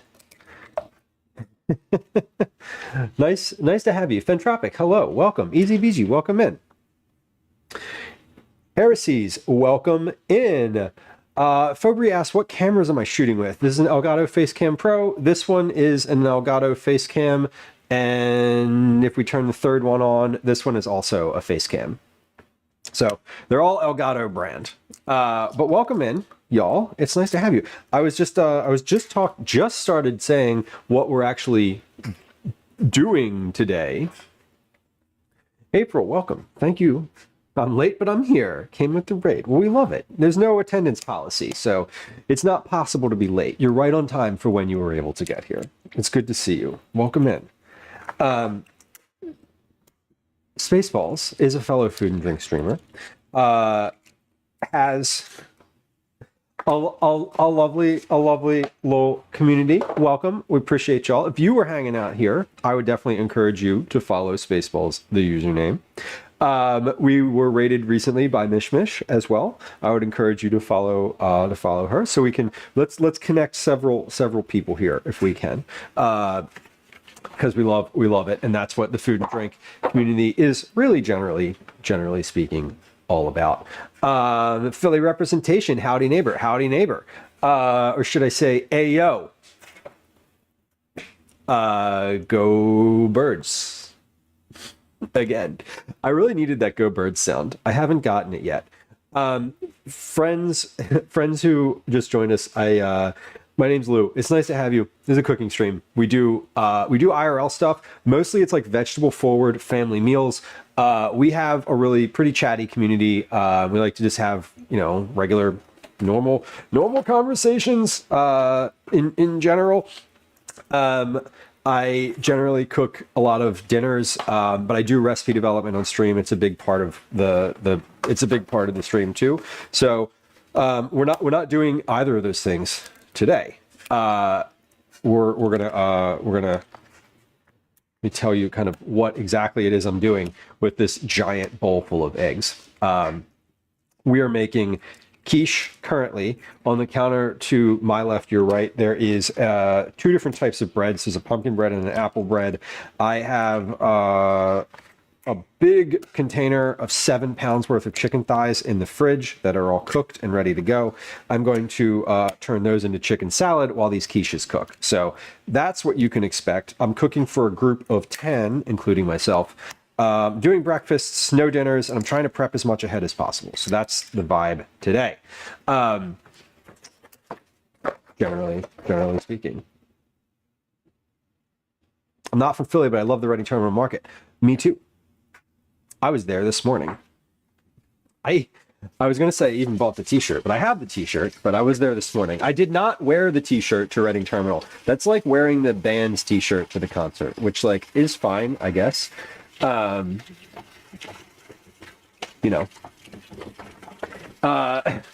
is a lot of chicken.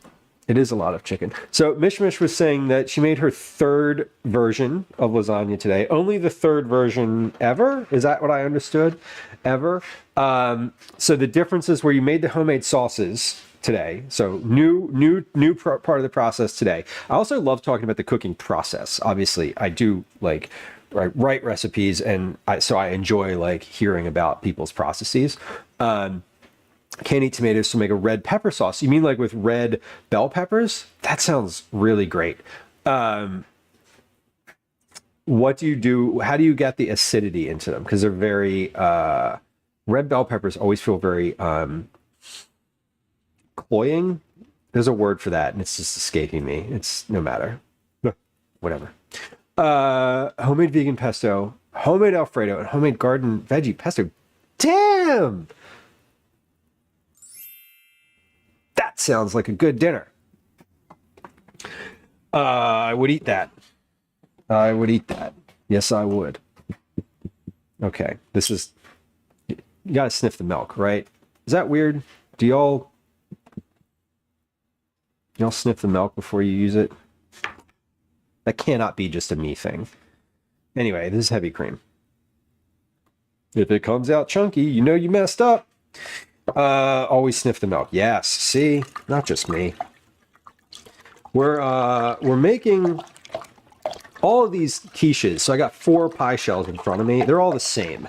Everything in here is all exactly the same. Always smell the dairy. Good. I always feel like a... See what happens. See, I get anxious over it because what happens is I do that, and it's fine, and it's like totally okay. But like my partner and our son will like see me do that, and then they'll be skeptical of the milk, and I'm like, no, you don't need to be skeptical. I smelled it; it was fine.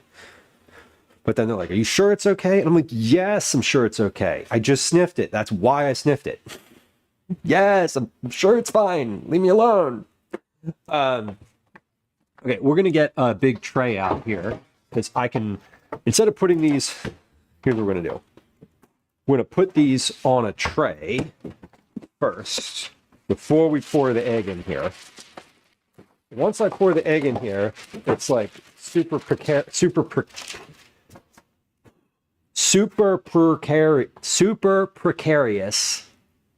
There we go, we got it. To get them into the oven. So I think I can fit 3 of these on a tray. Can I fit 3 on a tray? Hell yeah, I can fit 3 on a tray. All right. I'm just going to eat the little pieces off the edge there. And then we'll put the 4th one on a smaller tray on the bottom shelf. The bottom shelf has the pizza stone, so it cooks a little differently. But we'll put the 4th one on a smaller tray. I like to put these on a tray because obviously they're easier to get in and out of the oven that way.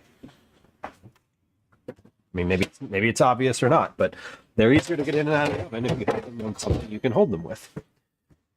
And small tray here. I'm looking at how much egg I have, and we're just going to start. I'm not going to try to distribute the egg evenly between these. I'm going to fill each of these up so that I know sort of how much each of them uses, and then we'll do. Then we'll have sort of the fourth one. I'm imagining I'll need to crack some more eggs, but I don't know how many yet, and I don't want to overdo it. Thank you for validating my milk/cream smelling. That makes me feel better. My mom used to be a milk truck driver, picking up milk from the farm. She says, always sniff it first. Always sniff it first. Milk, cheese, dairy, anything. Look at it, sniff it. If it passes those two tests, then give it a little taste. And if it passes that, then you use it. I didn't taste the heavy cream, but like, I'm pretty good with the nose. Grilling season is done until March of 2026. Oh no. Oh. You know, where it snows, you can always like, hold on. No, I already seasoned this. You can always turn the grill on and it'll just eventually melt all the snow around it, right? Kathy says, I smell it when it's initially opened. Hell yeah, when it's initially opened. Spaceballs, enjoy. Yeah, I mean, obviously, you just finished streaming, so no need to hang if you got to go. You need to clean up. You need to like just sit in the dark room for a little while. I get that. I need that too sometimes after stream. Sometimes dairy can go bad before the date. Totally. Yeah. Red bell peppers are supposed to be the most nutritious. The green ones don't agree with me. I like a red bell pepper. They're really useful. Jamie, welcome. When I say useful, I just mean that they're nice to. They're nice for a variety of different things. I make harissa out of them. That's probably my favorite thing I make out of them. April asked, do I pre-bake the crusts? When I'm making my own pie shells, I do. These I did not make. These are some brand of pie shell. I forget what it was. I'll look. It's in the trash. Much like the directions, we have to look in the trash. Better than tasting it. No, totally. Yeah, sniffing it before tasting it is definitely the goal. All right, these are good. I think I need, I'm probably going to need, that was 18 eggs that I just put in there. I need 6 more eggs because that's, yeah, 6 more eggs. I needed 2 dozen. Lonely Look, I also add milk to all of my scrambled eggs. I don't, I add milk, mostly milk. If I have heavy cream, I'll use that. I'm using heavy cream today because we're always just about using it up. Cinderella says, I learned something new about my husband because he sniffs potatoes. Interesting. That's a fun one. Potatoes. We didn't know that.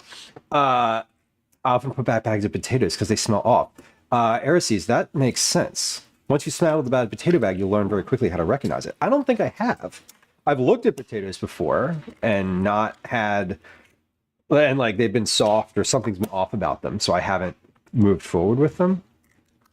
Yeah, the harissa out of the roasted red pepper. North African blend. What's in the blend? That sounds great. I do the roasted red pepper, because I have a gas stove, so I'll roast it like directly on the burner, and I put it in a paper bag for a little bit. Add a bunch of chili. I think what I have is like chili powder. It's really nothing. The seasoning in it is really genuinely nothing special. I forget what goes in it. I actually use a recipe for it. I have a recipe that I really like. That is, I just keep going back to it over and over and over. So Modern, you will default to cream. I just default to whatever dairy I have. I don't really care. Taste your food while you're cooking, Neil. Yeah, 100% taste your food while you're cooking. That's critical. I've been eating fistfuls of this sausage for like 2 hours, and it's still the same. I'm going to add 3 more eggs in here because because I have 3 more eggs, and 2, because I'm looking, and I said 6 eggs per quiche, but I also have a little bit more that I could add to the third quiche here, and I still have this fourth one to fill out. So it looks like a lot of eggs, but like it is, and we're making 4 quiches. So it's a lot. I'm making breakfast for 10 people plus leftovers. So I'm making a little bit. I'm assuming that we're going to need. Not assuming, but I didn't plan for any lunches. The thing that I did differently this year with my meal planning was I did not assume. Nobody's making any lunches. I have other people making dinners, and I have all the breakfasts. I have all the breakfasts covered. The dinners are being covered by other people, and lunches are going to be like leftovers / kind of whatever. People might go out for dinner, whatever, or for lunch. Nobody's going out for dinner. The electric is not it sometimes. No, the electric has its value, but definitely the being able to like just pop a pepper directly on the stove is like kind of amazing. It's not quite what I meant. No, Neil, but it is what I've been doing. Just being honest, I've been eating ever since I got permission to eat the sausage with a spoon. I feel emboldened to do more. Okay, oven is at 355. I'm gonna open this up. We're gonna toss the quiche in. I'm gonna ask my dog to please move nicely. I'm gonna ask my dog nicely to please move. Daisy, please move. You are very much in front of the oven. Just gonna pop those in the oven. Am I gonna do that? Yeah, I'm gonna actually hold on. I'm just taking that one has like there's a big mound of sausage on the top of that one. So I'm just tapping it down with my finger. This one has the least amount of egg in it, but the egg, like all things, will expand. Not like all things. Sorry. Like egg does, it will expand. Oh, fuck, I just burned my arm. Or finger, whatever. Knuckle. It doesn't matter. We got it. Okay. Let's put the stove camera on.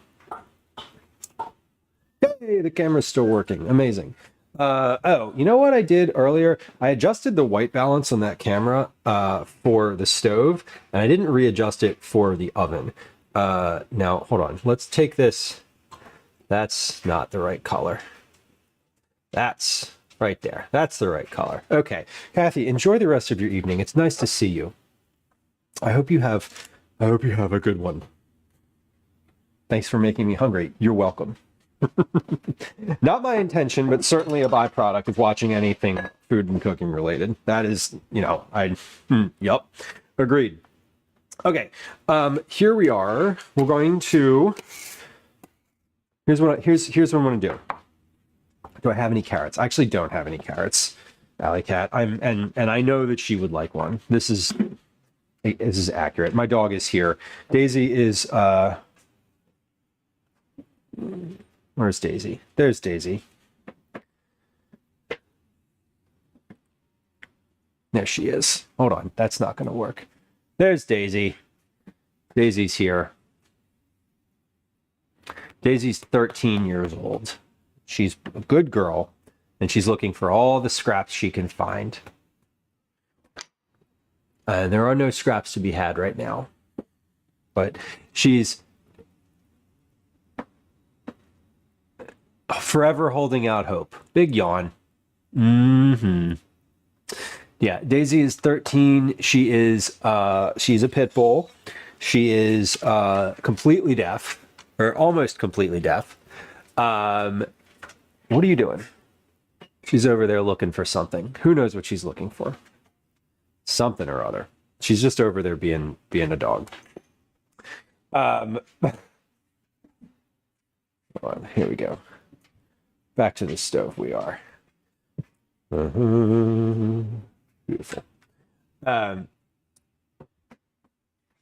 Here's what we're gonna do. Oh, quiche's in the oven. I should set a timer for that, right? Right. 60 minutes.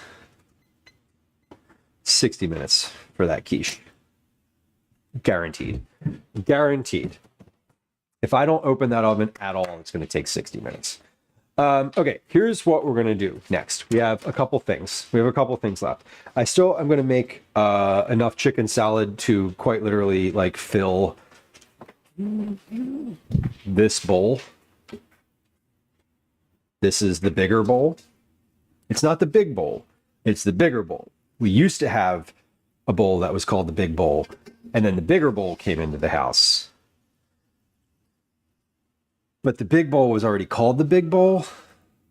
So this one's called the bigger bowl. That's its name, even though it is physically the largest bowl that I own. We do have a Food Lover's Companion definition. So here's what we're going to do.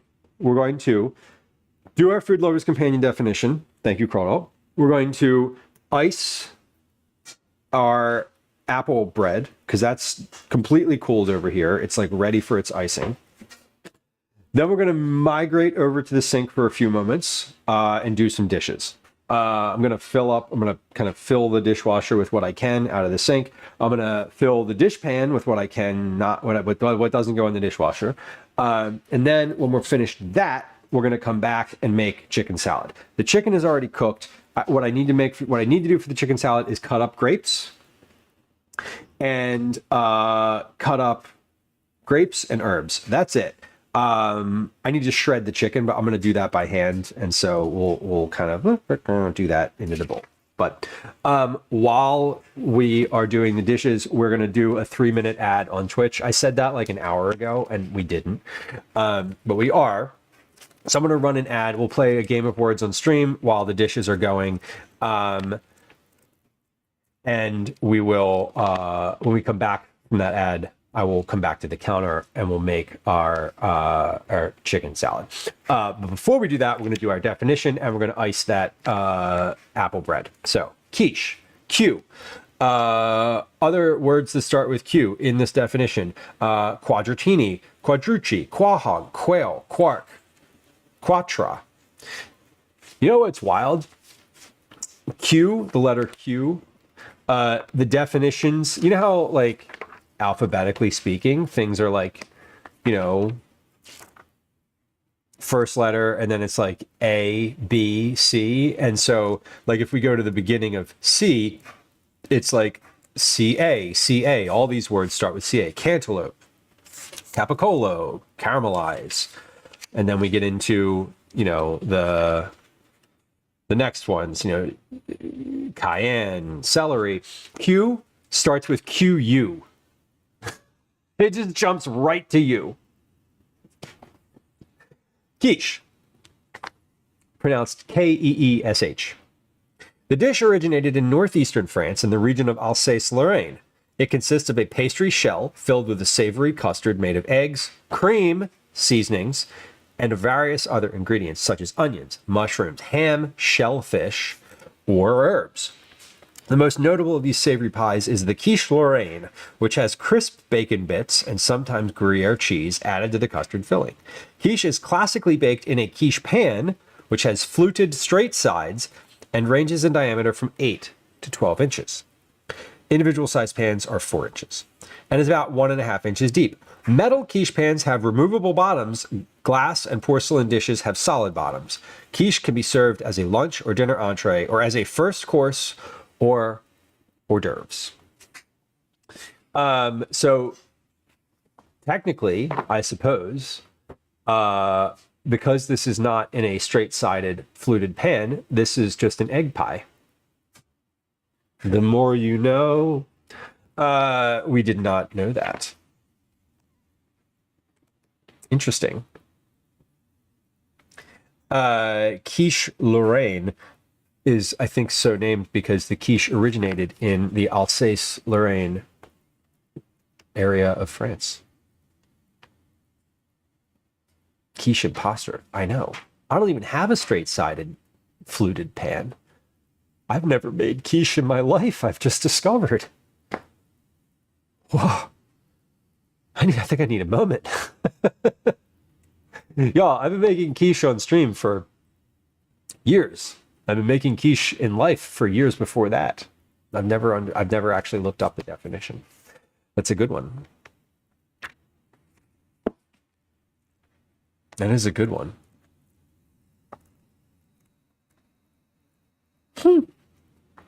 We can still call it quiche crawdad. I agree with you. I agree with you. I'm going to see if something... I want to see something. I want to see if there's a definition for QUI quinine. Nope. Quick bread. There is, because we're making quick breads today. Bread that is quick to make because it doesn't require kneading or rising time. I think they could have just ended the definition there. Because the leavener in such a bread is usually baking powder or baking soda, which when combined with moisture starts the rising process immediately. In the case of double-acting baking powder, oven heat causes a second burst of rising power. Eggs can also be used to leaven quick breads. This genre includes most biscuits, muffins, popovers, and a wide variety of sweet and savory loaf breads. Speaking of quick breads, let's make our icing for our quick bread that we have now. We're using 4 tablespoons of milk and a little bit of vanilla extract for this. So I have my powdered sugar already here, ready to go. Have a tablespoon. We're going to use oat milk because it is already opened. No other reason. Literally no other reason. Yeah, 2 tablespoons of milk. We're doubling it, so 4 is good. I'm probably going to put 3 in here, actually, because yesterday when I made icing, it ended up being a little too liquidy, and I had to add more of the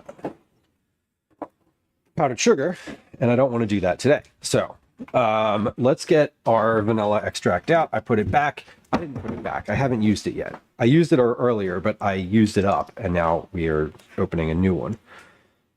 Y'all, I got a little, hold on. I have to focus on opening this thing because it's defeating me. It's defeating me. Come on. Are you kidding me? This thing's like, no, you cannot have our treasures. The treasure being imitation vanilla. Okay. We got it. We got it. Y'all, a little tip from several people I know and trust about baking. Vanilla extract is super expensive. Imitation vanilla is not, and is basically just as good. If vanilla is not carrying the day of your flavor, imitation vanilla, totally fine. Again, the more you know. Hey, bot, thank you. Follows are silent. If you're new here and you're just hanging out and you're like, hey, this is nice, I'm enjoying myself. I don't want to follow because he might make a big deal out of it. I won't. There's no sounds. There's no alerts. There's no big celebrations in chat. I won't say hi to you until you say hi first. So just an FYI. We need 1 teaspoon of vanilla. 1, 2. So lurking is encouraged, I think. TLDR, lurking is encouraged. A cooking definition book. You know what? I found it in one of those little free libraries they have around the city at one point or another, and I was like, this is fun. And I was reading it for a while, and when I started streaming, I was like, hey, this would be fun. And it's had some interesting conversations. Yesterday we had a definition for cheese, and when I looked up the definition for cheese, y'all, it was 3 pages long. Because it went into like the nuanced detail of basically like every cheese. And I was like, all right, real talk, we're not reading all this. Like, yeah, I can't read all of it. We don't have enough time. All right, I had to loosen that up. That was a little too thick. Hashtag thick.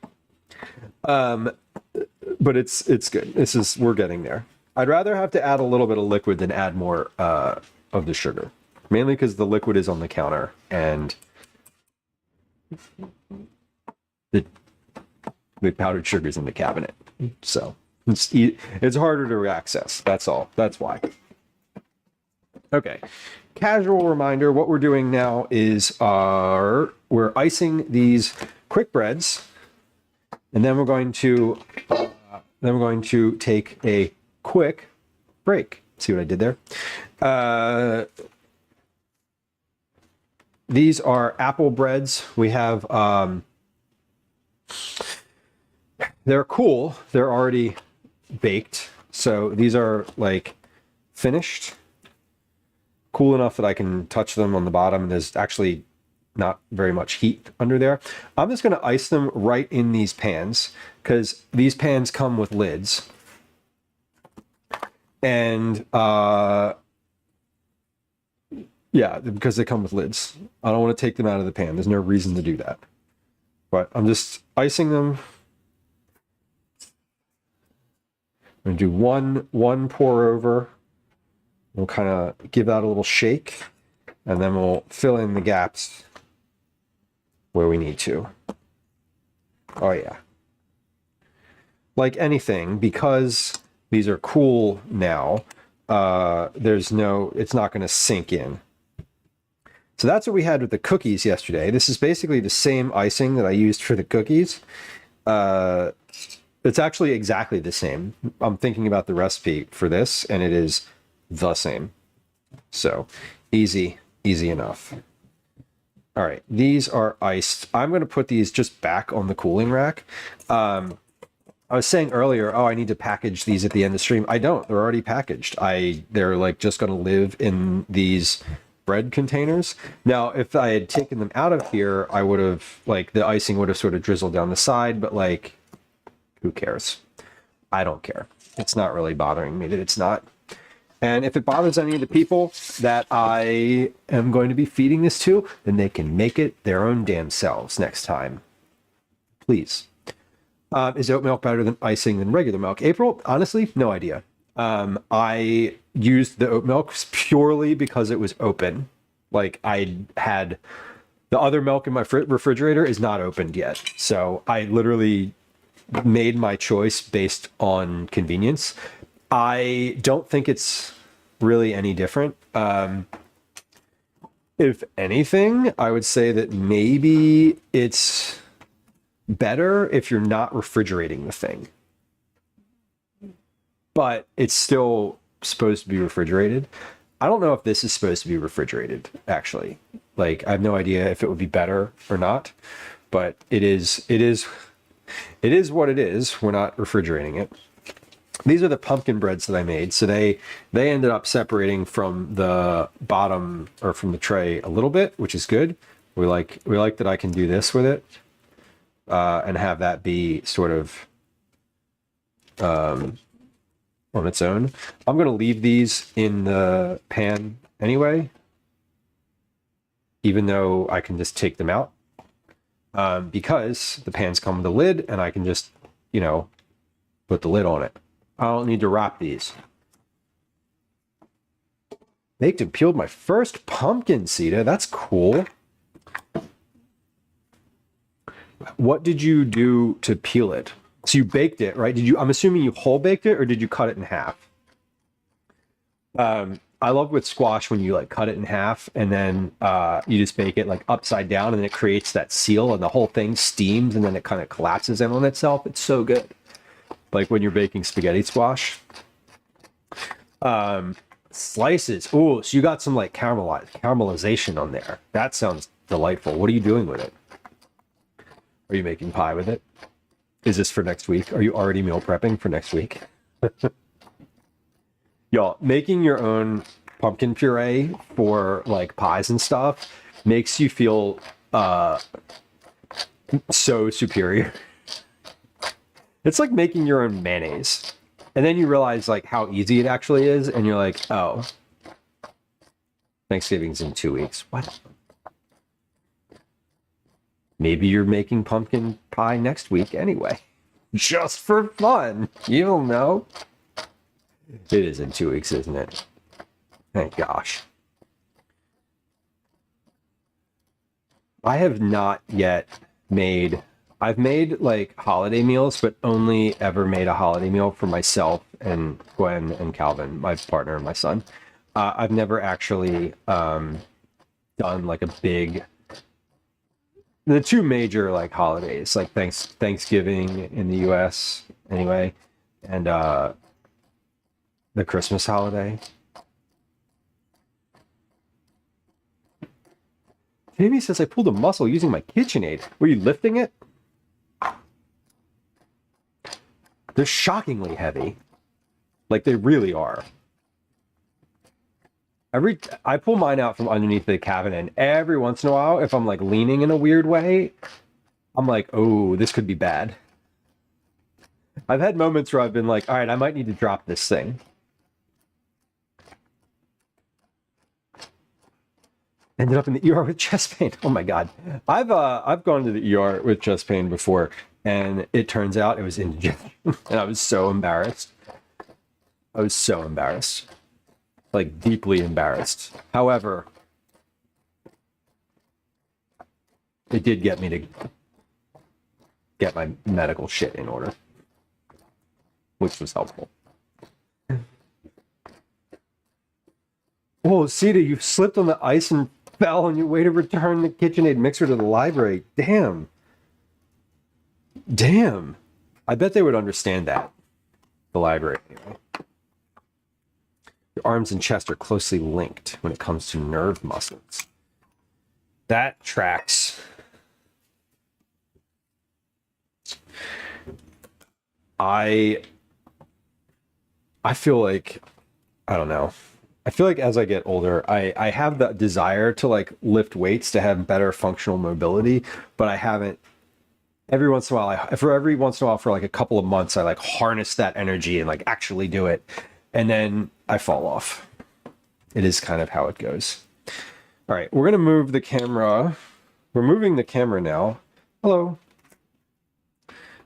Sorry for the robust amount of movement that is happening right now on the tiny cam, but we're moving over to the sink. We're going to work on some of these dishes over here and we're going to take a quick break is what we're going to do. True Caretaker, new KitchenAid for Christmas. That is a lovely present. I'm into that idea. How's these quiches looking? Well, they look good. How they taste? Who knows? We'll find out later. Much later. Days later, in fact. Once we're just give me we're shifting gears again. So this is the third or fourth gear shift we've had on stream today. We're going to switch it up and make our last big dish of the day, which happens to be, I would say, probably the easiest one because it doesn't actually require any more cooking.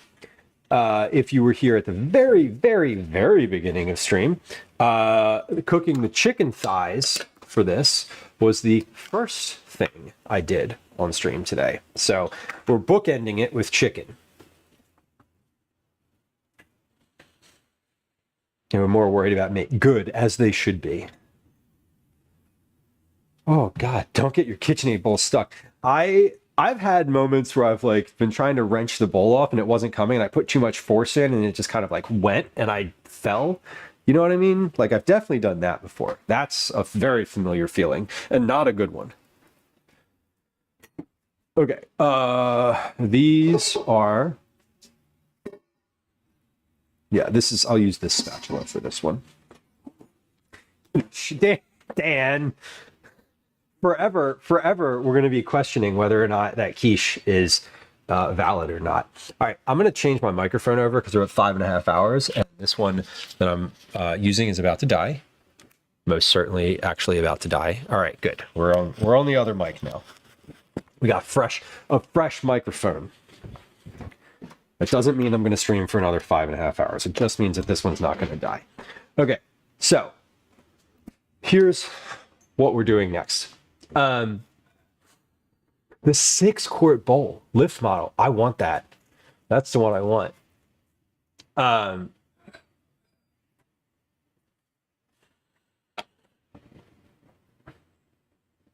They gave her the box. Oh no. Surprise. I mean, I'd still be happy with that present. It's not a surprise. As the gifter, I might be annoyed, but as the gift recipient, I'd be like, okay, hell yeah. I'm into it. All right. We're going to switch gears. In a few moments, we're going to start making our chicken salad. We have about 40 minutes left on the quiche here. So quiche is in the oven. Our fake quiche is in the oven. I should not have read that definition. It's ruined it for me. It's ruined it for me forever. I'm kidding. I'm actually kidding. But I am going to think about it now forever. And I'm probably going to bring it up every time I make quiche. So congrats. Welcome to the lore. We're going to do quiche-ish. We're going to make our chicken salad. That's the last thing we're going to do on stream today. Besides get the quiche out of the oven. So before we do that, and let me say that this is going to take a little while because it's 7 pounds worth of chicken. It's a lot of chicken. It's two sheet pans worth of chicken. Before we do that, we're going to run a 3-minute ad on Twitch. I'm going to do the dishes during that period, or I'm going to like triage the dishes. So if you're interested, you can watch that. While the ad is going on, if you're interested, we're going to put a Game of Words on stream up, so you can play that if you want. Otherwise, we'll be back in a few minutes. So I encourage you to take a break, a little walk around, get some water, get a little bite to eat, stir your dinner on the stove, maybe have a good cry in the dark, whatever you need. We'll be back in a few moments. And when we come back, we're going to make chicken salad. All right. These are not the droids we were looking for. Hold on. Where is the words on stream? There it is. Words on stream. Okay. Hold on. I think I have to restart this. No, I don't. It was right there. There it goes. Okay. Here comes the Game of Words on stream. Here comes 3 minutes of ads on Twitch, and we're gonna switch over to the sync camera, and y'all can watch the sync action happen, as it were. Hi, welcome to another edition of Commercials I Hate. We're triaging here. We're just kind of getting everything that's currently can go in the dishwasher is going to go in the dishwasher. And then the rest of it, we're going to put in the dish pan.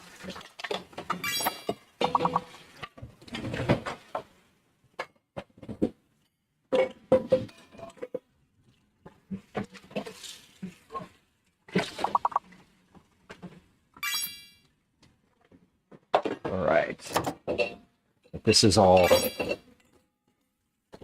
Most of this can go in the dishwasher. Some of it cannot, but the majority of it can.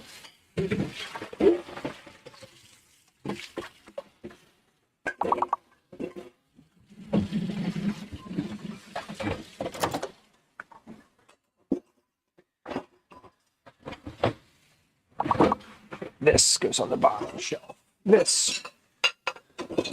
Okay, these can go on the top shelf. There's one.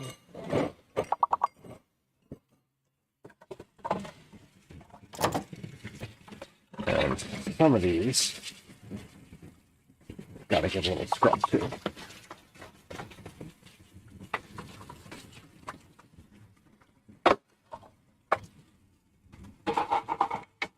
This is the pre-wash.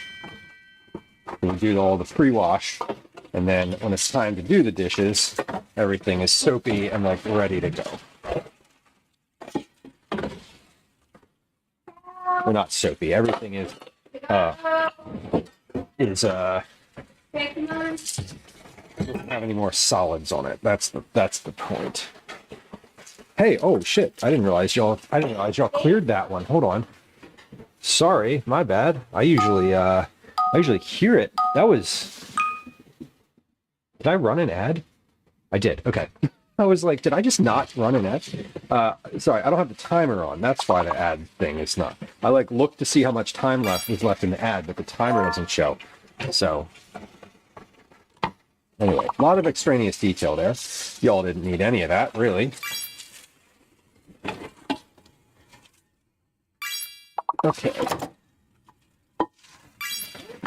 For any of y'all who like me to use my non-dominant hand, I want to note that we have a pretty good opportunity for that coming up as I slice about 1,000,000 grapes.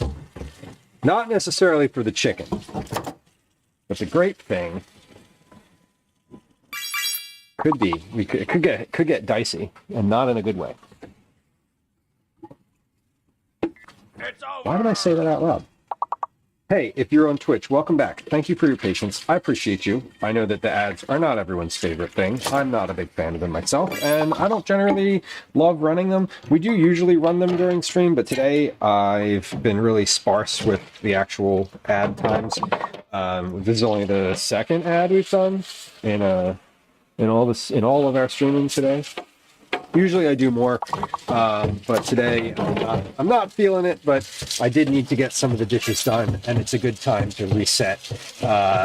It's a good time to run an ad, because then we have no pre-rolls for the next hour, which is always kind of nice. Anyway. Last guesses, feel free to get them in, because I know you got them. And we're going to be back here in just a few moments. Very nice. Good work. Okay. So we didn't get all of the dish doings done, but we got a bunch of them, and that's good enough. Congrats on 2 consecutive boards cleared. That is impressive. Cal, good luck tonight. We'll see you soon. I said good luck. We'll see you soon. We're gonna have leftover pasta for dinner, okay?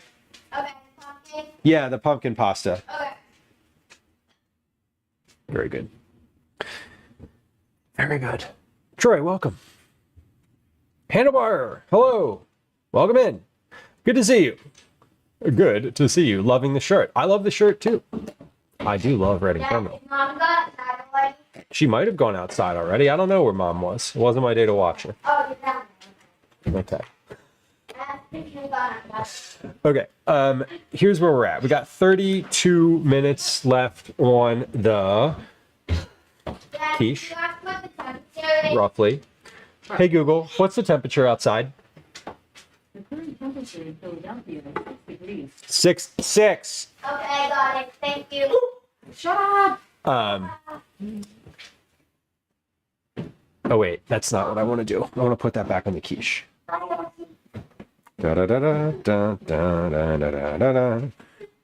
Oh, yeah. That was me humming 76 Trombones by John Philip Sousa. Y'all ever heard of John Philip Sousa? Apparently he was good at the music thing. Anyway, we got about 31 minutes left on the quiche here in the oven. It'll probably be a little bit longer than that. I forget how long I set the timer for. I think I set the timer for 60 minutes, but like, whatever. Whiskey, welcome in. Good to see you. Fellow food and drink streamer, Whiskey Monster. Friend of the stream. Person I've met in real life. User of a Whiskey Monster in her streams does some really good, thorough, and creative kitchen projects in a very efficient way, and also does like drinks on stream. So of many of the folks who are in like the food and drink category, there's not a lot of us. And I actually, no, let me not include myself in this, because I don't drink. But 2, I don't usually do drinks on this channel. But there's very few folks who are like as dual qualified to say I'm a food and drink streamer. Whiskey Monster is one of them. Does both food and drinks. I mainly do like food, and then I drink water basically never. Jesus, Daisy almost just killed me. That was intentional. We're going to hang out back here and look cool.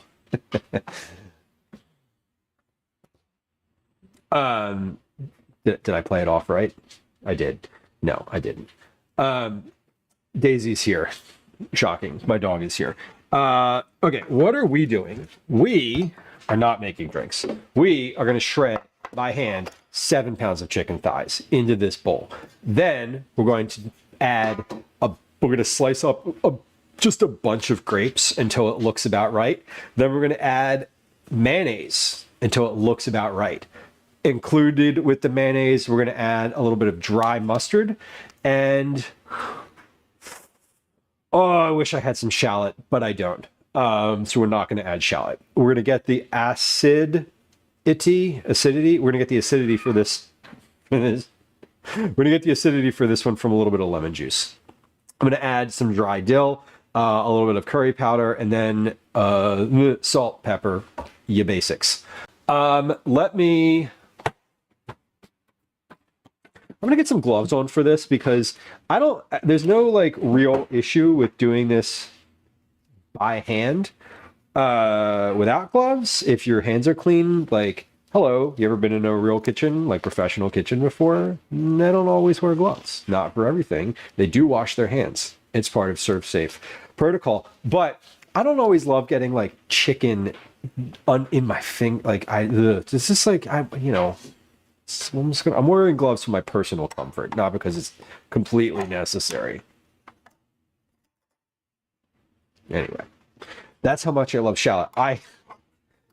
Do I have any shallot in my cabinet? Oh, damn it, I don't. I just have onions. I have Vidalia onions. Vidalia, do you say Vidalia or Vidalia? Vidalia. It sounds so like snooty when you say it that way. Maybe it's just me. Copy Zombie, welcome in.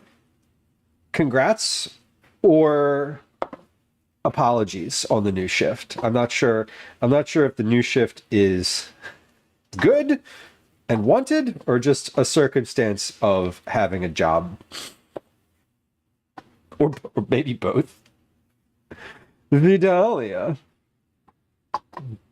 It sounds so like Victorian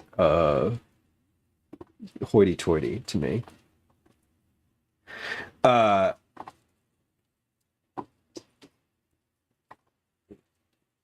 right.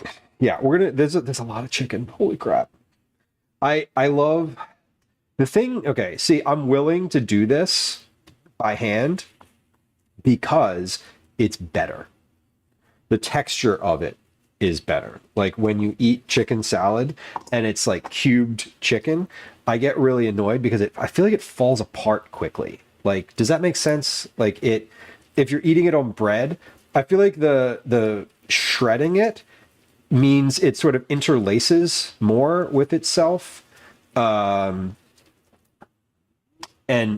has a better consistency. If you're eating it on a sandwich, I should say, if you're eating it with a spoon, it doesn't matter. If you're eating it in like a lettuce cup, it doesn't matter. But I'm putting this on a sandwich and I want it to hold together more. So, working the morning shift is a pain to try to get a workout in. Yup. Adjusting to keep on the weight loss. Feel kind of guilty poking Willis awake at 4 in the morning. Well, he's retired. Don't feel guilty. I think hand shredded is better for a semi. Yeah, I agree. I definitely, I've done it both ways. I've done it for, different reasons with different recipes, and just like getting in and actually like shredding it, just doing this. And I'm not like pulling it apart. I'm kind of like just pressing it and sort of smearing it between my hands. Sorry if that's gross to anybody who's like vegetarian or vegan, that description, or just in general, if you're like, to like handling meat. But I like it shredded better. Massaging. Yeah, there you go. Getting deep into that muscle tissue. I'm in fact ripping it apart. This is exactly what I'm doing with this chicken, is exactly what I want someone to do to me when I'm getting a massage. Which is to say, I want you to bruise my bones. Like, literally, get in there. I've never in my entire life had a massage where someone was like, is that too much pressure? And I've been like, yes. Never. To be fair, I've had like 3 massages in my whole life. So, whatever. From like professional ones. professional ones. I've had massages generally from people, and those have actually been better, I think, than the ones that I've like paid for. Anyway, a very firm handshake. Do I? I guess I do. I guess I do. I feel like that probably comes from like being sort of corporate-y for a little while and sort of like having, I don't know, having other men try to like one up me. I hate when someone like wrenches your hand. When someone like makes your elbow hurt when they shake your hand, I just don't like them anyway. Modern Warfare says, I used to go do 24-hour gym after night shifts in the kitchen. Get there at 2 a.m. Don't have that energy these days. No, I have the desire to do things like that, but I definitely don't. If I'm at the gym at 2 a.m., something has gone way, way, way wrong for me. I try really hard to stay in a workout routine. But it's just hard. It's season by season for me. I know I can tell you definitively I've been out of my workout routine since August. So August, September, and October. I think about it all the time. I haven't prioritized it. And I've prioritized sleep actually more recently. In the past like month or two, I've been getting better sleep and more of it. And a lot of that is coming at the sake of not working out. Planet Fitness in Philly is open 24. They close late night on weekends, which sucks. Yeah, there's apparently a Planet Fitness opening along one of the bus lines that I have access to, which I kind of love because I don't love the gym in general, but I don't love the sort of the big gym with like the people in it, like the lot. Okay, there's a better way to put that. I don't like the gyms where people who are like want to be seen at the gym go. I just kind of want to work out and in peace. I mostly like work out at home. When I'm in my routine, I ride the bike at home and then I do like weights. I'll do like HIIT exercises. Out of mind since TwitchCon. Yeah, I went, we had a big trip over the summer and I was like working out really, really well in advance of that. Honestly, my reasoning for that was because I wanted to be like fit enough to not look like, I don't know. I wanted to be the best looking one in my family on that trip. Can I be fucking petty for a second? That was my motivation. Anyway, I fell off like immediately after that trip. So I was like, I gotta look better than the other people I'm on this trip with. I gotta look better in the family photo than they do. You're getting some real talk right now. Less inflammation with more sleep. Totally. And less time to do the actual workout. Exactly. I'm like, yeah, I've come home a couple times in the morning and gotten an hour-long nap in instead of working out. And like, that's been better for me. That's better for my mental health, except when I think about how I feel physically. So there's trade-offs. Exactly. Barely any other people there. Yeah, no, I can't imagine this. The people that are at the gym at 2 a.m. don't want to talk to you. They're not there to flirt. Nobody's really ever there to flirt. If you're there to flirt at the gym, like you're not. I mean, feel free to, anyway, whatever. We're not going to go down that line of conversation. Don't flirt with people at the gym. If you're male, don't hit on people at the gym. Just don't do it. 75 pounds down. I've yet to step foot in a gym. Super. That's fucking incredible. Outside walking in my room for weights in the other. Totally. Working out at home is great. If you can find the consistent motivation to do it. That's the hard part of that. The bot thinks you're flirting because you said the word foot in chat. Just FYI. It doesn't know. Speaking of flirting. Hey, bot. Calm down. We're talking about the gym, bot. I just said don't flirt with people at the gym. Can we not? I need to prioritize sleep more. I am prioritizing sleep now at 41 years old, probably for the first time in my entire life. I'm not kidding about that. I've been a late night person for my entire life. Starting in elementary school, no, starting in middle school when I would like listen to the radio. I would listen to Adam Carolla and Dr. Drew on Loveline on the radio from 10 p.m. until midnight every night. And it carried on from there. College didn't make it any better, you know? And then I got into the real world and I was like, oh my God, no one's telling me what to do with my schedule. Troy, I've never been to the South Philly Planet Fitness. I have to. I believe you, though. I believe you. So many things are tragic late at night that are open.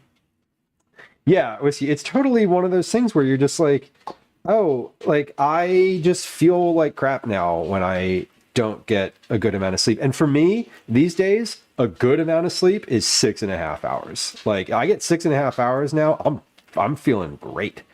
My previous normal night of sleep is about 4.5 to 5.5 hours. So, I've basically added an hour to that, and it's nice. Yeah, Coffee Sammy says, as a kid, no naps. The second I hit college, naps, and then they're gold. They're gold now. I come home, so I take Calvin to the bus stop basically every morning. I get up, every morning except Saturday, Sunday. So I get up at, what time do I get up? I get up at anywhere between 6 and 6:15. I get out of bed. I take him to the bus stop. His bus, I'm back home again by 7:30 or so. And my previously to that, for when I'm in my workout routine, that time when I get home is workout time. So 8 a.m. to 9:30, that's workout time. Recently, I've been trying to do a lot of admin work, like computer stuff during that time, and just follow where my energy actually is. But sometimes I will come home now and take a nap. I'll go back to bed. Sometimes I'll plan to do that, and then I will not, when I get up with Calvin, I won't have any stimulants or anything. I'll just sort of be awake, but not. I'll try to stay tired, if that makes sense.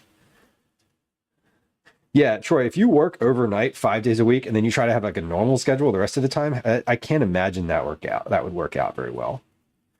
Yeah, stay up late, wake up early. Part of it for me is now I'm waking up early all the time, every day, and not just on weekdays. Early, I'll wake up at 7:30 on a weekend, and that's when I'm up. It's not that much different from a weekday. I'm getting more than 5. We're good. Yeah, totally. Copies on me. I say to, I'm if I'm going upstairs, I'm trying to go to bed, I'll be super clear that I'm trying to go to sleep. I'm going upstairs, I'm taking a melatonin, and we're going for it. Now, sometimes I don't go to sleep right away, though. That's always annoying. Last night, it took me forever to get to sleep, but I'll just lay there. I'll lay there and just be awake.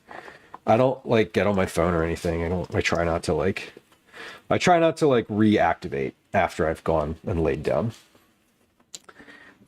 That quiche is actually looking pretty good. It has about 15 minutes left on the clock, which should be, I'm looking at the texture of the top of it. 15 minutes should be enough. I feel like that might be good.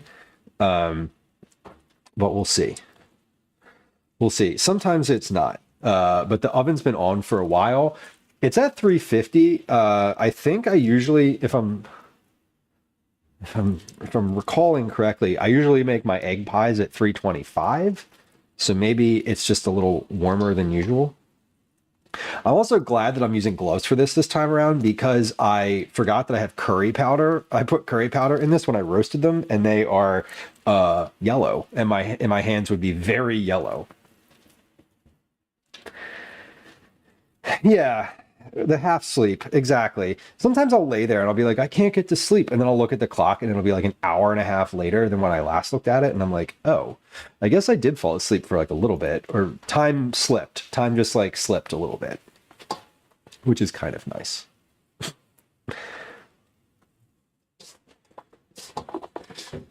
I know what I do now. Can I tell you my trick now? I have a trick. When I go to bed, when I'm going to bed super late now, and I'm like, I'm gonna be tired in the morning. I'm really not gonna be motivated to get out of bed. I'm like, I'm not. It's not gonna be easy for me to do that like it is if I got enough sleep. I'll drink like a liter of water before bed. Like I'll drink like a ton of water and then go immediately to bed. Just immediately. I'll like try to go to sleep immediately, so that like when I wake up in the morning, it's like, oh no, oh no. 4 hours later, I'm like, I can't stay in bed. Little pro tip. That's a body hacking thing, right? It's like those people who are trying to be younger. It's just me trying to get up in the morning. There's people trying to be younger with like blood, all that blood stuff. But I don't know. I've seen some things on the internet about it, and I think it's just weird. Anyway, this is a lot of chicken. We're really going in on this chicken. I told you we were going to fill this bowl, and apparently I meant it. We're almost there. 20 minutes later. Yeah. That's the thing though. You got to go. If you're going to do that, you got to get to sleep, because otherwise you've gone totally in the wrong direction. Hey, thanks, bot. Follows are silent here. There's no sounds, alerts, and I won't say hi to you in chat. If you want to follow and you're just lurking, hanging out, nothing happens when you hit the follow button until you say hi in chat. It's a lurker-friendly channel, so feel free, if you're lurking, to hit the follow button and know that no one is going to say anything about it. Not the bot, not me, not nobody, until you decide to identify yourself. So, just a little... what's the word? Admin note. Copy Zombie, thank you for the bits. I appreciate you. 200 bits. Get me a little snack. Thanks for being up late. It is 6 p.m. my time. It's 18:09. 18:09 for me. I'm not usually streaming on Monday. This is a very different Monday for me. Dan, good luck with your door dashing. Drive safe, or transport yourself safely. I hope everyone is nice to you and tips you well, and no one is rude and entitled. Does that ever happen? No. But I hope that tonight is an easier experience than most other nights. Not that other night. Anyway, have a good one, Dan. Drive safe. Don't talk yourself into a corner, Lou. What are you doing? Why? Oh, so fluff. Oh, no. See, a miserable Instacart person. What made them miserable? Other than their history and life experience. I can't imagine. No, I mean, I can imagine. I can very easily imagine. I feel like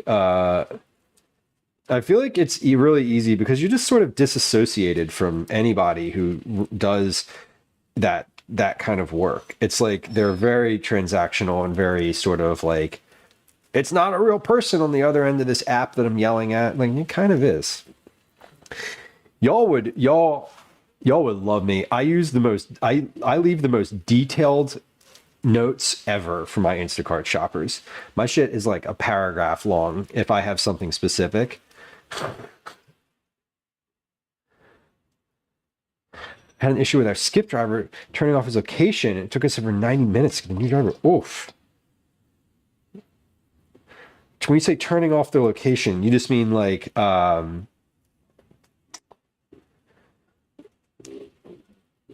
you weren't in the car. This wasn't a taxi drive. I'm not familiar with Skip. Grumpy old man just didn't understand the app automatically messages saying your shopper started shopping. Right. So you mean you don't message every time that friendly little thing? The moment that I got the first one of those started like a year ago, maybe 2 years ago. I feel like the moment I first got one of those, I was like, this is AI, or like this is just an automated message. The guy messages me and says, stop texting me. You're like, sir, this is a computer. You're like, are you aware that you ordered through Instacart? Like, are you even aware that you placed an order? Like, y'all, chill. Turn off your notifications. I love that. When I get that message, I don't respond to it because I know that it's automated. I don't respond to it, but I love knowing that the shopping has started, because when I get that message, I turn my ringer on because I want that notification. I don't have notifications on for anything, but Instacart, I do. The dude answers the door with no shirt on. Holy shit. That's so gross. Who does that? I mean, I've seen that video on the internet, but I always thought it was fake. And I'm most assuredly staged, I mean. Most assuredly, it was not as scintillating as the internet video made it seem.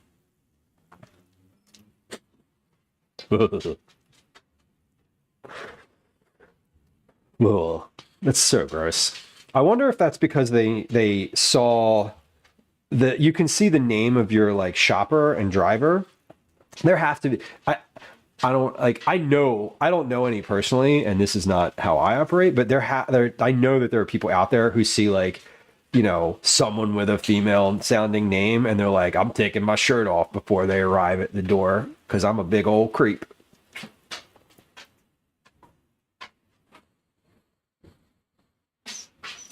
Turn out the light and check if there are any subs.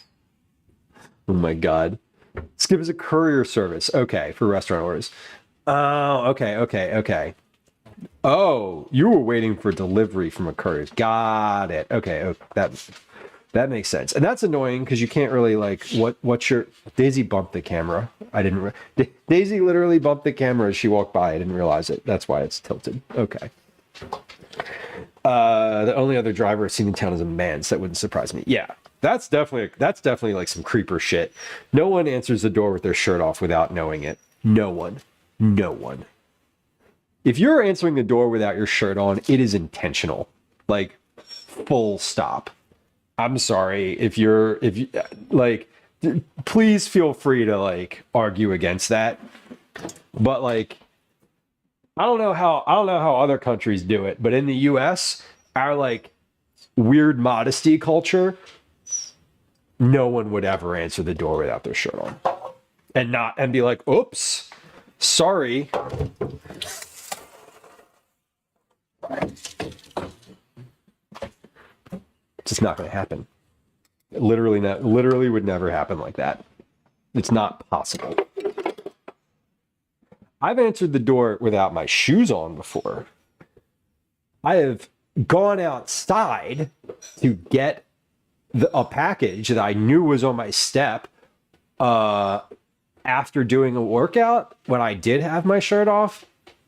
But the delivery driver wasn't there anymore. I knew that because I literally was looking out front before I opened the door. Because I had my shirt off and I didn't want to open the door in that situation to another human being because it's fucking creepy. A thumbs down that delivery. Can you opt to not? I know for like certain on the On the shopper's end of Instacart, you can select a favorite shopper. You can be like, I like that person. They did a good job. Let me have them again. Can you do that from the other direction on Instacart and be like, I don't want to deliver to this person anymore? I'll change if I think I'm looking messy. Oh, that I don't do. But I've never answered the door in a state of undress, period, when that wasn't expected. Caveat. Just never going to happen. Yeah, bathrobe, which I assume covers your shoulders and most of your torso. Yeah, that's reasonable.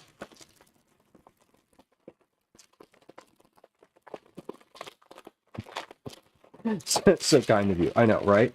Like, to get clothed before answering the door, basic decency. Really. That's really.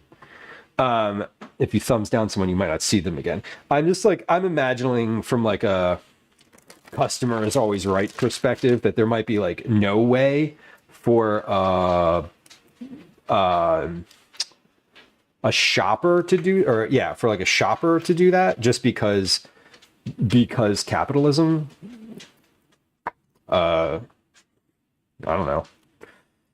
Because then as a customer, you couldn't, it's not like, I feel like it's not like Uber or there's like the services where you have like a rating. I feel like it's less,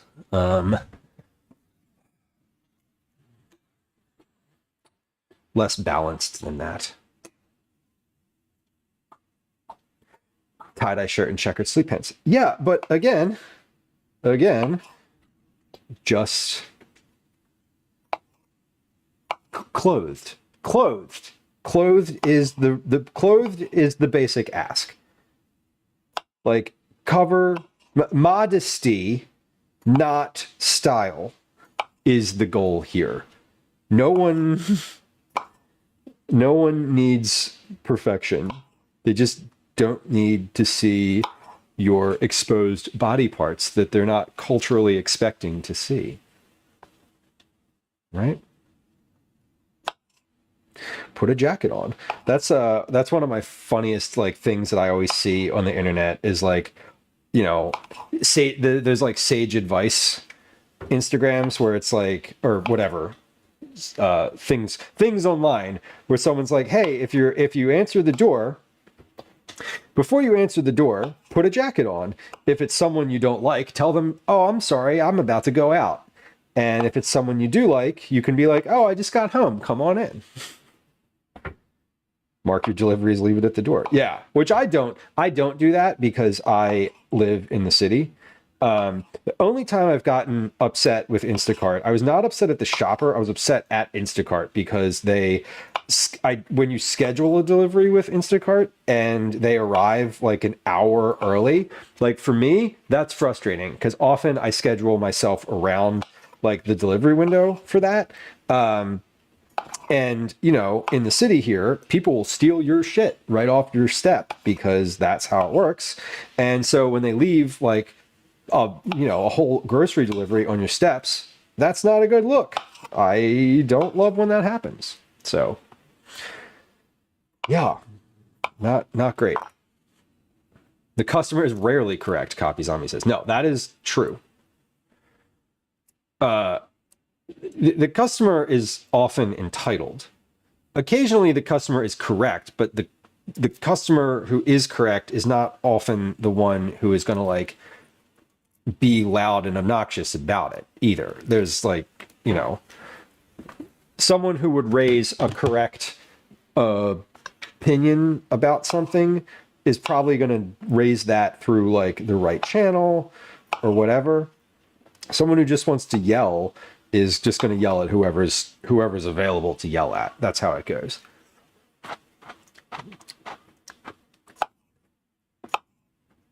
Teresa has instructions for the Amazon delivery driver.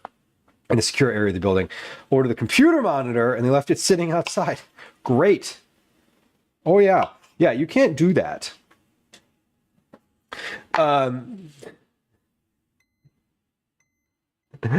Storm, I really love that. I really love that sentiment. The customer is always, it might be apocryphal, again, great word, but I've heard the full statement. The customer is always right in matters of taste.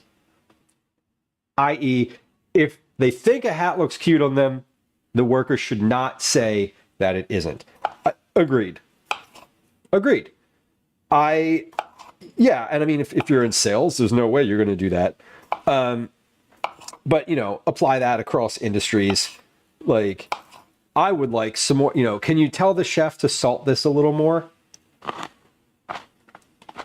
You know, you take it back to the kitchen and the chef's like, fuck them. They don't know good taste. It's like, yeah, maybe they like salt, bro. Chill out. Like, don't be salty about it. Don't be salty about it.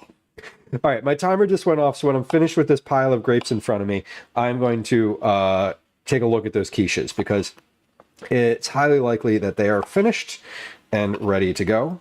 And if they are done, then we can take them out of the oven. I'm going to move those breads around on my cooling racks over here, because they're pretty much cool at this point. They are, the apple bread for sure is cool. I want them to be completely cool before I put the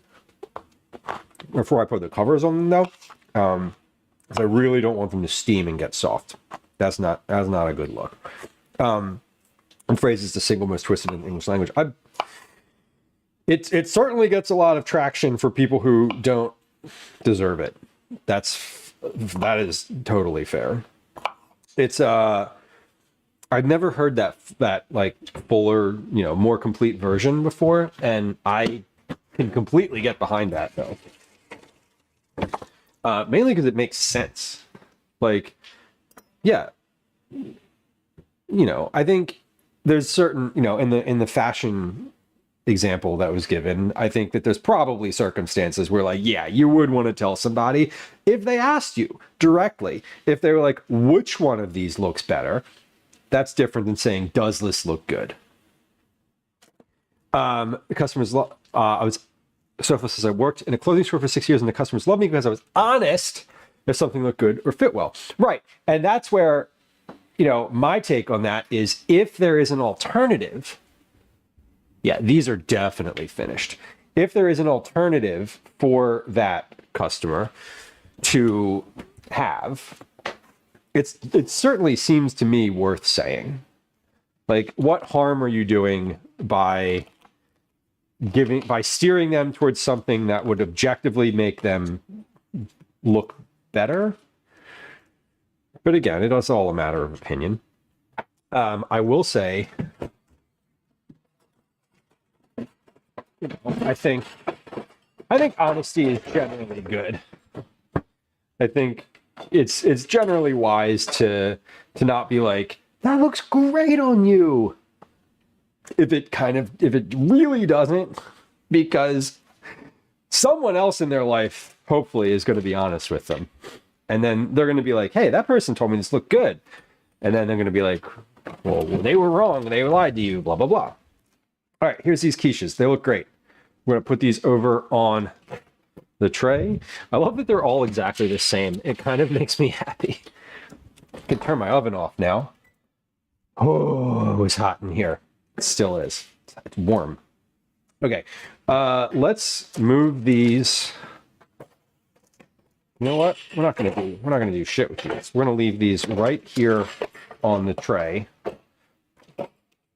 while I finish this chicken salad.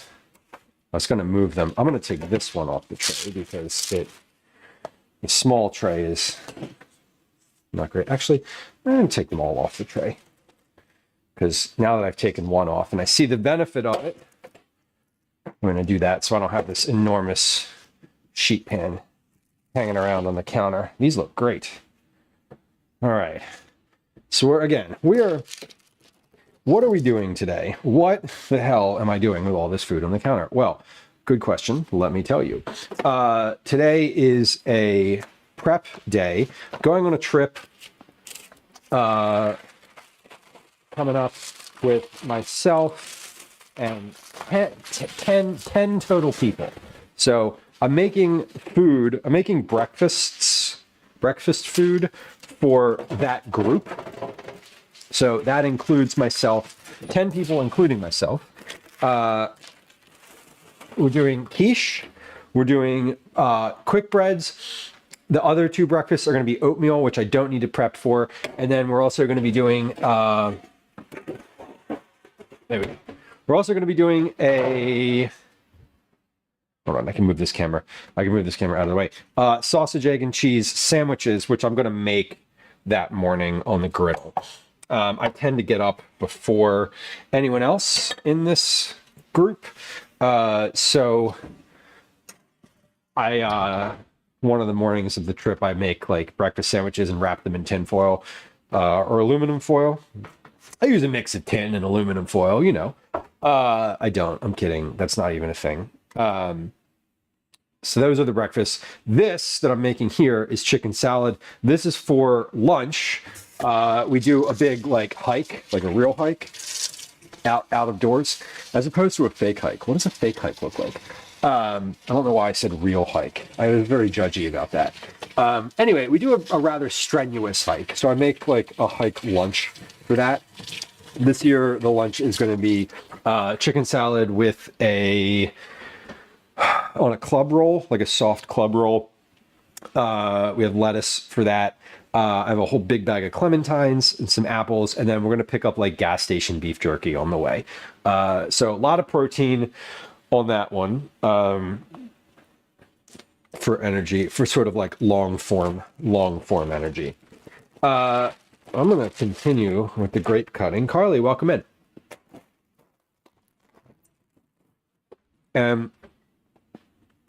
We're making chicken salad. The chicken salad has grapes and chicken thighs. We're going to add mayonnaise to that and mustard, dry dill, a little bit of lemon juice, and then salt, pepper, and we're going to season it as I see fit based on how it's tasting after that point. So that is where we're at. On the counter to your right, my left, is quiches, or our quiches. The quiches exist over here. Those are all the same. They're broccoli and turkey sausage and cheddar cheese with egg. Obviously, pie shell, pre-made pie shell. We didn't make the pie shell this time around. I was not going to be that ambitious today. Obviously, we've been live now for 6 hours and 15 minutes, and I think it was a good call not making the pie shells myself, because I'd be here for another 2 hours if I had done that, because I would have had to make them and shape them and pre-bake them and cool them down, and then do all the other stuff that I already did today. So we're picking our battles today, such as it is. And we're almost wrapped. We're doing good, I think. I was expecting to end stream today about an hour and a half ago. So, you know, I did end up chatting quite a bit more, I think, than I thought I would. But surprise, it's a live stream. That's what happens. And I don't hate that. If I wanted to be efficient and get everything done in a quick manner, I wouldn't have gone live. But I wanted company and people to talk to while I was doing it, so I did. And yeah, and that's it. That's the joke. Semi-homemade quiche. I'm never gonna fucking live this down, am I? I'm never living it down. The semi-homemade quiche. Oh, you mean, tell me you were talking about the pie shells, not the fact that quiche needs to be in a vertical fluted pan. Tell me that's what you meant. Tell me that's what you meant. Did that sound threatening? That was my most threatening voice. That's not true. That is not at all my most threatening voice. You don't want me to do the threatening voice. I'd have to be in a mood. I'd have to be in like a negative mood to do that. I don't think I could just whip that one out. Totally meant the pie shells. Yeah, exactly. They are semi-homemade. I was referring to the fact that earlier in stream we had a Food Lover's Companion definition redeem for the word quiche. And in doing the reading of that, discovered that quiche, by the definition in the Food Lover's Companion anyway, has a specifically shaped pan. Either a straight-sided fluted pan or a removable bottom pan, like a tart pan, which this is neither. These are just pie shells. But I don't care. I'm going to call it quiche. Y'all can call it what you want. And I am going to be sad about it.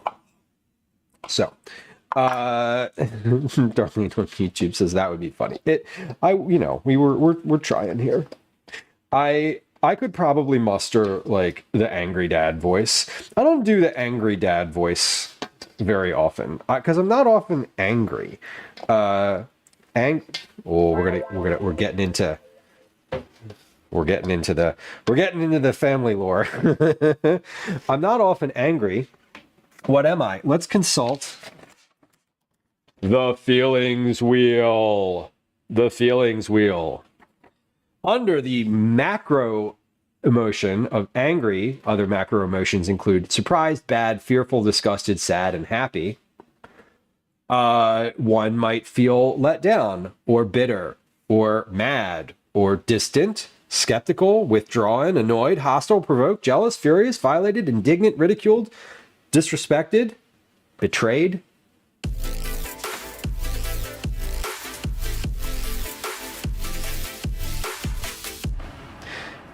Patrick, welcome. Katie Matt, welcome. Spazleg, welcome. Lanzi, welcome. Bobby Bats, hello. Tetra Ray, welcome in. Ricochet, hello. Not and Getty. Feelings Wheel. Luigi, welcome in.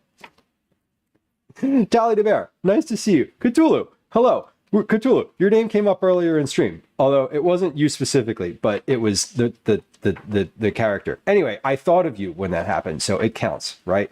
Bambi, welcome in. Zifan, hello. Bottle of Zen, welcome. Boygus Burgers, welcome in. We were just consulting the feelings wheel. I'm in danger. We were consulting the feelings wheel, and y'all, how does Patrick Richards make you feel when you go into a Patrick Richards stream? Pink Bro, hello. Mistress Tissa, welcome in. Gulira History, trip meal. Is the trip meal or that trip meal? This is a meal these are meals that people will be eating for breakfast to during a trip, or no, during a trip, but potentially before a trip. You know what I'm saying, right? Musiato, interesting stream. You're telling me. Welcome in, y'all. Okay, let me like give me like 2 seconds here. If y'all were hanging out here on this stream, and you like music of the house variety, or if you like DJ music generally, I really want to encourage you to go follow Patrick Richards, fellow Philly homie. Go Birds. Go Birds. Friend of the stream insofar as Patrick, the Bup lives on the fridge. Friend of the stream insofar as the Bup lives on my water bottle. Friend of the stream insofar as Patrick Richards is not going to make fun of me for saying the word water. Go Birds. Anyway, when I watch a Patrick Richards stream, I feel accepted. I feel optimistic. I feel valued. I feel cheeky. It's literally on here. And I feel thankful. Patrick's one of my favorite people on Twitch. I love hanging out in Patrick's stream. It's always a good vibe. And if you like music on Twitch, I want to encourage you to hang out there too. I don't. Oh God, I had a bunch of pictures on the fridge and they all just fell off. It's okay. We'll pick them up. All of the above, indeed. Right. This is so Boner Poll. Hello. We are. I'm going on a trip with a bunch of my friends, 9 of my friends specifically. We're going hiking. I'm making breakfast. This is not breakfast. This is chicken salad. We're making breakfast. Breakfast is a bunch of different things. I have quiche over here on the counter. I have pumpkin bread that I've made. I have iced apple bread that I've made. And I'm currently making chicken salad. I'm going to be doing a sausage, egg, and cheese sandwich for breakfast on another day. Another day is going to be oatmeal. Anyway.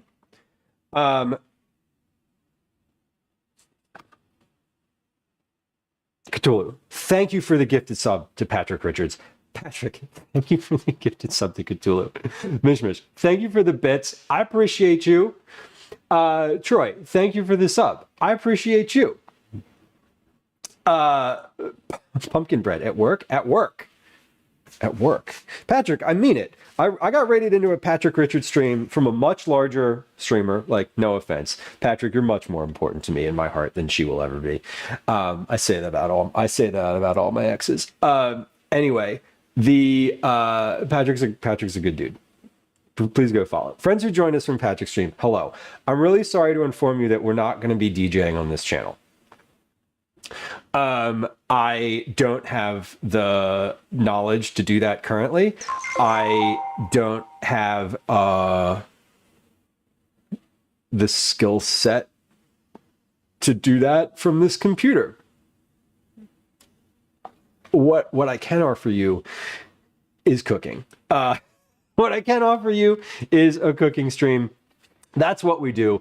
Friends who just joined us, I want to tell you that follows are silent. If you have followed the channel and you want attention from me, you can do that in chat. There's no sounds.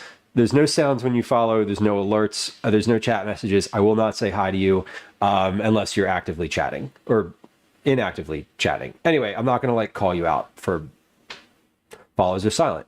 So if you like cooking and you like IRL stuff, I go around Philadelphia IRL with my little camera on a stick and say hi to people. We've done the Mummers Parade. We've been to Reading Terminal several times. But welcome in. It's nice to have you. I'll give you the spiel, friends, before we get back to the chicken salad. And then I want to ask you what your favorite chicken salad ingredient is, because people have opinions and I appreciate them. My name's Lou. It's nice to meet you. I'm a home cook. I'm a recipe developer. I'm a dad. I live in Philadelphia. My pronouns are he, they. It's really lovely to have y'all here. Welcome in. Our stream is generally all about cooking, vegetable forward meals. I do some recipe development on stream. We do some baking. We do treats and snacks. I do experimental stuff sometimes. We also do IRLs out in the world. Like I said, we're a pretty chatty community, but lurking is always welcomed. Follows are silent. So please, if you are interested in following, please go ahead and do that. I also want to point you to the social media channels that are in chat, specifically YouTube, where I'm doing a little bit more content now, and it would be cool to have support there. I just put up a video all about folding and shaping pizza dough. It's got me in a hat with pizza on it, talking about pizza like I know a thing or two, which, whatever, it's on YouTube. It must be real, right? And the internet, no one knows you're a dog. Anyway, we're making chicken salad. My son is with my partner at karate right now. He's taking karate. She's present. So we're trying to get through things. Trying to get through things. Maka Waka, thank you for the bits. I appreciate you. Troy, thank you for the gifted sub. I appreciate you too. Thank you for the little hype train, y'all. I appreciate all of y'all, and I know the friends who just joined us from Patrick's community. I really do appreciate y'all too. Whether or not you follow me, Whether or not you subscribe or any of that, whether you chat, it doesn't matter. If you're hearing me right now, I appreciate you because you came from watching a person who I value as a human and as a Twitch streamer, but as a human, generally speaking. Anyway, if you gotta go, you gotta go. That's how it is, and I know how it is. So I'm washing my hands right now because I just kind of, well, I thought about it and I was like, when was the last time you washed your hands? And I was like, I don't remember. So we got to do it again. Rule.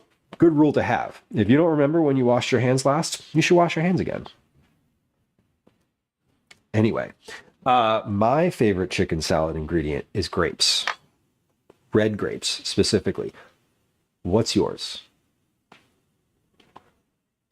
Galera says chicken cojina. What is cojina? Cojina is a Brazilian meal. What does cojina consist of? Grapes and apples. And they're like, yes, grapes for sure. I would put apples in this, but I'm a little too afraid of having like too much fruit. Too much. I don't want there to be too much fruit. It's a trip with a bunch of straight guys, so you know. Anyway, hi. Radishes in chicken salad. Ooh, caretaker. I like that idea. I've never put radishes in my chicken salad. I feel like I've had radishes in chicken salad before. Patrick, enjoy the rest of your evening. I appreciate you. I am happy that you've brought friends over. And it is always good to see you. I love lurking, and I lurk on Patrick's stream very, very frequently. It's a great daytime hangout, generally speaking, for me. Potato, chicken, and oil to fry. Fried chicken salad? Wait, fried chicken salad? That could be pretty good. Celery tie. Okay. You know what? I might throw some celery salt in this too. I was just thinking about what to season this with, and that's actually a good idea because I don't have any actual celery. I was gonna say I'm not gonna front, but that's not a thing that the kids say anymore, is it? I don't think we can say that. I'm not fronting. Not anymore. That was from 2010. Cranberries. Yes, cranberries are tart. And anything that's like a little bit tart is always good. I think cranberries would be good with grapes. I put 7 pounds of chicken in here and a whole bag of grapes. I literally just quartered an entire bag of grapes to put in there. And I think it's just going to be enough.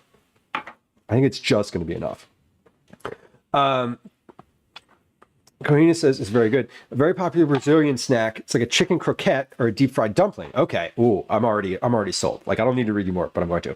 It's shaped like a little teardrop and filled with shredded chicken and sometimes cream cheese. The dough is made from wheat flour and chicken broth, breaded and fried until golden and crispy on the outside. Jesus. Don't tempt me with a good time. That sounds amazing. Probably not with grapes. Yeah, actually, that might be too much. Too much like citrusy. Sky Blue says red bell pepper, celery, red onion, and a lime heavy mayo dressing. Okay. I like a lime. I wish I had lime today. I don't. I have lemon. But that's fine. Speaking of, let's get out what else I want to put in here. So lemon. I'm going to dig around here for some mayonnaise. Do I got any mayonnaise in here? I got mayonnaise right here. I feel like I'm missing the mayonnaise. It's somewhere back here. Oh no. Well, that's fine. We got a new container just for this purpose. Alley Cat says, has anyone here ever ordered from Azure Standard? I do not know. I'm not familiar with Azure Standard. Is that a grocery store? Or is that a carryout place? What is that? What is your favorite thing you get? I don't have a favorite thing from Azure Standard, but maybe someone else does.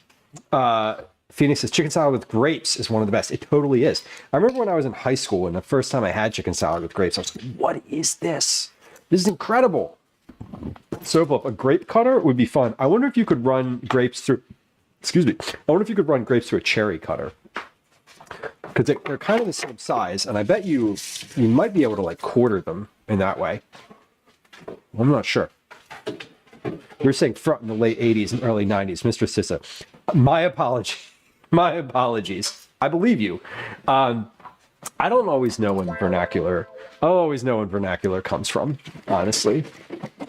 I just am sort of like floating along. I also haven't cared about vernacular in like 20 years, I would say. All right, we're not measuring. We're measuring with our heart today. We're going to put in some celery salt. How much? That much. I want to put in a bunch of pepper.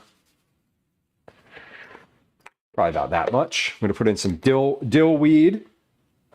You remember that was an insult? I remember when that was an insult in like elementary school or middle school for me. Someone would be like, "Shut up, dill weed." And you're like, all right, whatever. I used to think it was a bad word. I feel good when I cut them in half. I just like the texture. I like they sort of cling better. For me, we were talking about the difference in chicken salad too, with the difference between like shredded chicken salad and like just cut chicken. And I always shred my chicken because it has better has a better consistency when you mix it with mayonnaise. It has like it just works better. Predated the 2010s. Fair. I also predated the 2010s.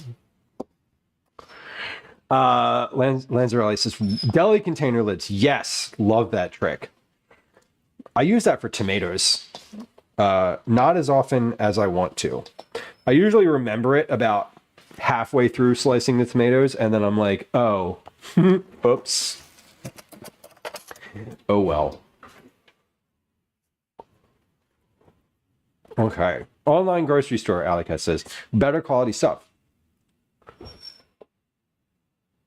It drops and you have to go unload the trunk and get your stuff. Interesting. So it's like a grocery store with a niche. Caretaker, enjoy the rest of your evening. I appreciate you coming through and hanging out for so long today. It's good to see you. When do you leave for your trip? Wednesday. Honey and mustard. Ooh, mustard for sure. I'm going to add a little. That's what I wanted to add. I forgot to get that. I'm going to add a little bit of dry mustard to this. I don't always love adding liquid mustard. I don't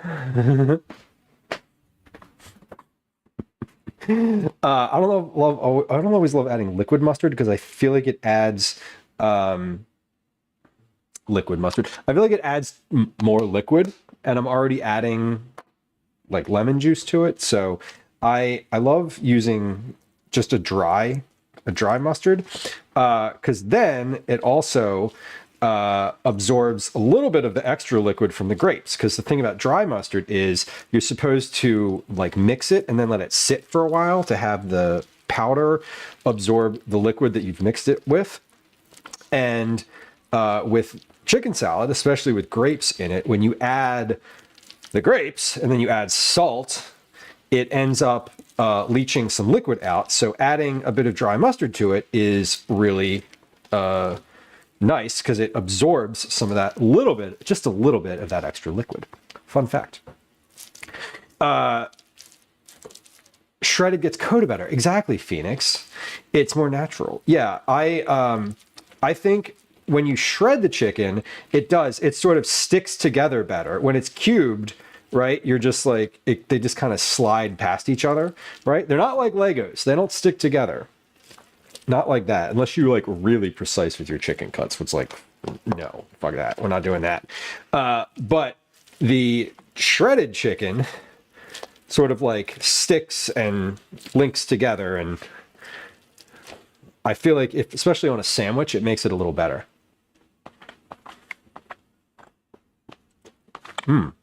Okay. Trying this. Measuring. Yeah, we baked earlier today. We baked a bunch of bread and we measured. And I remember I finished all the baking and I was like, we're done with measuring for the day. The rest of this is by heart.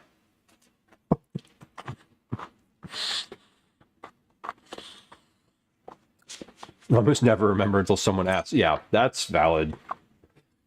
I feel that one in my heart. Grapes, especially green ones and chicken salad, come from the Waldorf salad. We'd also find celery and walnuts as mix-ins. That's the one that has the word that I'm thinking of, mayonnaise as a base too. Correct? I remember my mom used to make Waldorf salad when I was a kid, but I always I'm just adding the rest of this pepper because like whatever. Because it'll be good. And this needs more seasoning. This needs like more salt. I've been over salting things recently, so I feel like I'm pulling back on how much salt I use, and now it's just a lot of the stuff that I'm making feels under salted. So we have to find a balance. Who are we cooking for, Mr. Sissa? I am cooking for myself and 9 other people. I have an annual trip every year that I plan and organize for myself and like a rotating group of friends. I think at this point we have like 20 some people on the invite list. The biggest this trip has been 17 people. The smallest it's been has been 5. This year we have 10 coming. Making breakfasts, 4 different breakfasts. We're doing what are we doing? We're doing blah, blah, blah, blah. Hold on, let me find it. We're gonna find it in here. It's somewhere. One sec. I don't know what order we're having these in, like what order we're consuming these in on the trip. We're doing quiche with sausage, broccoli, and cheese. That's these. We're doing a sausage, egg, and cheese sandwich on like a soft roll. I have sausage links. I'm just going to grill those along with like some fried eggs on a big griddle, and then I'll wrap them in tinfoil and wait for everyone else who's there to get up, because I get up before everyone else because I'm a parent and that's like my fucking life. Because I can't help it. We're also doing a oatmeal, probably the last morning, because it's easy. You just put it in a pot and like done, whatever. The oatmeal is going to have whipped cream and berries and special toppings on it. Special toppings are like a jar of baking stuff, marshmallows, chocolate chips, coconut, sugar, sparkly sugar, rainbow jimmies, etc. And then one of the days we're going to be doing 2 different types of breads. One of those breads is a pumpkin. It looks like that. There are 2 loaves of it. The other one is an apple bread with a vanilla sugar glaze on it. It looks like that. And we're also making chicken salad for lunch one of those days. So we have 7 pounds of chicken and a whole bag of grapes, an indeterminate amount of mayonnaise, and like, here we are. Anyway, there's a lot of information. Let's taste this and see what it's like. And here we are. Barley, welcome in. Thank you. The quiches look so good. I appreciate that. Thank you very much. I was talking about you the other day. I was talking about you're it was at TwitchCon actually. I was talking to another streamer about like folks who've shifted their content and like moved into the food and drink space and like how you can really expand into it. And I had used your name as an example. And anyway, it was really cool. Probably is one of those folks that I watch in the evenings on Twitch on food and drink, and has like the really lovely energy. I don't know if other folks have used the word lovely to describe it, but lovely is like a catch-all for me in the terms of like, it's great. I appreciate it. So anyway, I like your energy. I appreciate it. It's good to see you. I feel Waldorf salad is an atrocity, Phoenix says. Phoenix is coming in strong, and that's an allowed opinion. There's a big difference between saying, I don't like Waldorf salad. Notice how Phoenix phrased this. I want to point out to everyone who's ever come into stream and said something, and I've like, come on to them. I want to say a lot of things to those people, but we'll keep that to the DMs. For anyone who's ever come into stream and said something that's like, Waldorf salad is gross, right? The way Phoenix phrased that, I feel Waldorf salad is an atrocity. That takes ownership of the thing and says, this is how I feel. It doesn't say Waldorf salad is an atrocity objectively. It's a feeling about how you feel about food. And that's like, anyway, shout out to the person who came in the other day and told me my food looked like shit. Where's my money?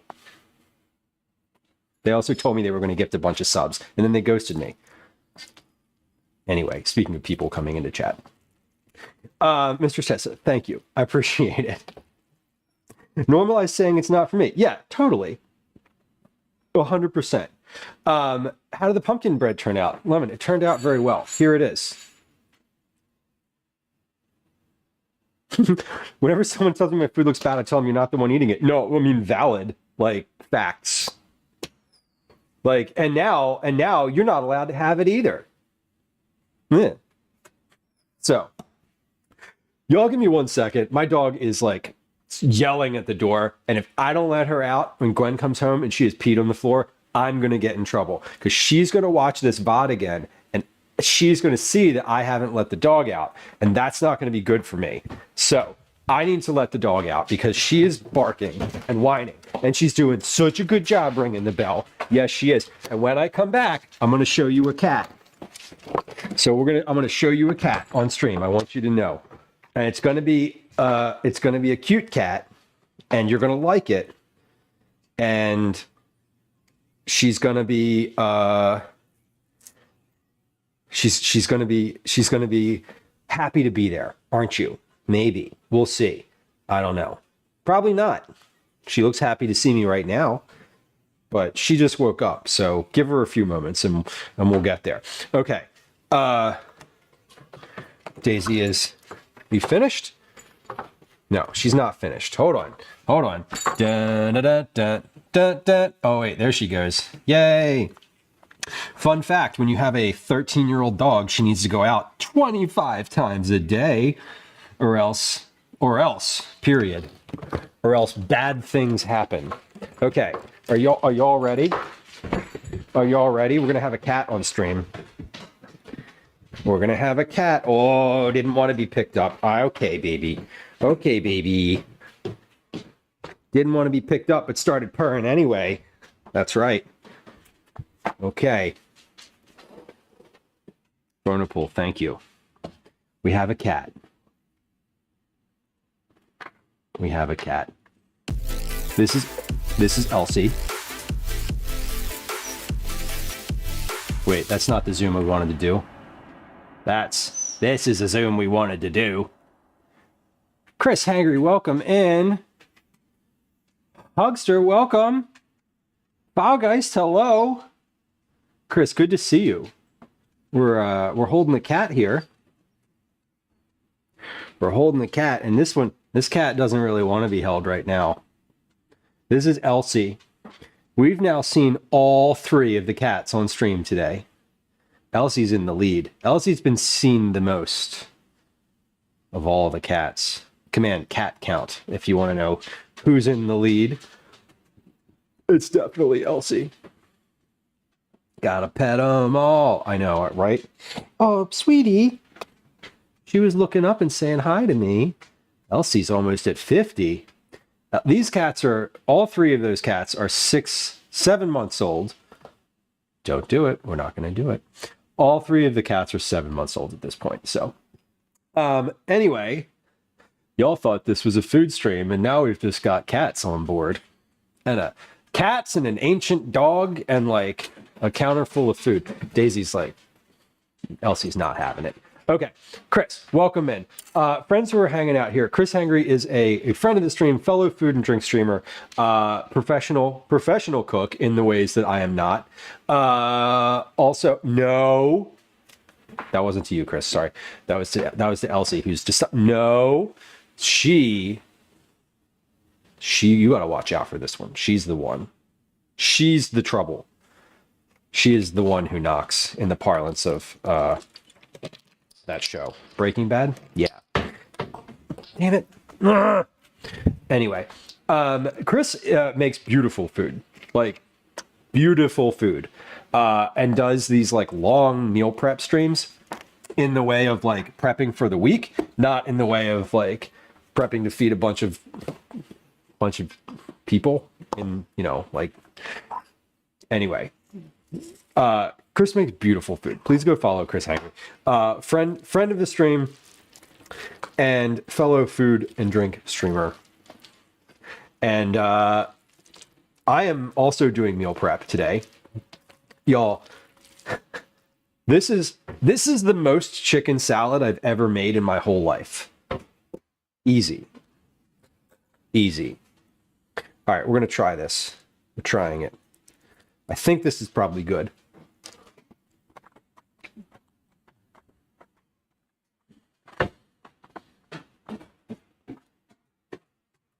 It is.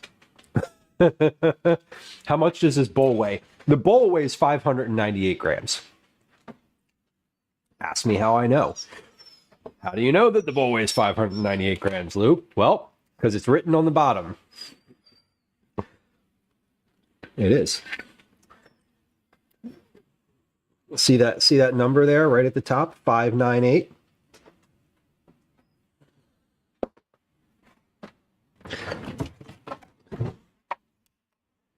Let's see how much chicken salad this is.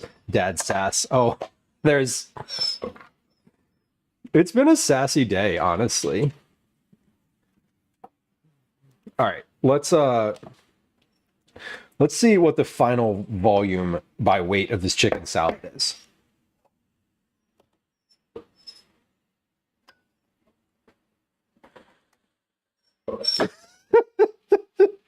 Hold on. We need to do this in Jamie, your guess is 1,300 grams. Okay. I did the weight in grams. Let's do the math though.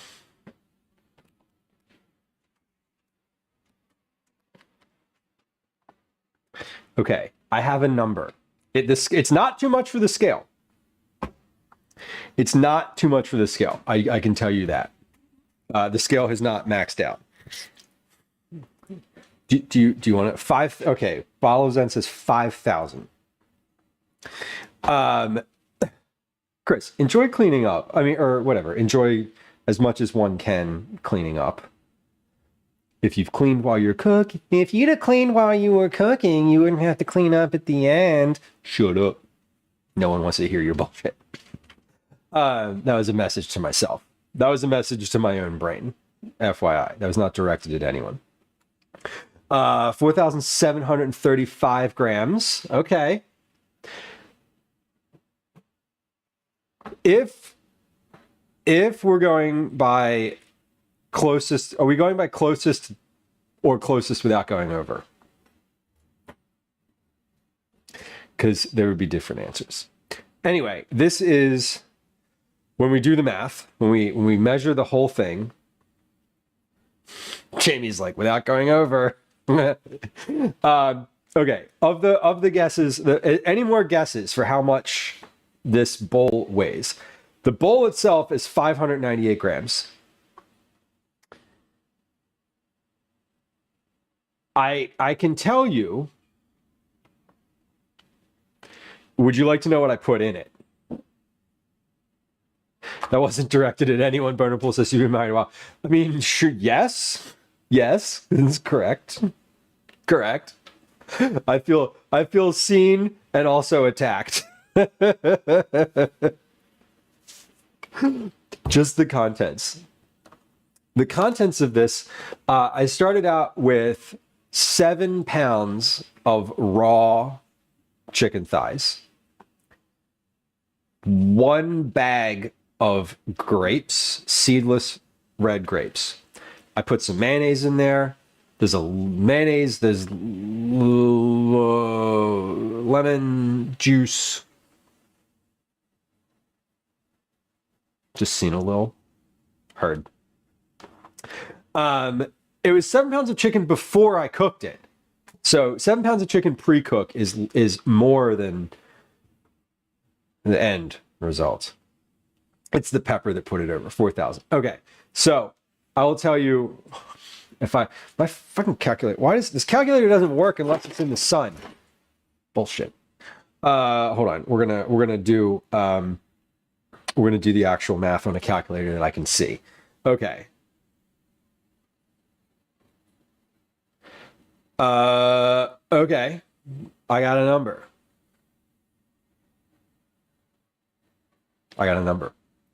The number of grams in this bowl, not including the bowl, but just the ingredients, is 3,874. If we do the math, grams to pounds, 1 pound is 453 grams.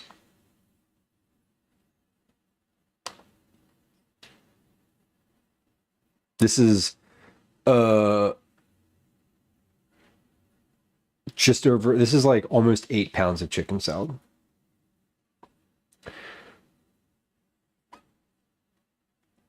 It's a lot of chicken salad. It's the most chicken salad I've ever made. This is enough to feed 10 people, one meal plus a little bit more for lunch. I think I'm going to cover this. I think I'm going to cover this and package it tomorrow. The reason for that is the grapes are going to leach some liquid out, and I want to be able to like stir that and reincorporate it before I package this. Record-breaking chicken salad, right? I have a great recipe for chicken salad, for this chicken salad. Command recipes. It's on the website. I didn't use it to make this, but it's like this is informed by that recipe. What's the idea of the lemon juice? Adds a little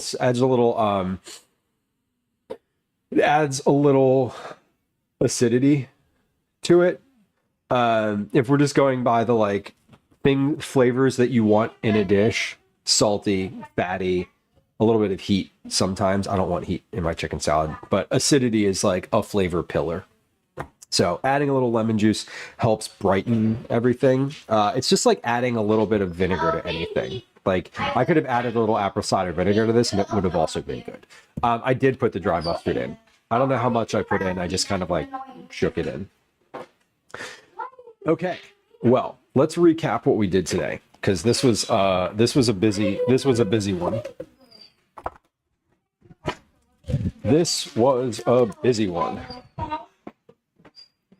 I'm gonna clear the counter off. All right. Callie, when you are ready to eat, I will heat up pasta for you, okay? When you're ready to eat, I'll heat up some pasta for you. Yeah. Okay. I'm not hungry, okay? I don't care. You don't have to be hungry. I let her out like 5 minutes ago. Just FYI. By the way, someone said that they could watch it Great. Wednesday through Saturday. Oh, okay, cool. That's the days I'm proposing, Yeah, got it. That's great. because I don't want to come back Sunday and then like leave stuff on. Yeah. Okay. Yeah. Anyway, TTYL. Okay. I'm still live, by the way. Yeah, I know. Oh, okay.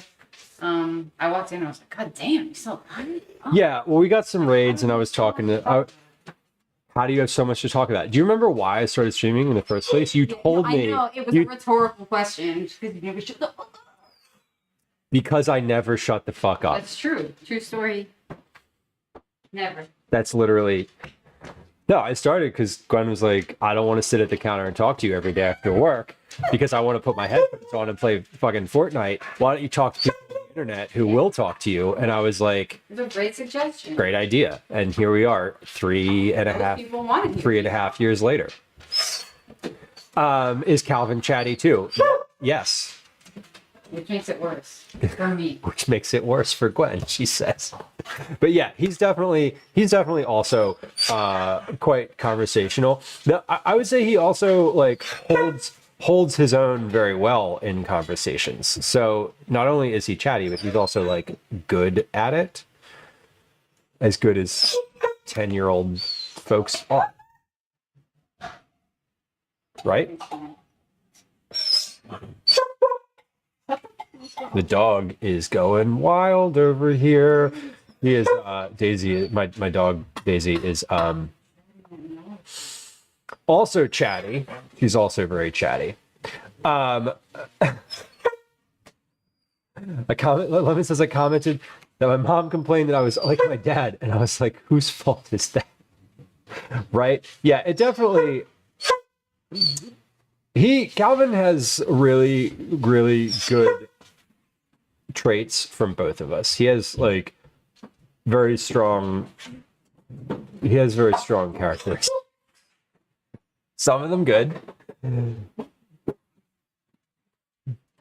Some of them grating. Anyway. Excuse me. Let's recap what we did tonight. And I think Monday's a weird day for me. He does not have a tiger stuffy. No. Although it's been discussed. We also discussed how he could have named the orange cat that we have, Obi. Could have named him Hobbs. We didn't, and that's okay. Also, I think that would have been odd because he would have ended up being he's one of 3 cats, so he would have ended up being like special in somehow that maybe the other ones weren't. Yeah.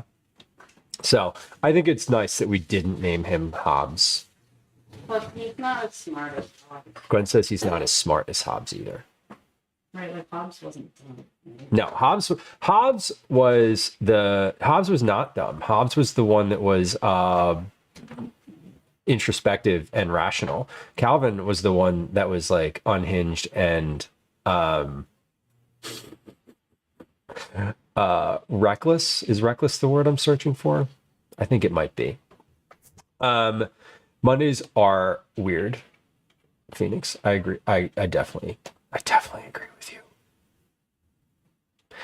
I'm looking for where we could go today. We could either stay in food and drink, or we could go to a music stream today, because music is usually where I end up on Monday nights anyway. Yeah, but Calvin was a kid. That's what they're supposed to do. Exactly. And Hobbs was a stuffed tiger, and being introspective and reasonable is what they're supposed to do. He was named after the comic though. So that is like valid to ask. It was a valid question to ask. I'm looking around here.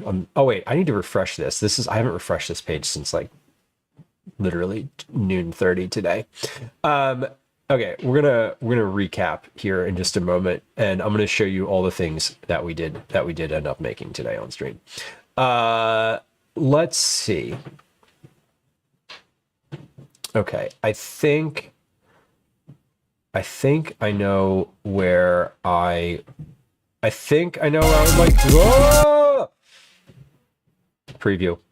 I think I know where I'd like to raid today, but we're going to do a little quick recap here first. All right. We did trip prep today. Today was a big trip prep stream. We're finished with the prep. So we have quite a few things. Jamie asks, is this your only stream this week? Yes. Yes. Asterisk. I'm going to take my IRL stuff with me on this trip. I'm not planning on IRL streaming any hiking or any of the like outdoor activities, because I'm not going to have reception. I'm pretty sure I'm not going to have reception. If like the folks that go on this trip know me, they know what they know all about stream. I don't hide my streaming from like the folks in my IRL life. So if it so happens that there's like an opportunity to do that while we're there, maybe like sitting around, or just like, I don't know, maybe I'm cooking or something, maybe I'm helping cook, and like, I don't know. I might go live. If I do go live, it's probably not going to be on this account. It's probably going to be on this account, which is in chat right now. which is what I do all of the like just like off schedule stuff on. I do like my test streams and whatever on there. Or I might not go live at all. I probably won't, honestly. And I was thinking about doing it. I was thinking about going live tomorrow, but then I was like, oh my God. I always get really stressed as I'm like trying to prep and do all the last minute stuff. So I'm probably not. So that's why we did Cookie Club on Sunday. That's why the cookies went out the door this morning.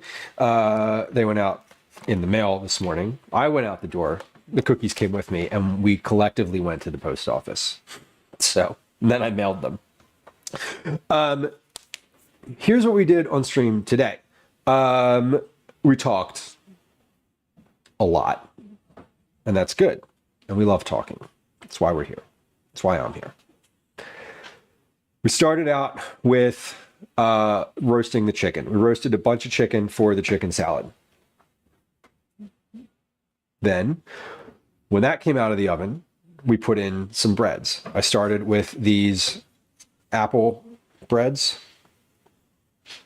They are apple cinnamon bread. They have a vanilla icing on them.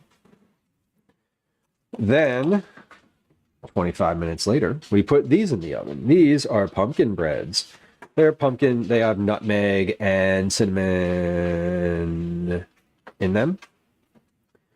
I'm going to, when I say package these are just going to get these little plastic lids on them. They're mostly cool. There's still some residual heat on the bottom of these. So I'm not going to package these for another hour or so until they are like completely cooled down. Then we made quiche. These are quiches. They're all the same. They are, that's hot on the bottom. Okay. This is a broccoli cheddar sausage quiche. It is not a homemade pie shell. I bought this at the store. But the eggs, I also bought at the store. I did not lay them. But this is turkey sausage. And I steamed the broccoli and then shredded the cheese. So that is, we made 4 of those. They're all the same. So all of these are the same. And then we finished off with the making the chicken salad. Which is 4,500 grams worth of chicken salad, a little over 8 pounds.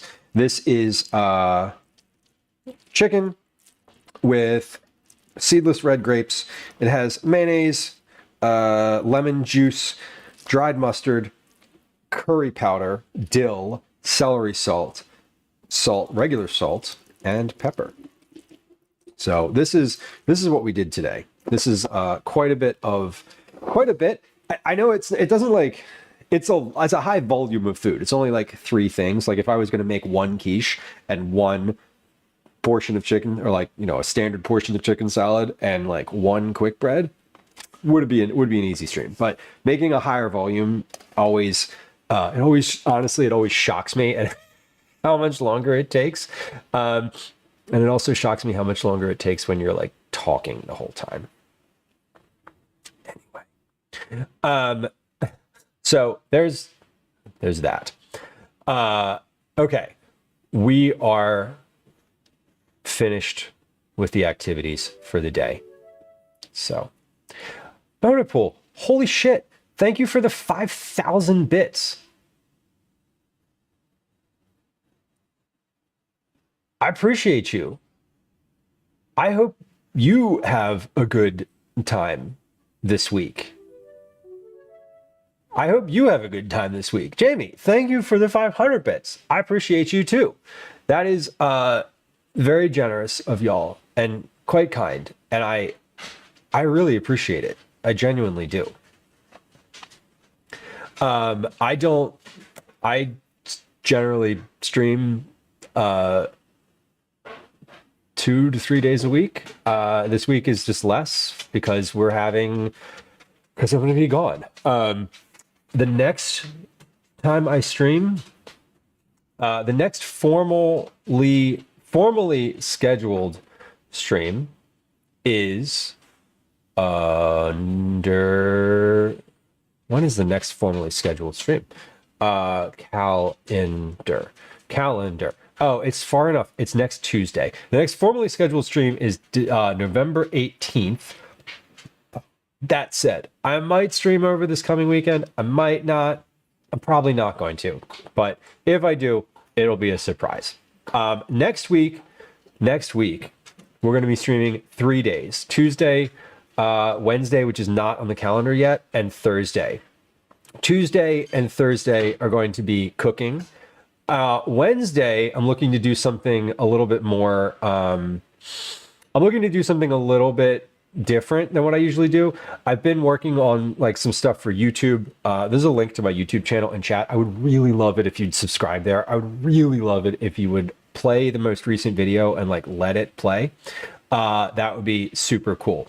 I would be very appreciative of you doing that. Okay. We are on Wednesday. I'm thinking of doing some like YouTube filming as part of stream. I don't really know what that means, but I have like a bunch of things that I want to kind of work on that I think it would be fun to like do on stream, because I would be able to like chat and show some things, which would be cool. Troy, feel free to DM me about most things in general. I can't promise that I'll always get back to you in a timely manner. I am notoriously terrible at doing that. So, just being really, really honest with you. I'm a terrible general online communicator when I'm not live. Okay, here's my thought. I was using a staccato voice. No, here's my thought. We got a really lovely raid from Patrick Richards today. Patrick is a favorite human of mine on Twitch, and I want to pass the love along to another fellow Philly fan who is also a DJ who is live right now. We're going to go visit Ethan Dubb. Ethan Dubb is doing Mix It Up Monday. I'm not sure exactly what kind of music Ethan Dubb is playing right now, but Ethan's a great dude. He is decked out in all of his Eagles swag right now. As I understand it, there's a football game happening tonight, so go Birds. Again, we will be live next on whatever day I said, Tuesday. All right. All right. Goodbye sounds are on. Raid messages in chat from Sofa. Thank you. Here's a couple social media links also in chat for y'all. Again, I would really love it if you would go to YouTube and hit subscribe and go like open that video and do that thing. All right. Take care now. Y'all, I appreciate you. If you're not following, followers are silent. Now's probably the best time to hit the follow button so you don't forget to come back next time if you were having a good time this time. I can promise more of the same next time we see each other. Anyway, I appreciate y'all. We'll be back again on Tuesday. I hope you have Tuesday of next. Sorry, I mean, like I've said that several times recently, so I don't want to harp on it, but yeah, thank you for all the support today. I really appreciate it, y'all. It's really lovely to have lots of regulars hanging out today, a lot of new friends and new faces in chat. And if I don't see you at our next stream, I'll probably see you at some point in chat. Enjoy your week. Hope you have a good one. Be safe out there. And we'll see you soon. Okay, bye.